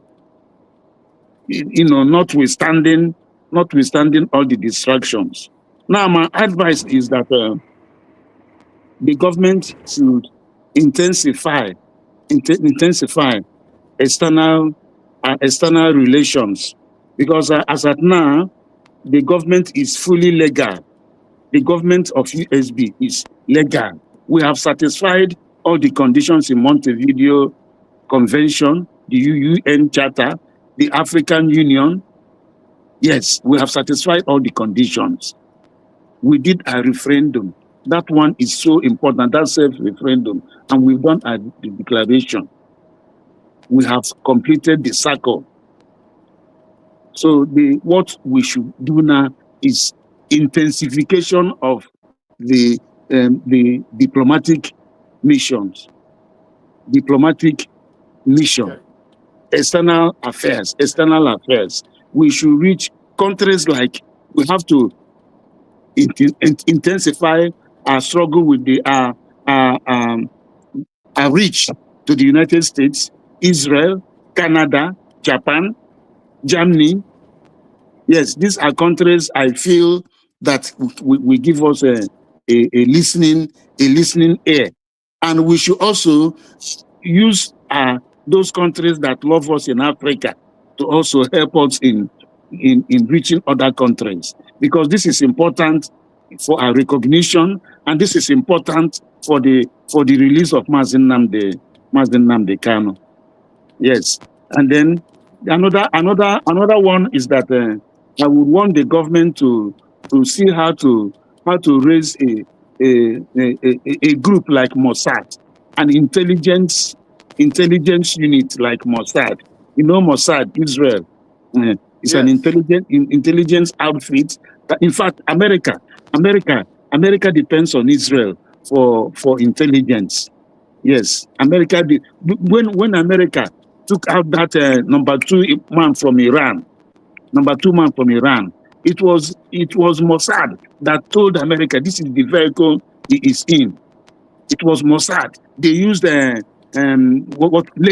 laser light, and pointed at the vehicle where the man was staying, and because of that laser, the drone took him out. So we need an intelligence agency that will penetrate Nigeria, that will be giving us information of what the government, the federal government is doing, so that we can, with all this we should be able to gather their information, and with it we should be able to protect the land of Biafra in terms of security. That is what I feel we need at this time. And another advice I want to give is that all these Igbo groups that are scattered in America and all these other places, the government should write them. They should. Are they not seeing what is happening? Why are they all keeping quiet? The government should write them. They should come and support the government financially. So that is my advice. Thank you, Barrister. Thank you. The government is listening, and then other things I want to point out is that I overheard when you were mentioning the interview that what's the name? 7,000 teeth. Methuselah was one guy was talking. The guy called the university. Many people don't know who that university is. That the person behind that university, his name is Bright, and he used to be part of the cabinet of Prime Minister when the Prime Minister was here. But after the redeclaration, he went the other way with other people. That guy, when he was talking about that, remember he was talking about the group he was part of. He belongs to now. He wasn't proud enough to mention the name. He was only describing it as the group working with the Prime Minister directly. And he mentioned something tax. So that tax he was saying there wasn't the tax of that appeal application not that appeal, not the submission of appeal tax. He was talking about the tax that appeared in the case of Prime Minister earlier on, that their group are the ones handling the settlement of that tax. I don't know if you all remember that at the initial time when the case was on in Finland, there was also a charges about tax. Barrister, do you remember that, Yes, or is anybody when they here? talk about, is it a tax evasion also?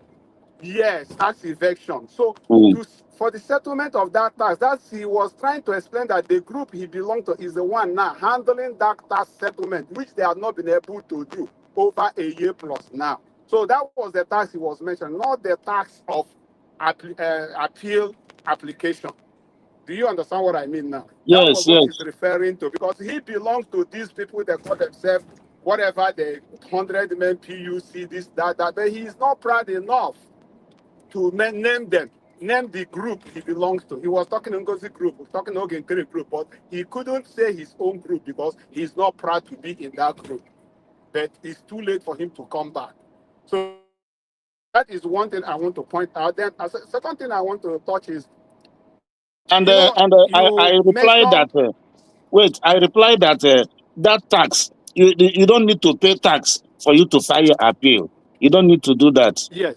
I made it clear. Yes. All you need to do when you have finished the appellate papers, your brief of argument, appellate brief of argument, you go to the registrar, they will assess it, and you pay whatever the assessment is. There's no tax attached to it.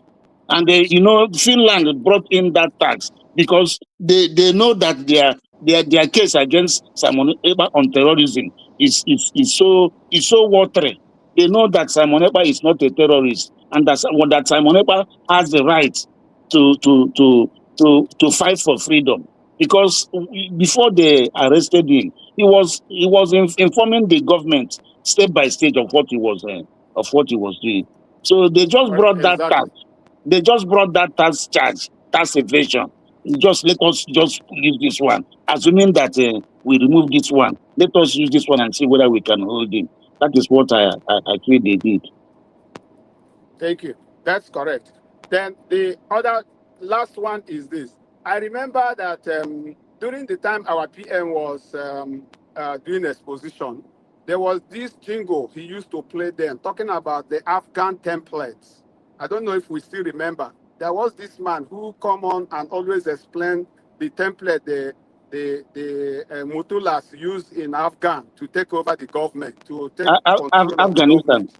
Afghanistan. Yes, yes, it was tagged then, Afghan template. PM used to play that jingle. So, and with what Arnold has just, the title of the Arnold's post recently, I think yesterday or today, which Mazika used to do a program, though I have not listened to that program. And from all what we all see, do we now agree or understand that, yes, the Afghan template is fully being implemented in Nigeria, not even planning.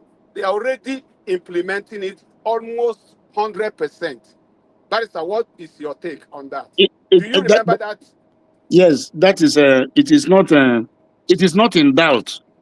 That is what they are doing. I think I said so. I said during this my outing that Boko Haram has a template. There has a mission statement. Their mission statement is to take over, to overthrow the federal government, install an Islamic government, Islamic Republic, and to be governed by Sharia.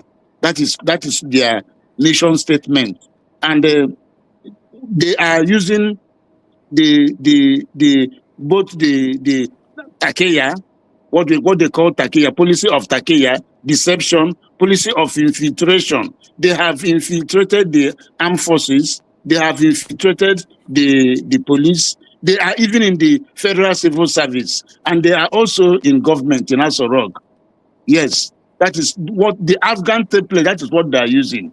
They are using what we call Abu Dhabi peace settlement. Let us do peace. Anytime they say they are doing peace, they are using it to do infiltration. They are infiltrating. You think they are doing peace? They are not doing peace. The government is complicit. They are working together with the government. The government knows what they are doing. Anybody that tells you that this government of Tinubu does not know what they are doing. The person is not telling you the truth. And it is so unfortunate that our politicians from the East do not, whether they know or they pretend not to know, that is what I cannot tell. But the governors, I just don't know. All they are doing is election. This election is a deception. This election is a very big distraction on our people. That is why Another pakia playing another out. pakia, yes. Election is That is why what I'm telling their friends not to be carried away by this, not to get involved by this election. Their friends should do something. Even they should do something. They should do something about this election. Individuals can do something about this election. Those places where they gather, they say they should go and remove all those places. All this, I don't want to be so open, but they should know what they're supposed to do, so that those people that work in those places where they go and say they are doing, they should bring down all those places. They should be very, very discreet when they are doing it, so that nobody will be detected. That's what I'm trying to say. Thank you. So even in the West, the reason why the Yorubas, they have now seen that what Nnamdi Kanu was saying all the time was true. They are now talking of getting Nigerian youth. They won't allow Nigeria to break. That is what they're, in one platform I listened yesterday, that is what they're saying. They won't allow Nigeria to break. They will bring everybody together. They will do this, they will do that. Because they know that, in fact, they have almost succeeded, though, these people. They have almost succeeded. It's just that all the time, it is the emergence of Nnamdi Kanu that stole them, the ESN and all those things. And if Nnamdi Kanu were free, if they did not kidnap him, they wouldn't have been able to go the extent they have gone today, because more eyes of Nigerians would have been opened. I don't know, Dr. Obadiah Malafia, do you know him? Yes, I do. I know him. Obadiah Malafia revealed certain things. He revealed certain things, and they killed him. They killed him. Yes. I don't know. He was so naive. He went to Abuja, National Hospital in Abuja, and they gave him a lethal injection, and he died. They killed him. So he shouldn't have been in Nigeria. He should have been outside Nigeria. So anybody that is exposing them, they will come after you. So that is just that. Emma, Barrister, this Obadiah. Obadiah put that after that exposition that they will come after him, maybe they will kill him. And he stated that even if you speak truth, you will die. And if you keep quiet, you will die. Or even if you lie, you will die. It is good for him to speak truth and die. He should have left. It from his mouth Nigeria when he was doing that exposition. He should have left Nigeria. He should have left Nigeria. He shouldn't have stayed in Nigeria. Yes. Okay, so Barrister, thank you for your position and your opinions. Then, lastly, we all heard about the Abuja Declaration of 1989. Yes. That Abuja Declaration of 1989 is nothing else but Sharia too, Islamization. Yes. That gave them the opportunity to take over the key positions in government, which they have successfully done today. Yes, they have done that. Whoever that is not a Muslim that is in a position is just ceremonial. That's just what it is. So they have completed all these processes in order to Islamize Nigeria. And I want to say that anybody who is not opposing them is supporting them. Whether you are Igbo, you are Yoruba, you are Fulani, you are Hausa, and you are not opposing them, like the United States of Biafra, then you are aiding them. You may not know. You may be in the village and you are fighting the Congo Zarabes, but just know it that you are aiding them to come and take over your life, take over your family, take over your land. That is just what you are doing. If you are not opposing them, you are supporting them, you are aiding them. So with that said, I would like to say thank you, my able barrister and everyone in the house. May God bless you all. Until the next time when you will come here, we'll be waiting and expecting. Thank you. And God again, bless you. there's need for more media enlightenment amongst our people. There's need for massive media enlightenment among our people at home, back home. Our people back home, they need to be enlightened more. They need to know what is going on. They need to know what is going on. Honestly, they need to know what is going on.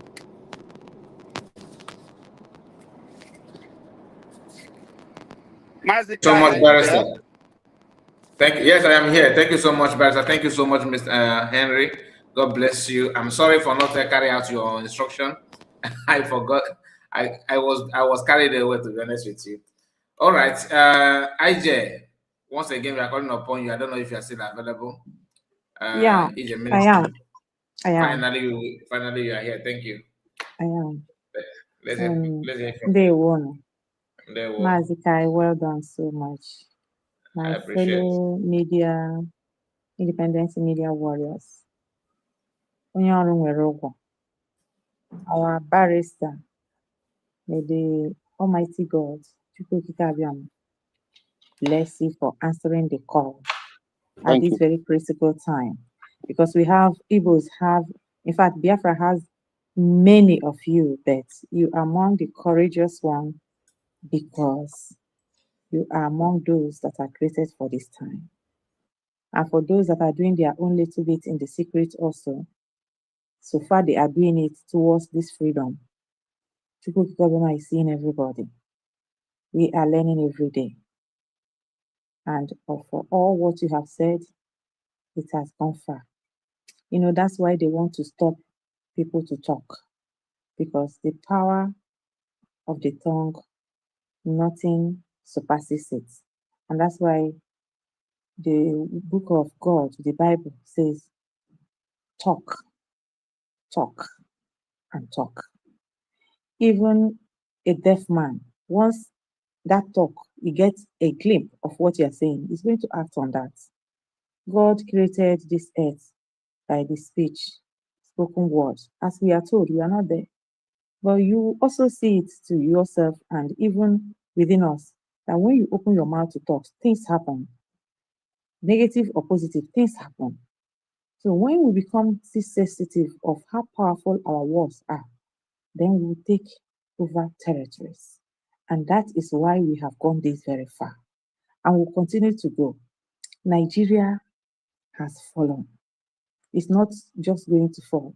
Mazikai, thank you so much for this video you are playing. That is Chomo Okoma and others, you know, jubilating for what God did that day. But that day, they were in their 1 hour, is it the solution our barrister called it? Losing interval, remember? Yes. And later, they went back to their unseen life.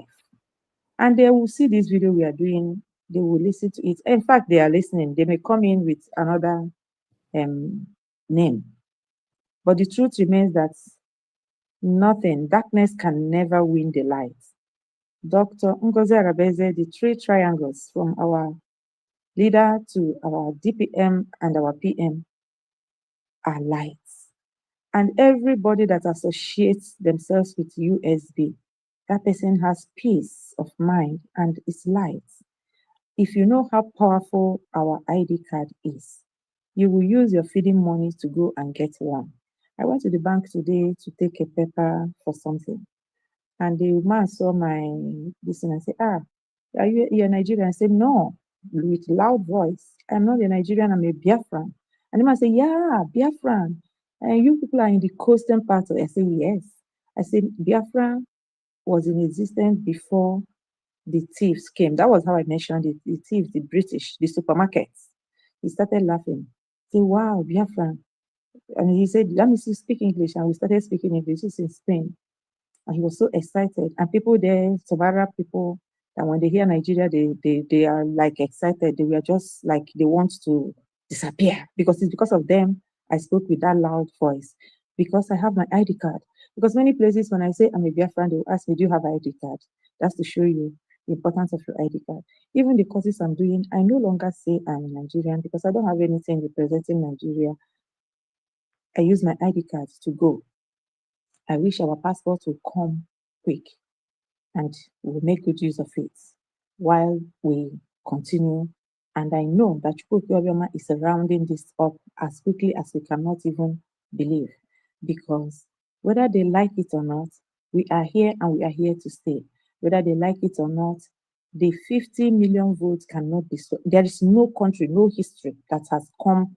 When I say come close, it's just understatement. None has gotten to 5,000 to declare their own.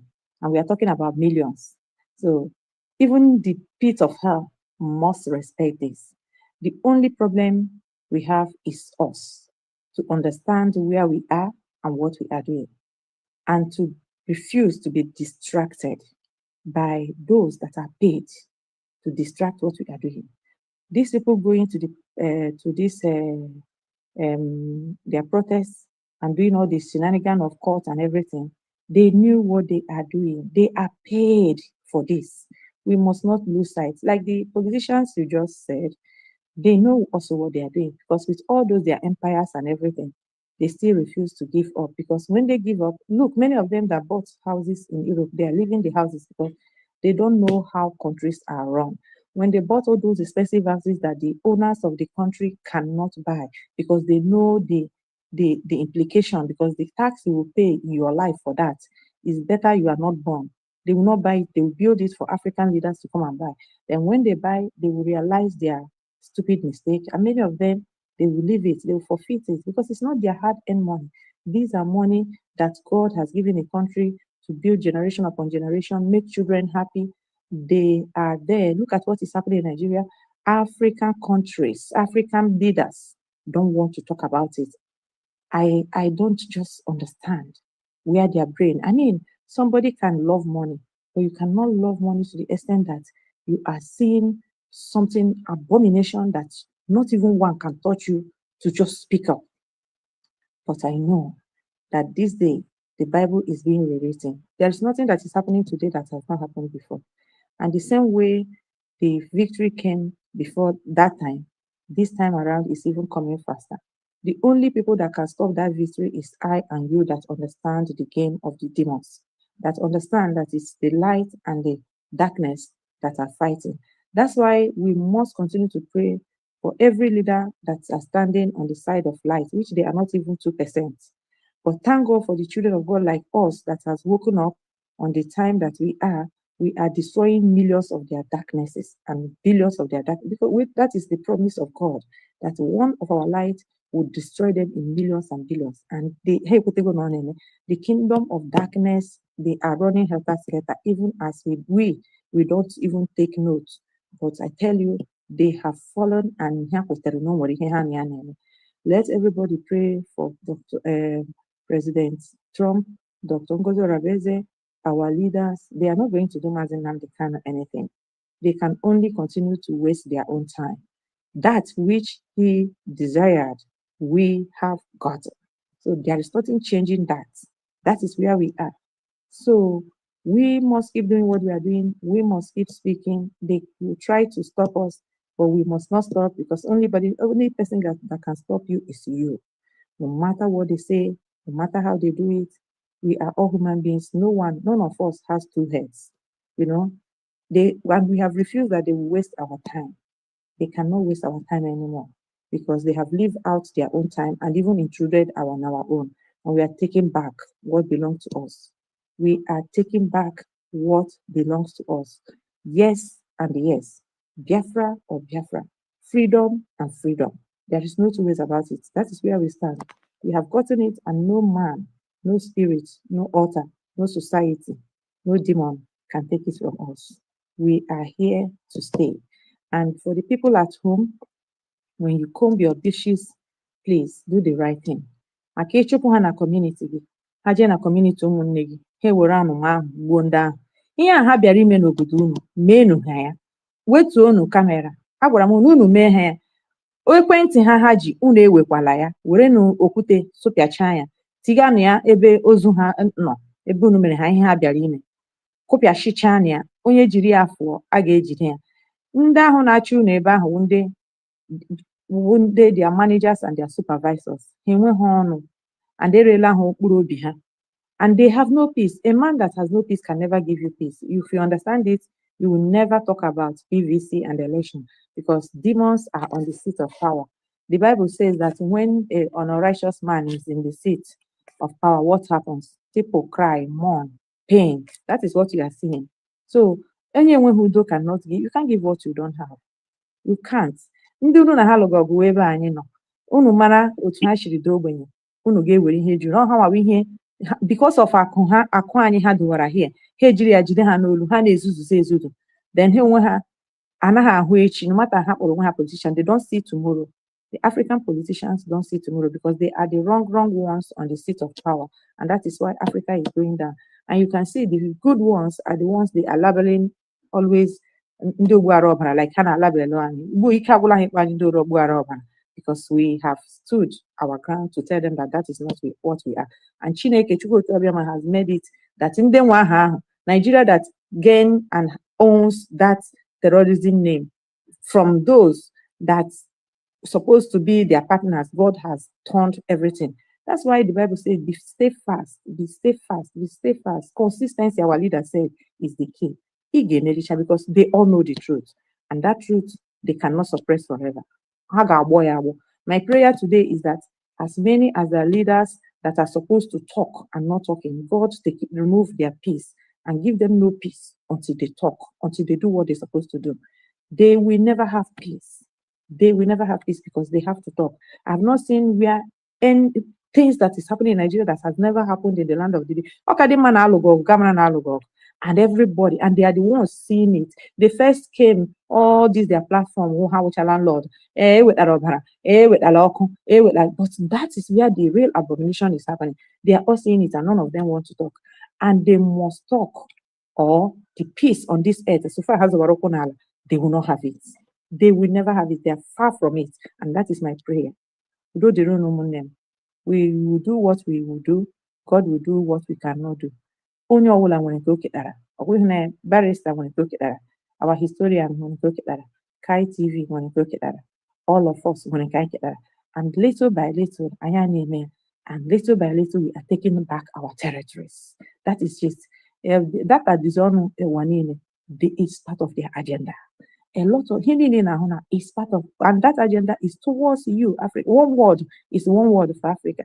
Europe is a European Union, but let me tell you, every country of Europe is operating on their own stupid idiot law. When can I operate with law and does, but they are union, and know that all of them are not inside this union. They are more than 27, not only 27. That's 27 marriages union. Onwehu ke law ye ni ibe ya no. Okocha the Nigeria national international law then but individually, my dear, come to their pension, come to their tax, my dear, all and something prompts something. They and then when who down can say okay, can unite they are still in internal war. The only thing is that because of that island, they now try when it comes to that union. So when you hear one word, this, that, is Africa the target, and we are the ones to stop them. When we stop them, then Africa has stopped them, and they know very, very well. So when you know this little truth, nothing will make you go back. You will prefer to be in the forefront and take that bullet than to be inside your house. Now, Kiko ga-adịghị iwu nna ga-abata nwa 15 years ndị ọcha biri egbe na-akọ ihe a na-akọ dị sef si abịa were gbuo nwa gị a na-ahụ ụmụaka n'ọkụ na ndụ ihe ọ dị too much, and Chineke will return all this punishment to them. We must do what we are doing, and that is what we are doing. So for everyone that is standing up, for Adadi Oramu, I like how Rose put it, second chance, so that in Bogesu, onye gasị na-agwa ha ya ogu na ọfọ na-adị mma onye ahụ ihe ọsọkwa even ya nwana onwe ya chọrọ ka ịdị careful. Ọ na Chineke si na ndị okwuru ikwu na ọ ga-anara punishment, ọ gakwa ama ishe ọ ga-afụ ya n'ọnụ, ọ ga-ekwu ọzọ. Apart from her mediocre life, ọ ga-ekwu ọzọ. So I like him to our brother Shidowa that thing ogu na ọfọ You understand? And I like how our DPM and our government has refused to butt into their distraction because they are paid to distract us. That our governments are not talking, they are moving forward, they refuse to be distracted. So they are confused. They are very, very confused. And they will continue to be confused because they can't deliver. They cannot. And we give Chukwuka Obiama all praise to that. They will know them. We'll continue doing what we are doing. And here we are for final victory. They won. Well, thank you so much. Thank you, IJ. God bless you for your time. Ocean, we are coming back to you, but I don't know if you still have any other thing to add to what you were saying because we just, I don't know. Just hold that since you are not ready. Let's go straight to Goddess. Goddess, you are welcome. All protocols observed. I greet each and every one of us in the house. My special greetings goes to Barrister. Thank you very much for being in our midst today. Thank you. We cannot thank you long enough for what you are doing for us. Today class is so is that there is a whole lot of package in today's class. Thank you, Mazikai, and all our media team warriors. Mazuchino, Ada Simon, Mommy Pompous, Mommy Simon. I greet you, Mama. Thank all of you. What I wanted to say, I wouldn't start going back and forth because we have a full house and most of the question has been asked and most of the question has been answered. I just want to say thank you. Thank you. I just want to say one or few things. Mazikai, thank you because in as much as this program is going on, you were playing the clips. And in that clips, the people or the mediocres that is kicking against what we did on the 29th of November. They are the one running helter-skelter. They are the one running, perambulating all over. You didn't see me there? You know the people you people are seeing. You go see Node. And I thank God that internet never forgets. So as we are playing it, they are seeing themselves. And at the same time, for the avid group, for the 1,000 men, for the group, and with what Kai played here, I know some of you watch it. How did this thing look to you? Well organized. There is no nation that we see this and will not know that something happened. It was well organized. During 30th May last month, when Kai brought out USB cabinet officials, how do they look to you? Mediocres, good for nothing. How do those pictures, those personnels, those individuals, how do they look to you? They look officiated. Now, as a mediocre you people are, when the women were dancing, when the women were like, they were happy, look at how they tie their wrapper. Where is your own? You just want to be seen, and you are the same person that is causing havoc to yourself. Let me tell you, Sekura Sera, what is written is written. What is done is done. Thank you, Dr. Ngozo Arabeze, and your crewmen and crew women, your crew members. Thank God for the grace that found you. And thank God you position yourself to answer the call. I just want to say to God alone be all the glory. All hail Biafra, all hail Biafra, all hail Biafra. I salute you, Mazen Namode Kano. All hail Mazen Namode Kano. I salute you, Simon Ekpa. I hail you. It shall be well. And I believe God, it will end in praise. For with the little things that has happened, the word said that when we thank God for the little he has done, he will do more. Concerning mediocres that is turning things upside down, when they ask you to go to school, you say no, you stand on Ukoda. When they ask you to go to school, you say no, you were doing some other things else. Now it is time you want to be the leader. How can somebody who is an Intimpataka will lead people? Because we will lead all of us to nke ndị Nigeria reburu Nigeria to ndị Britain. Nke a bụ that echela anyị because you didn't even know when you sign warrant ọnwụ gị. Then another thing I want to say, look at the little stuff that I think the Brazilian nation did for us on 30th May. It is a very big, huge score to us. It's part of recognition too. Now look at somebody who is not a Biafran. Let me tell you how God is working this. And at times I feel so flabbergasted. I feel like when I'm carried away in my kind of like meditation, or when I'm, alone, I travel so far in my spirit. I say, God, what is happening? I was like wondering, God has placed everything in its place. God has put things in order. How he's going to use it at the time he's going to use it. Look at Miss Rachel Okonkwo in Israel.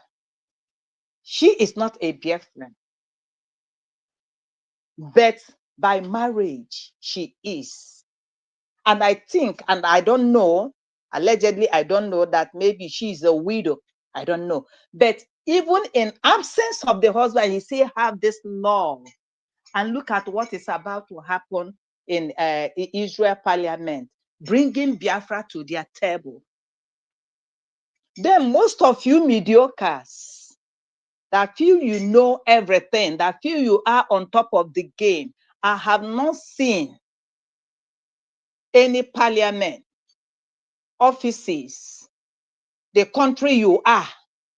I have not seen any message. But the only thing you people do, and we have passed that stage, for you to sit down, making fun, creating content for mediocres like you. That's why you brought out, oh, Dr. Ngozo Arabeze, thank you very much. And our able barrister, I thank you so much for throwing light, the things that, there's a whole lot of things you just unveiled, what the government can do. Because Dr. Ngozo Arabeze came out to give a hint of what happened. You are suing somebody, and you are suing somebody, and you didn't get consent of the person you say is your leader, the person you feel that you are like under. And this thing is not something that happened yesterday. Dr. Ngozo Arabeze, thank you. You were smart.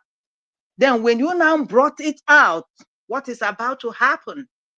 And you say not under your watch, withdraw it, remove the name of Mazi Simon Ekpa in this. This implication will not continue anymore. But this is the woman mediocre like you. Itibori boy tim pataka. Every day, Ngozo Alabeze, Ngozo Alabeze, Ngozo Alabeze.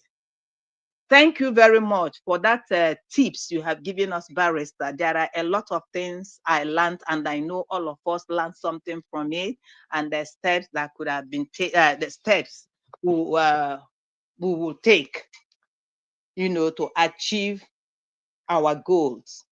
And Mazi Rose, I still thank you very much. I don't know why I'm not getting your notification, letting us know when you are online, because you are our own. For this bold step, I've been, barrister, you could remember there was a time I cried about taking this proactive action. And God does not answer our prayer when we pray it. God is God and we are man. And for you, Mazi Rose, coming up with this, thank you very much. We are in this together. And I say it, mgbe dị egwu pụtara n'ọgbọ, anyị agba ya ọfụma.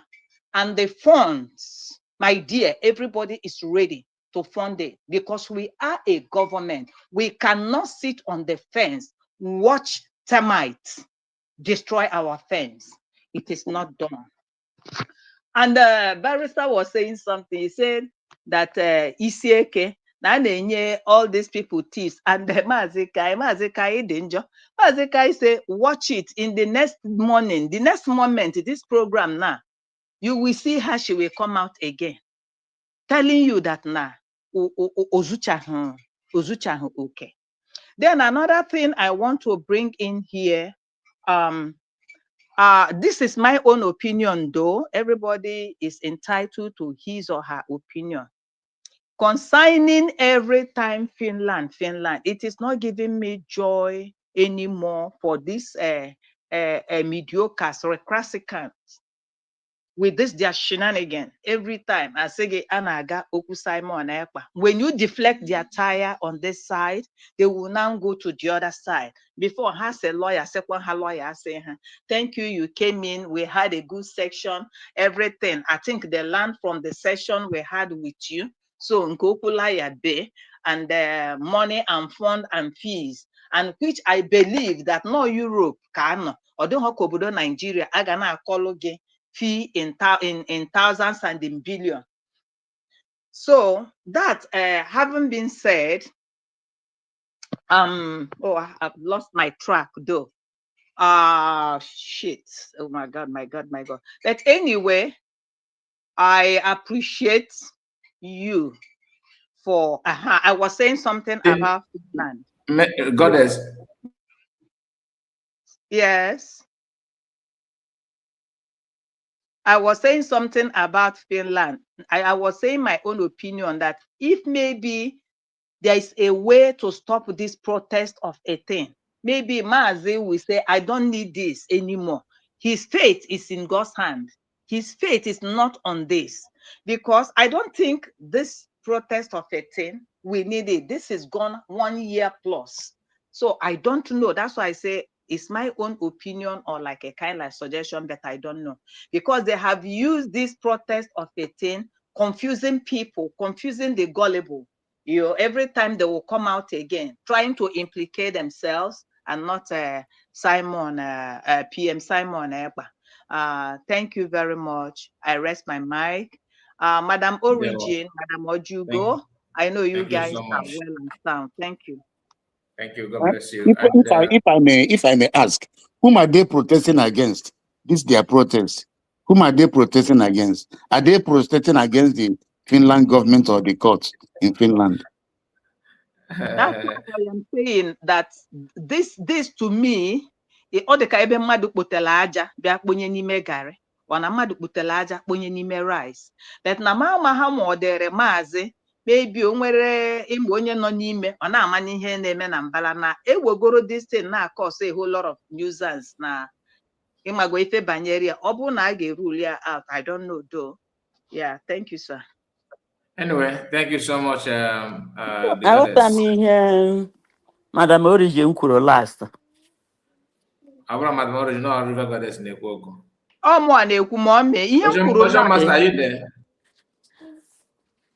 Yeah, anọ m ya. Okay, ọ na River Goddess kwucha na. Okay, River Goddess. Okay. Nwa m ji eme pompous, anọ m ihe i kwuru last. Mommy Pompous, ọkwa m kelere gị, Mommy Pompous kai.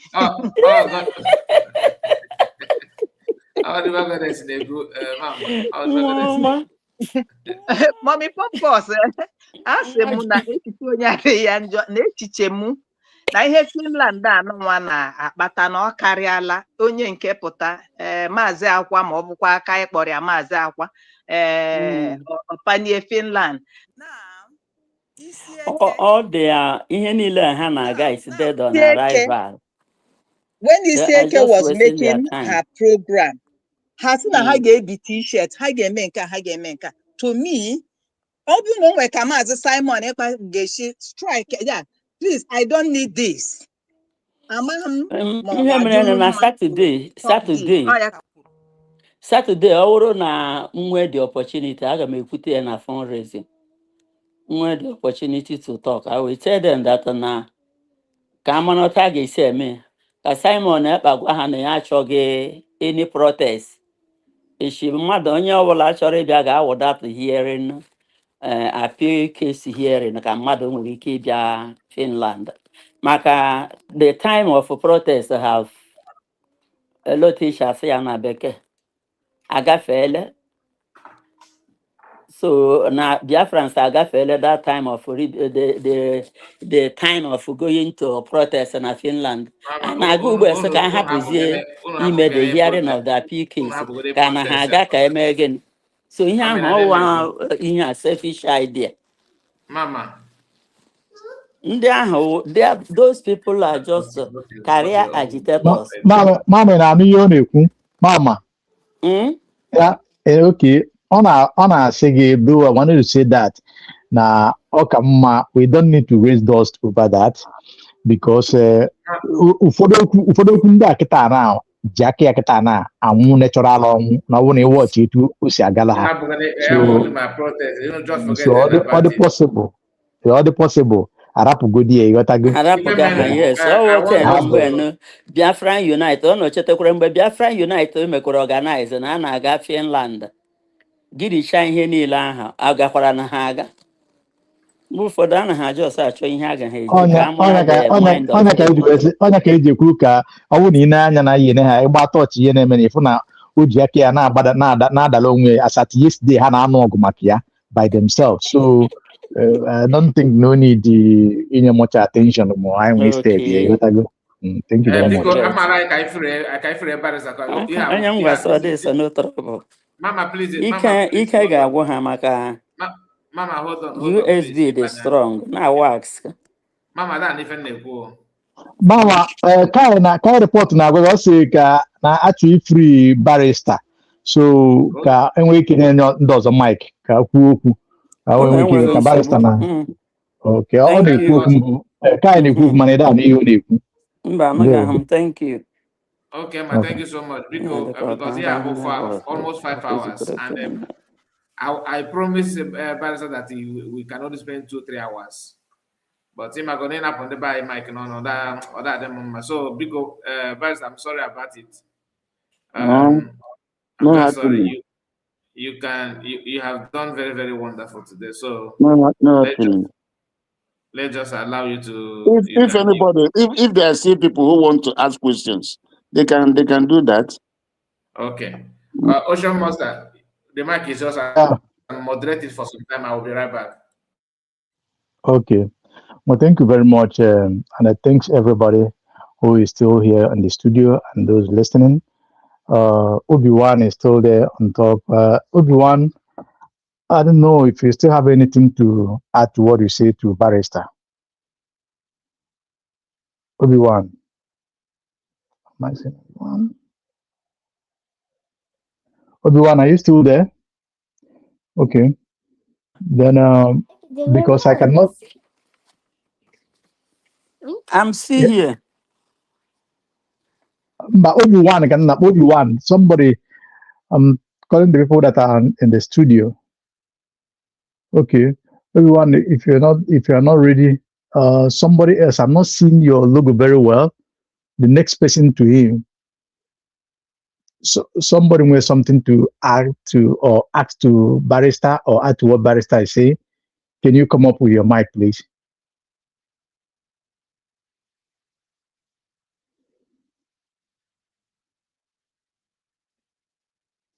Can anybody hear my voice? Yes, we are hearing you very well. Okay. Mother EJ, and what you want to add? No, anyị ekwuchiere okwu ya echikwe ihe a ga-ekwukwe nọkwa na-ekwuchi okwu ekwuchi. Barrister, I'll just Ikenya for bringing his time, like Mazi Kaiku, 4 to 5 hours is not here, but that is where we are winning. You know, That's part of the sacrifice. Oh, yeah, here. And the oral Okay. So for everybody Yeah, now here, thank you so much. And Ocean Master, the real Ocean Master, keep growing big. Ocean indeed. Thank you so much Thank for you, all you Ada. do. And Thank you. everybody now here, Madam Origin, River Goddess, just Okuchukwu, and everyone, ọrụ Thank you niile very nwere much. ụgwọ. And ụgwọ kacha mma bụ ụgwọ Chineke kwụrụ. And ọ Chineke nna bụ ihe ga-akwụ anyị ụgwọ ahụ. He will never allow anything to make us cry. That is the best ụgwọ. And when we call him, he will not neglect us. He will answer. If we remember him, he gave Chukwu for his project, let him make a name for himself. They won one name. Thank you so much. They were in. While we are still waiting for somebody to pick up the mic, Barrister, I want to add this to what you have said concerning the issue of Mossad. I believe that the government or people in the government that are listening in USB government, for a number of time, many people who go to Mossad this thing, and you have thrown more light to it today.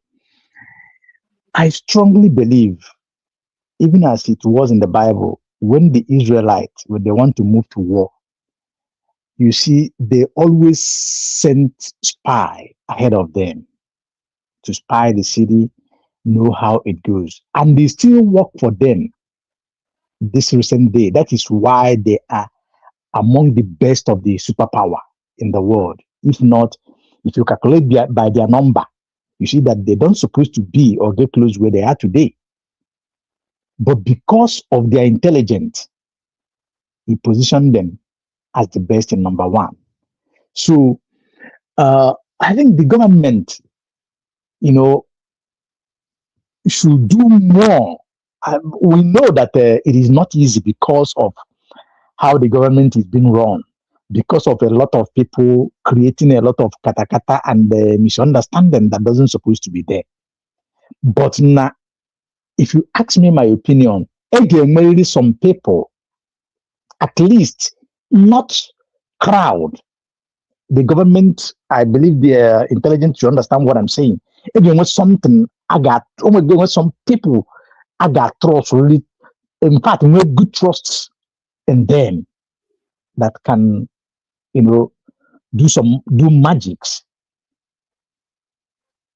give necessary information, even if it's 1, 2, 4, 5, 10 people can always, go for a mission apart from the Mossad group. They can go for a good evangelism, and that will send strong signals on the situation at hand between Nigeria and Biafra. So that is a very good welcomed one. I believe that government should look into that side very well, because now sometimes ana salam madaka ubuaka onebu mmadụ mma na ubuaka ọ adịcha mma ọ bụrụ sa ayo, but I know that the government will do something better than that. Thank you very much. Because only ọzọ nwere ike take mic now, because I cannot see your name to call them. The logos are very tiny here.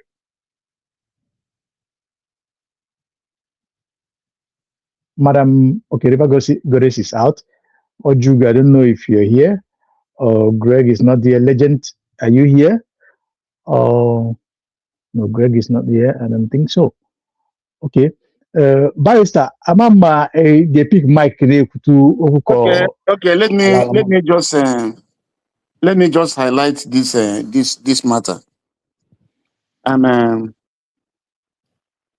about their election. Biafrans. This one requires members, our people in the media. They should let our people avoid their election. Our people should avoid this election. Our people should avoid this so that the whole world will know that we did not take part in that election. It's very, very important. Another thing is our people should intensify the sit at home. Sit at home is important. because sit at home will give us the leverage to know what is happening on that Monday. When we sit at home, we get information.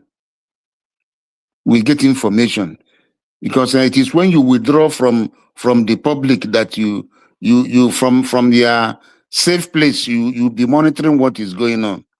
They should highlight sit at home, because sit at home is a continuous referendum.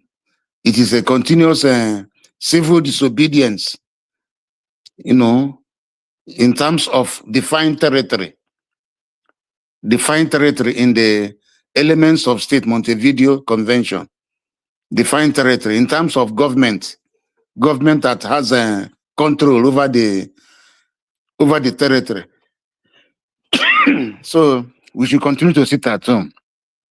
And again, I want to let our people know that we are the people God had covenant, that Abrahamic covenant of circumcision. If you go to the Old Testament, you will see circumcision. It is there. But before Christianity came to Igbo land, our people, we are doing circumcision. Our people were doing circumcision. In my village, the Anglican Church came into my village in 1910. But before that time, even before 1900, our ancestors, they were doing circumcision. So that shows that Abrahamic covenant where God told Abraham to circumcise every male child on the 8th day. That is a custom. That is a custom that has been so many thousands of years before Christianity came into Igbo land. So we are the people that God had that covenant. So we should know that we are the original people God created. The people that did that pyramid, that pyramid in Egypt. See, all the Igbos. So we should know who we are and defend that heritage. Defend that heritage. We should defend that heritage. And these people that are disturbing us, these are brothers that are people like Udele, people like Iken Gurago, Ujovika, and all those guys that are disturbing us. We should not allow them to be just moving about freely like that. Let some guys organize themselves and deal with them. Organize yourselves and deal with them. Deal with them. So Yeah. thank you so much. Yeah, Barrister, what you said about sit at home is very, very important on this journey we are today. Not just only sit at home. You see, there's this thing that is on social media now about how a black person refused to stand up for a white man to sit in America. 4 of them was on the seat, were in that seat. But when they are asked to stand up to give the seat to the white people, 3 stood up, 1 refused. And that started the journey of liberation in America. Yes. And that journey took them 366 days. No matter where you are going to work, you trek for that. That is black people. That is the people our ancestors are. They took it upon themselves. Now, bring it down to what is happening in our home. I want to connect it to make it 2 in 1. Talk about the election as I've called for our people to be very conscious and stay at home. Do not participate in that election. Yes. Maka na ndị Igbo si na nwa mbụ ejeghị ije, nwa mbụ adịghị ọdụ, nke Igbo ada agba ọsọ. Ịnata ndị agụ ibe o ji n'aka mgbe ọ nọ na koma. Ọ bụzialụ mgbe ụmụ anya ka ị na-eji nata ihe ọkpụ n'ọnụ. How possible is that? We have played this game. They have played this game on us. While this man, Tinubu, was not the president, Our brother won clear election and they was trapped off his hand. He couldn't do anything. We fought. What do we get? Destructions, buying our people, taking down our businesses, our means of livelihood, and destroying our properties. It goes first, second time.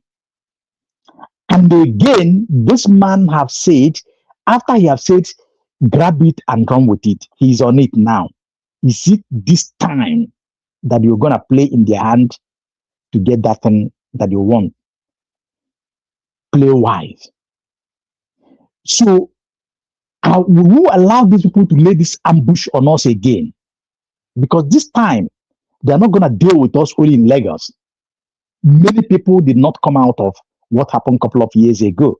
Many people, their life, they played with their life on that, including our brothers that returned home. Many of them. All these things I'm telling you, I'm not making it up. They are all on social media. Today, it has started again. 2027 is around the corner. Biafrans, Ndi Igbo, the old Eastern region, be very wise. Nobody who have hated you, nobody who wants to, to be taken out at all cost, will come back to pretend or loves you today. It cannot be possible. There is an agenda. Do not help them to achieve it. Let us stand on one occasion, on one side, and said, "You see this election? No, in Biafra land, we cannot take part in this election. Honestly, people should never take part because we have redeclared, and the world will be watching. The world is watching. We have redeclared. We are now a separate nation. We are no longer part of Nigeria by that redeclaration and by what we have been doing. Anambra, Ikemba, Odumegu, and the other Omambara did their election. So we saw. This is a very good opportunity to demonstrate to the whole world that we are not part of this election. And the best way to do it is on that day, everybody should sit at home. So let there be more media awareness. More media awareness for this, if possible. If we can bring some flyers and they paste it everywhere. No, we don't want election. Nigeria must go. Nigeria must lead. That is what we should be doing now, so that people will not. It will affect people that will come out that day to do election. So, dear friends, thank you so much. I want to take my leave. Thank you so much. Yes.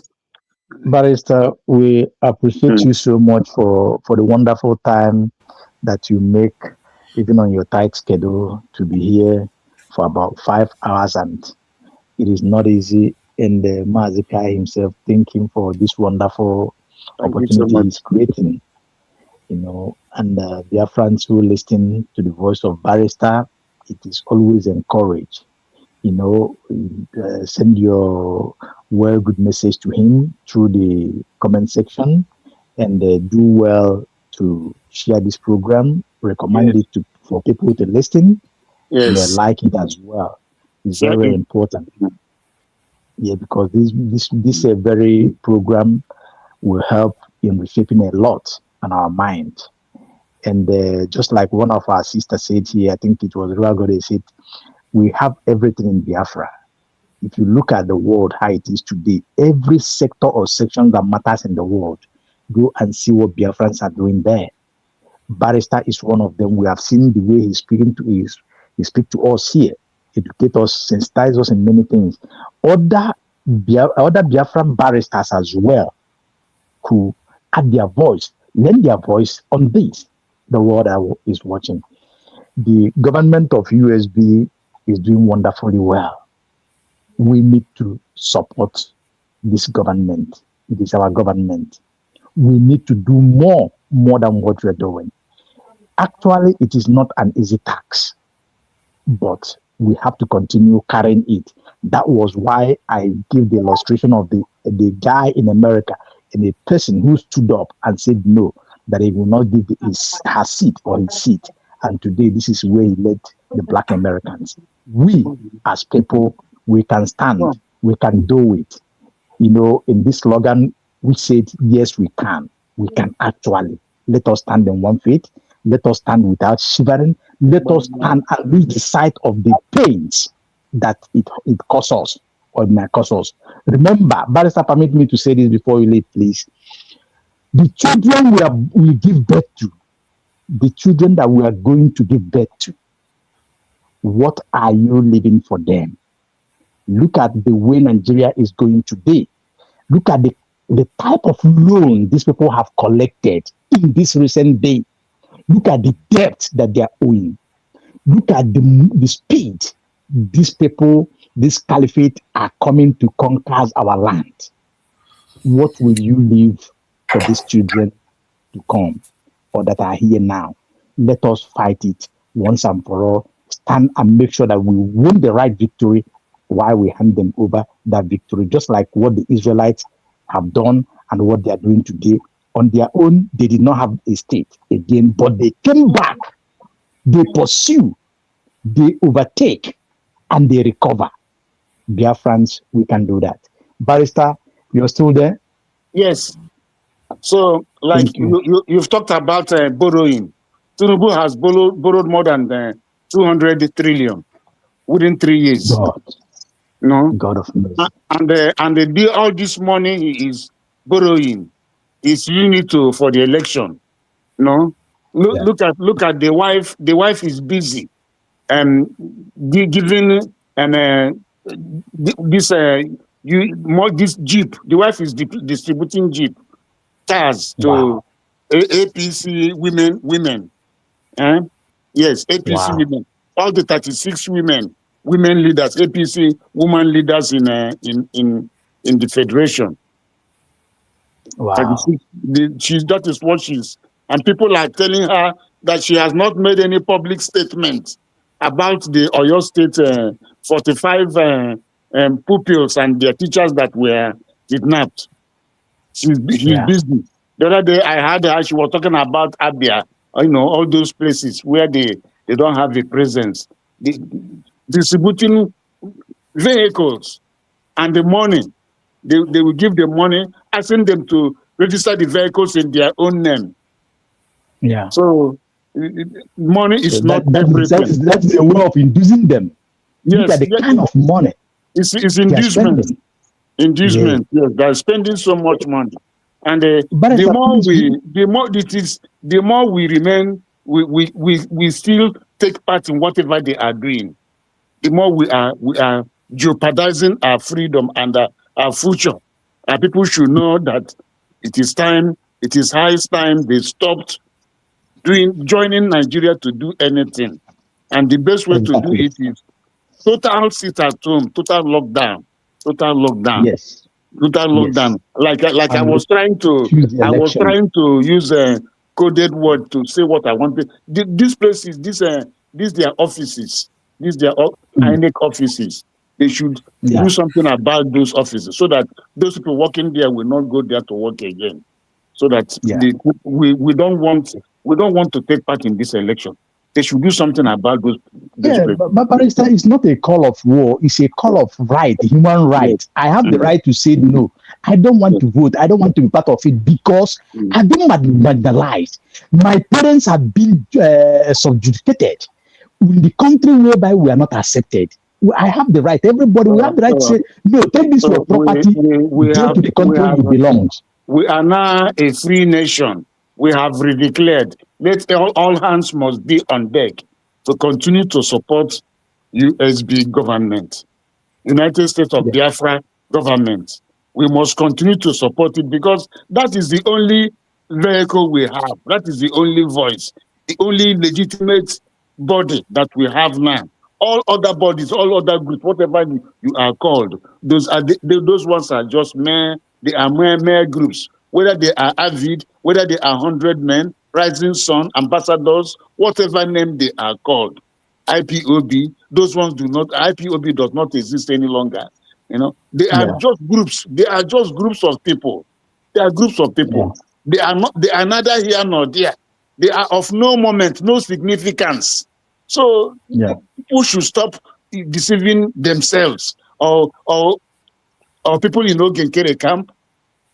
Those ones are group of people. I don't know. Maybe they are social club. CRC is a social club. That is the way I see those groups. So people should stop giving them credence. Don't give Biafra, stop giving them credence. They don't matter. Barrister, they don't matter. Barrister, how do you feel about this? You see, our internal leader, Ojukwu, declared Biafra. He fought for Biafra. He stood for Biafra, standing until his passed on. Was Wike come and do his own and left? He couldn't withstand the pressure. Mazi Nnamdi Kanu, fighting for Biafra, was condemned because he carried the name Biafra and was convicted, sentenced. Yes, for Biafra. Now the same thing our PM, Mazi Simon Ekpa, in Finland, convicted because of the issue of Biafra as well. Now, Dr. Ngozi Orebeze, with the millions of Biafrans voted on the referendum, went in Finland, declared Biafra at Lati, Finland. And in all these things, all the name that they fought and fighting for is Biafra. Now, these people of group that group themselves, both the AVID, both the IPOB, both the Fallback, Fall Deep, CRC, BG, whatever they call themselves, what are they fighting for? If they are fighting for Biafra, why now can they fall? Since Mazi Nnamdi Kanu is fighting, and that thing that he's fighting for have been declared, why don't everybody fall in line on that name? I think on their own parts, I think it's a matter of ignorance. Because when they come, they say they are supporting Mazi Nnamdi Kanu. If you are supporting Mazi Nnamdi Kanu, Mazi Nnamdi Kanu is Prime Minister Simon Ekpa. Mazi Nnamdi Kanu is Dr. Ngozi Orebeze. That is that line. That is that spiritual number 3 I spoke about. That is that triangle that has now completed. It is not complete. Anybody that is supporting Mazi Nnamdi Kanu should support Dr. Ngozi Orebeze. If you are supporting Mazi Nnamdi Kanu and you are not supporting Dr. Ngozi Orebeze, you are not supporting Mazi Nnamdi Kanu. You are just deceiving yourself. Because Mazi Nnamdi Kanu cannot come out now and start doing another Biafra. Mazi Kanu cannot do that. And I've said it before that a nation, no one single individual is greater than a nation. What Mazi Nnamdi Kanu was looking for is Biafra. What Simon Ekpa came to do is Biafra. And that is what we have gotten through Dr. Ngozi Orebeze. So every reasonable person, every reasonable man, every reasonable group, whether you are avid, that is why this outing must be shared. Circulate it. Let them hear it. I am saying it. I am saying it from my wealth of experience and from my professional background. Every person that is not supporting Dr. Ngozi Orebeze is not supporting Mazi Nnamdi Kanu. Every person that is not supporting Dr. Ngozi Orebeze, that is a USB. USB are government. Dr. Ngozi Orebeze is just the leader, the person at the helm of affairs now. Yes, it may be anybody. It may be anybody. It does not matter whether she is a woman or whether she is a man. Yes. The world is replete with women that led the country. I know of it. You know of Indira Gandhi of India. You know of Joseph Stalin and Johnson Sirleaf of Liberia. You know of Margaret Thatcher. Even I think Britain has had about 2 or 3 women prime ministers of late. Yes. I think there are about 2 or 3. Yes. Germany has had also about 2 or so. You know. So women are good. Women are even Germany. Yes. Germany have even Germany, they have had 1 or 2. You know, if you go through, if you make research, you can find out other places where women are women are leading countries.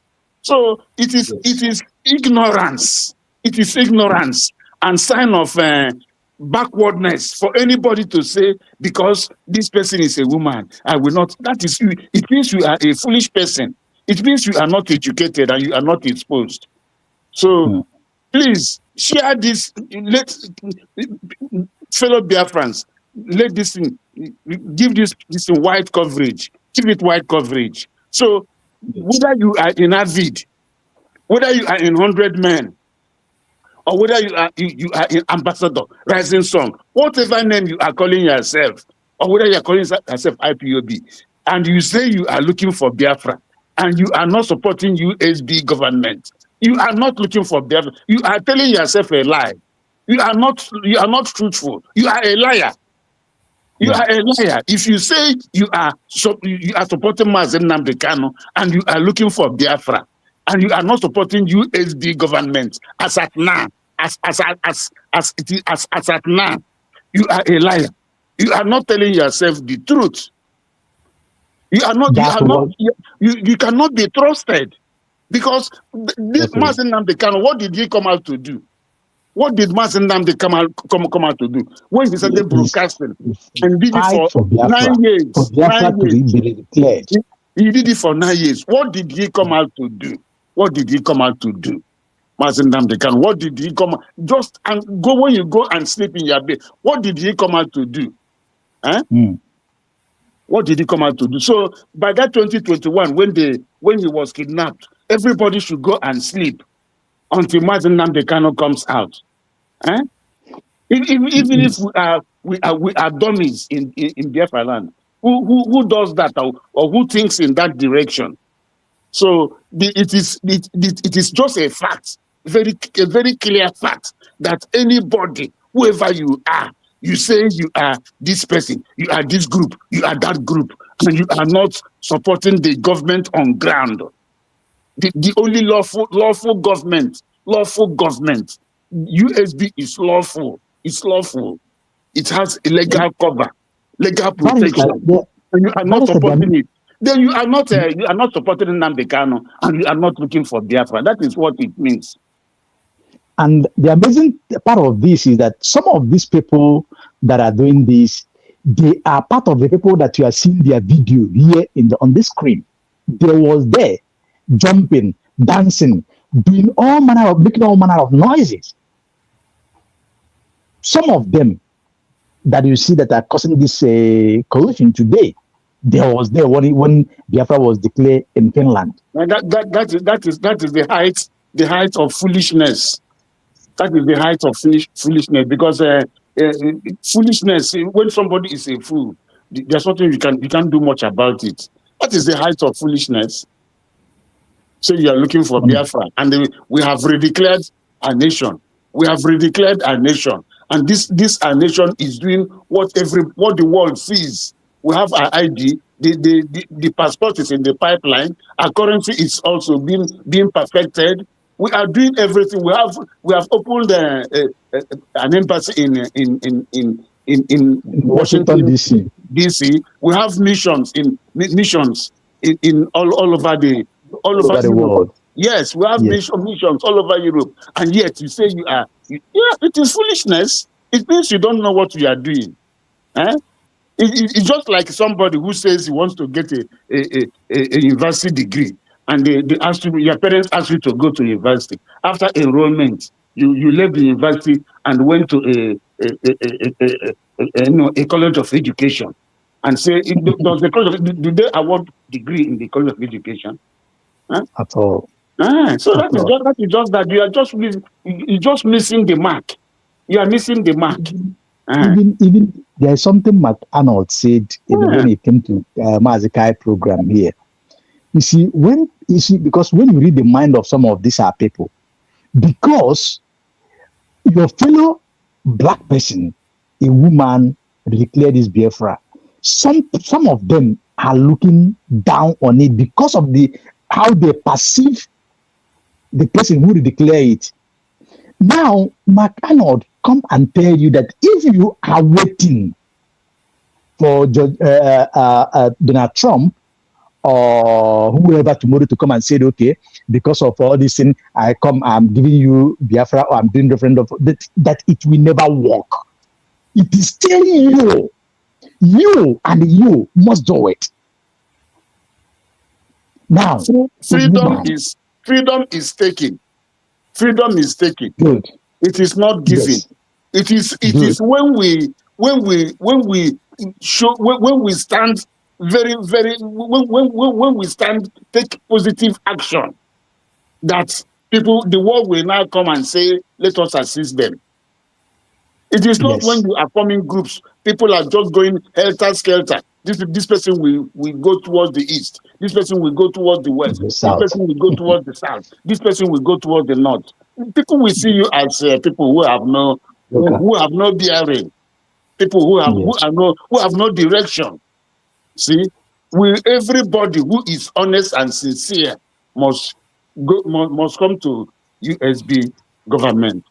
Because we are all citizens of USB. You must go and get your ID. The only people that I can say yes, these people they are free to do what they are doing are only these people in politics in Nigeria, because I know exactly that is the only people I can. That is where their food come from. Yes, that is where their food come from. That is the only people I can excuse their own ignorance or foolishness. Because they know what they are getting from Nigeria. But if they are still wise, those people that are still in government, they can still support the government through the back door.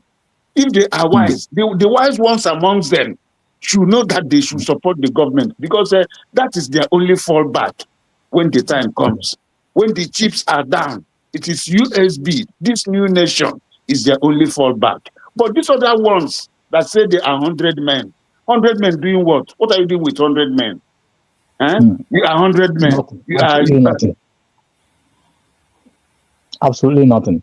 You see, Barrister, before you leave, I don't know if any person wants to pick the mic so that it will not be that somebody is being jumped here.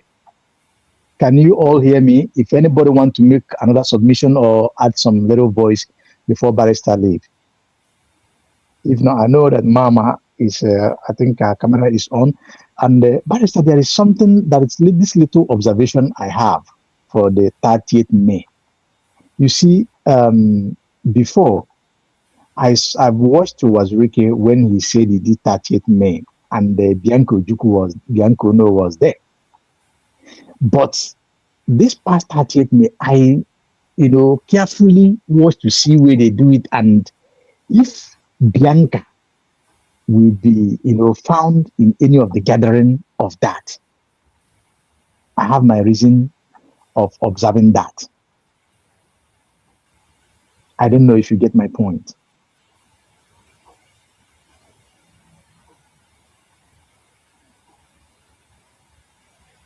Barrister, are you still there?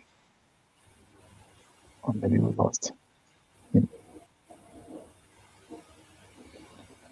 Barrister, can you hear me?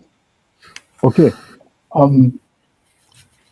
Yeah, Mama, do you want to say something? Because it's like Barrister, we lost the Barrister. Or somebody on the video. I don't know who is on the video. Okay, I am actually back. Okay. Mazi Greg, Okugogu. I've called Mazi Greg, but he didn't say anything. He didn't say anything. Okay. That means we are going to wind down now. We have tried our best today. 5 hours. We have Mama Simon backstage. Ada Simon is there. Ada Simon, maybe she's is she busy? Maybe. Hello, Mazekai. Good morning. Is that Greg? Yes, sir. Yes. I did not see myself because I came in when you left, so I don't know if my brother will be able to bring me out. That's why I didn't talk. So I didn't want to commit. I saw you now. I came back. I saw you that you're backstage. I sent you to the stage. Greg, I called your name. Okay. I said I don't know if you're there, and I called for anybody to pick the mic. Hello. I picked the Okay. mic, Yeah, but you got my number. I you had people it. did not allow me Yeah. to ask my question.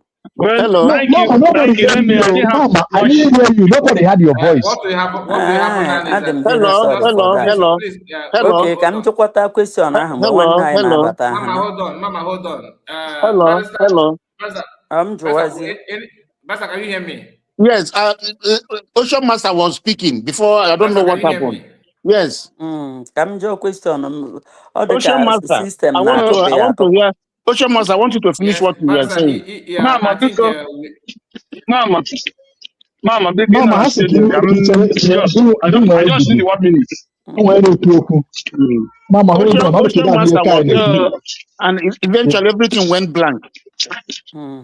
Let him I don't know. continue. No, I was thinking that he was taken down. I said I don't know what. I was asking you if you observed what happened on 30th May, because in the past I've seen Bianca Uno Yes. went to Wazirike where they performed some certain respect. But at this time, I carefully tried to observe to see if such will repeat itself, but I couldn't find anything near that. I don't know if you observe it that way or if you have anything to say about that. Yes. I didn't I didn't observe. I've not observed it even in the past. But what I have to say is that this last May memorable day, this last one that was observed was very nice. It was there was a very great improvement in this last Memorial Day observation, because because we had other foreign speakers who, like Robert Spencer, I think I'm correct, the one from who said the parents immigrated from Turkey to US in 1960.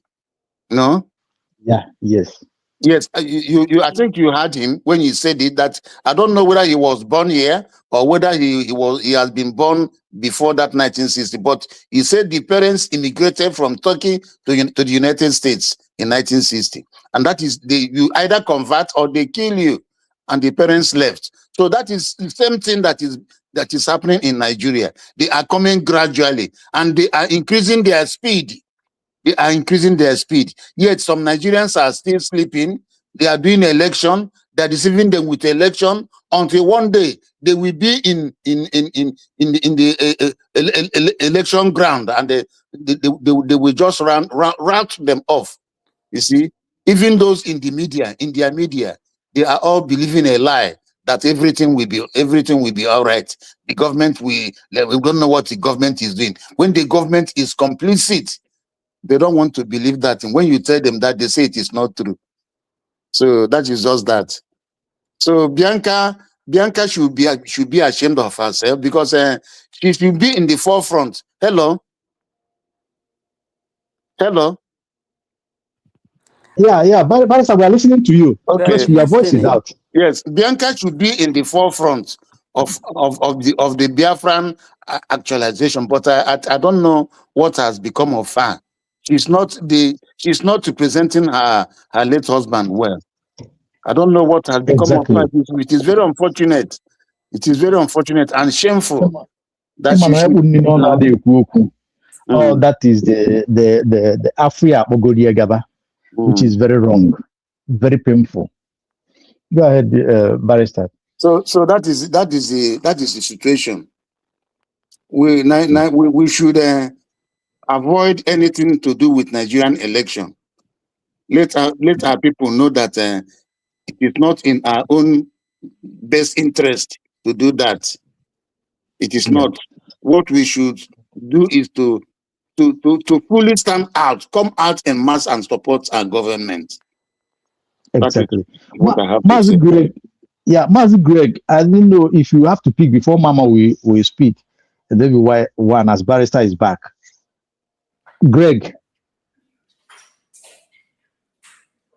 Greg is no more here. Greg is no more here. So let Obi-Wan make his own contribution and Mama, so we can now wind down. Mama, let's hear from you. You said you have a question, right? Mama Nararola. Mama, can you hear Mazika is asking you to ask your question or make your submission? Okay. I was not hearing Mazika. I want to come here, Jesus. my share, my macho, or not macho. So, Oh, him to read you here, we have a Mazika. USB and the Biafra Nation. Dika Ebiana, this Richel Nwosu na Israel. Mgbe ọbụla ọ na-ekwu okwu Biafra, ihe a naghị ekwu owu Biafra Nation. Israel na-ekwukwana ha na-ekwu okwu Biafra. So ma na-ajụ ajụjụ ma sị, this Biafra Nation, they are working with the United States of Biafra or have a different fracture? That's my question. Okay. Barrister, you go your mama. Uh, is there any group called Biafran Nation? Yes. A group? I don't know if that is a group. No, I Or don't think. I don't think there's a. Maybe the people that are talking, they're talking about the Biafran Nation. So anywhere. Nation. I said the nation. That's what I'm saying. Anywhere people are talking about Biafran Nation in the international community, they are referring to United States of Biafra. That is what it means. Okay. Thank you. Obi-Wan, are you there? So, Maz, can we just say hello 1 minute? Okay, go I've been ahead, please. listening. My greetings to Obi-Wan, mute your mic. my greetings to Greg is back. Greg is our back. Let's hear barrister. from Greg. My greetings to our barrister. You have done so well, and I greet all the brothers and sisters here. You guys have done wonderful this morning stroke, evening stroke, morning.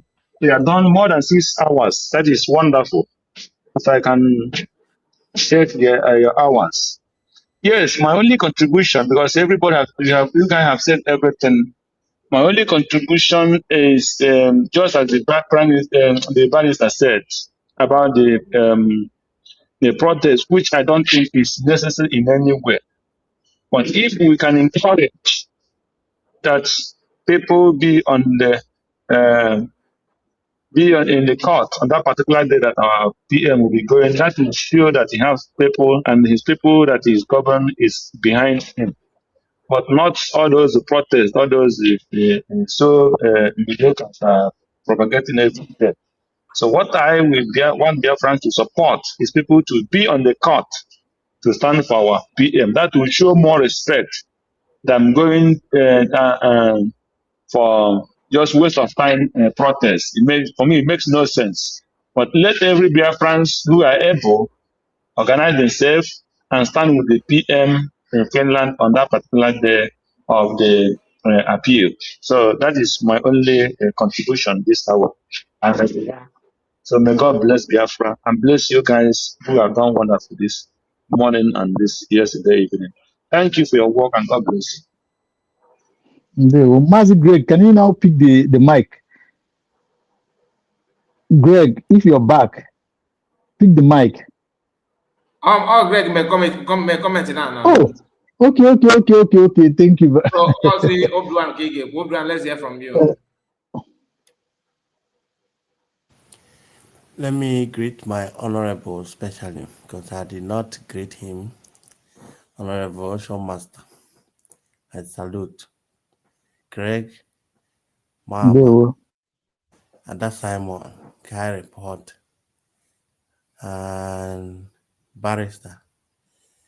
I'm on Monday also. I'm on my River Goddess not here. But I have been in and out. On the comment section, I think so. She's hearing me. You want to come with bonus? I got my comment section. Oh, God, it's in the Okay. Can help Homa my little bit on her question. In as much as some of us are too ignorant to understand what is going on, United States of Biafra government is the only platform that is ready, because some of them buy our tarot that now when the world is about to recognize you, you should have a platform that you can anchor on. When you look around, IPOB and DOS, IPOB, DOS, because we all are IPOB, they don't have that platform. And every other people that are talking about Biafra, CRC and others, Brigi, they don't have that platform. So some of them, I got the importance of why it's important to make sure that na I build the USB government to be strong. But I know that one day they will queue in when things start unfolding. So that is not a problem. They can say Biafra nation, all we need is for Israel to hear that name and align with our cause. That's by the way. But the most important thing, why I actually came in here, I don't have much to say, but I'm a Nandina listener, Nagada Diorama, or anybody that can pass the message to her. I want her to understand that Peter Obi gbakwa Kenneth Okonkwo akwụkwọ maka defamation. When you accuse somebody of something without evidence, you are bound to go to jail. So, with all her accusation and what we've had today from the barrister, that anybody with the ID card of the United States of Biafra can sue her on behalf of the government as a citizen. Ọkwa ka onwe idea ife abụọkwa ife ubi abacha, ọbọkwa ife ubi akpụ na isi ọfịa, ọkwa ka uche dị a kachi phone. All right, thank you so much, Obi-Wan. Barrister, let's hear from you because we have come to the conclusion of this live broadcast.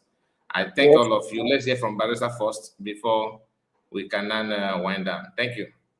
Yes, I think I've made my closing remarks before, but let me just add that everybody should queue behind the USB government and avoid their shenanigan election of 2027. We should avoid it. They should intensify. We should intensify the sit at home. Sit at home must be intensified. It helps us to put our acts together and in order. So that's what I have to say. Thank you, fellow Biafrans. Make sure that this outing today is shared widely so that it gets to all the necessary places it ought to get to. Thank you and God bless. Thank you so much, Barrister. God bless you. We appreciate your time and we don't take it for granted. God bless you. We really appreciate it. And we have come to an end. I greet all of you that joined us today, starting from Obi-Wan, Ocean Master, River Goddess, Ada Simon, Ray Biafra TV, Mama, Mommy Stella. We greet you, Greg, and every other person that I don't know if did I miss anybody. Of course, I must have missed one or two. But you know yourself, we appreciate you. Those of you on comment section, and we will never forget our brother Ezenwefe. Thank you so much, my people. See you tomorrow. God bless you all. Bye-bye for now. Day one. Thank you so much. Day one, everybody. Barrister, thank you for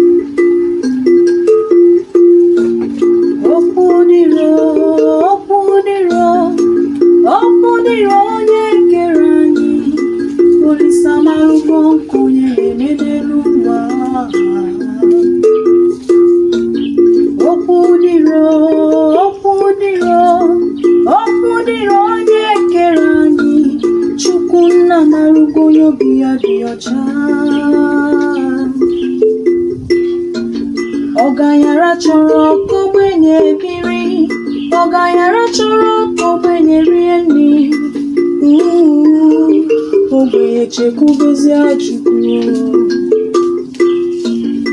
n'uche Chukwu abụzi ka ya eme, n'uche Chukwu abụzi ka ya eme n'ụwa.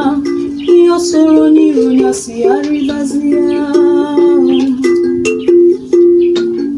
Ogbenye bebe, ọgaranya ṅụrịba, ogbenye ṅụrị, ọgaranya ejebe ihe soro ya, mana ọgaranya nwụọ, ogbenye abịa bebezi akwa. Ọgaranya chọrọ ka ogbenye biri, ọgaranya chọrọ ka ogbenye rie nri. Ogbenye chekwubezie Chukwu. Ọ dịrị m mma, ya dịrị ibe m, ọ dịrị nwoke mma, ya dịrị nwanyị mma, na-anọkwa m n'ebe bere ugo beruo. Ọ dịrị m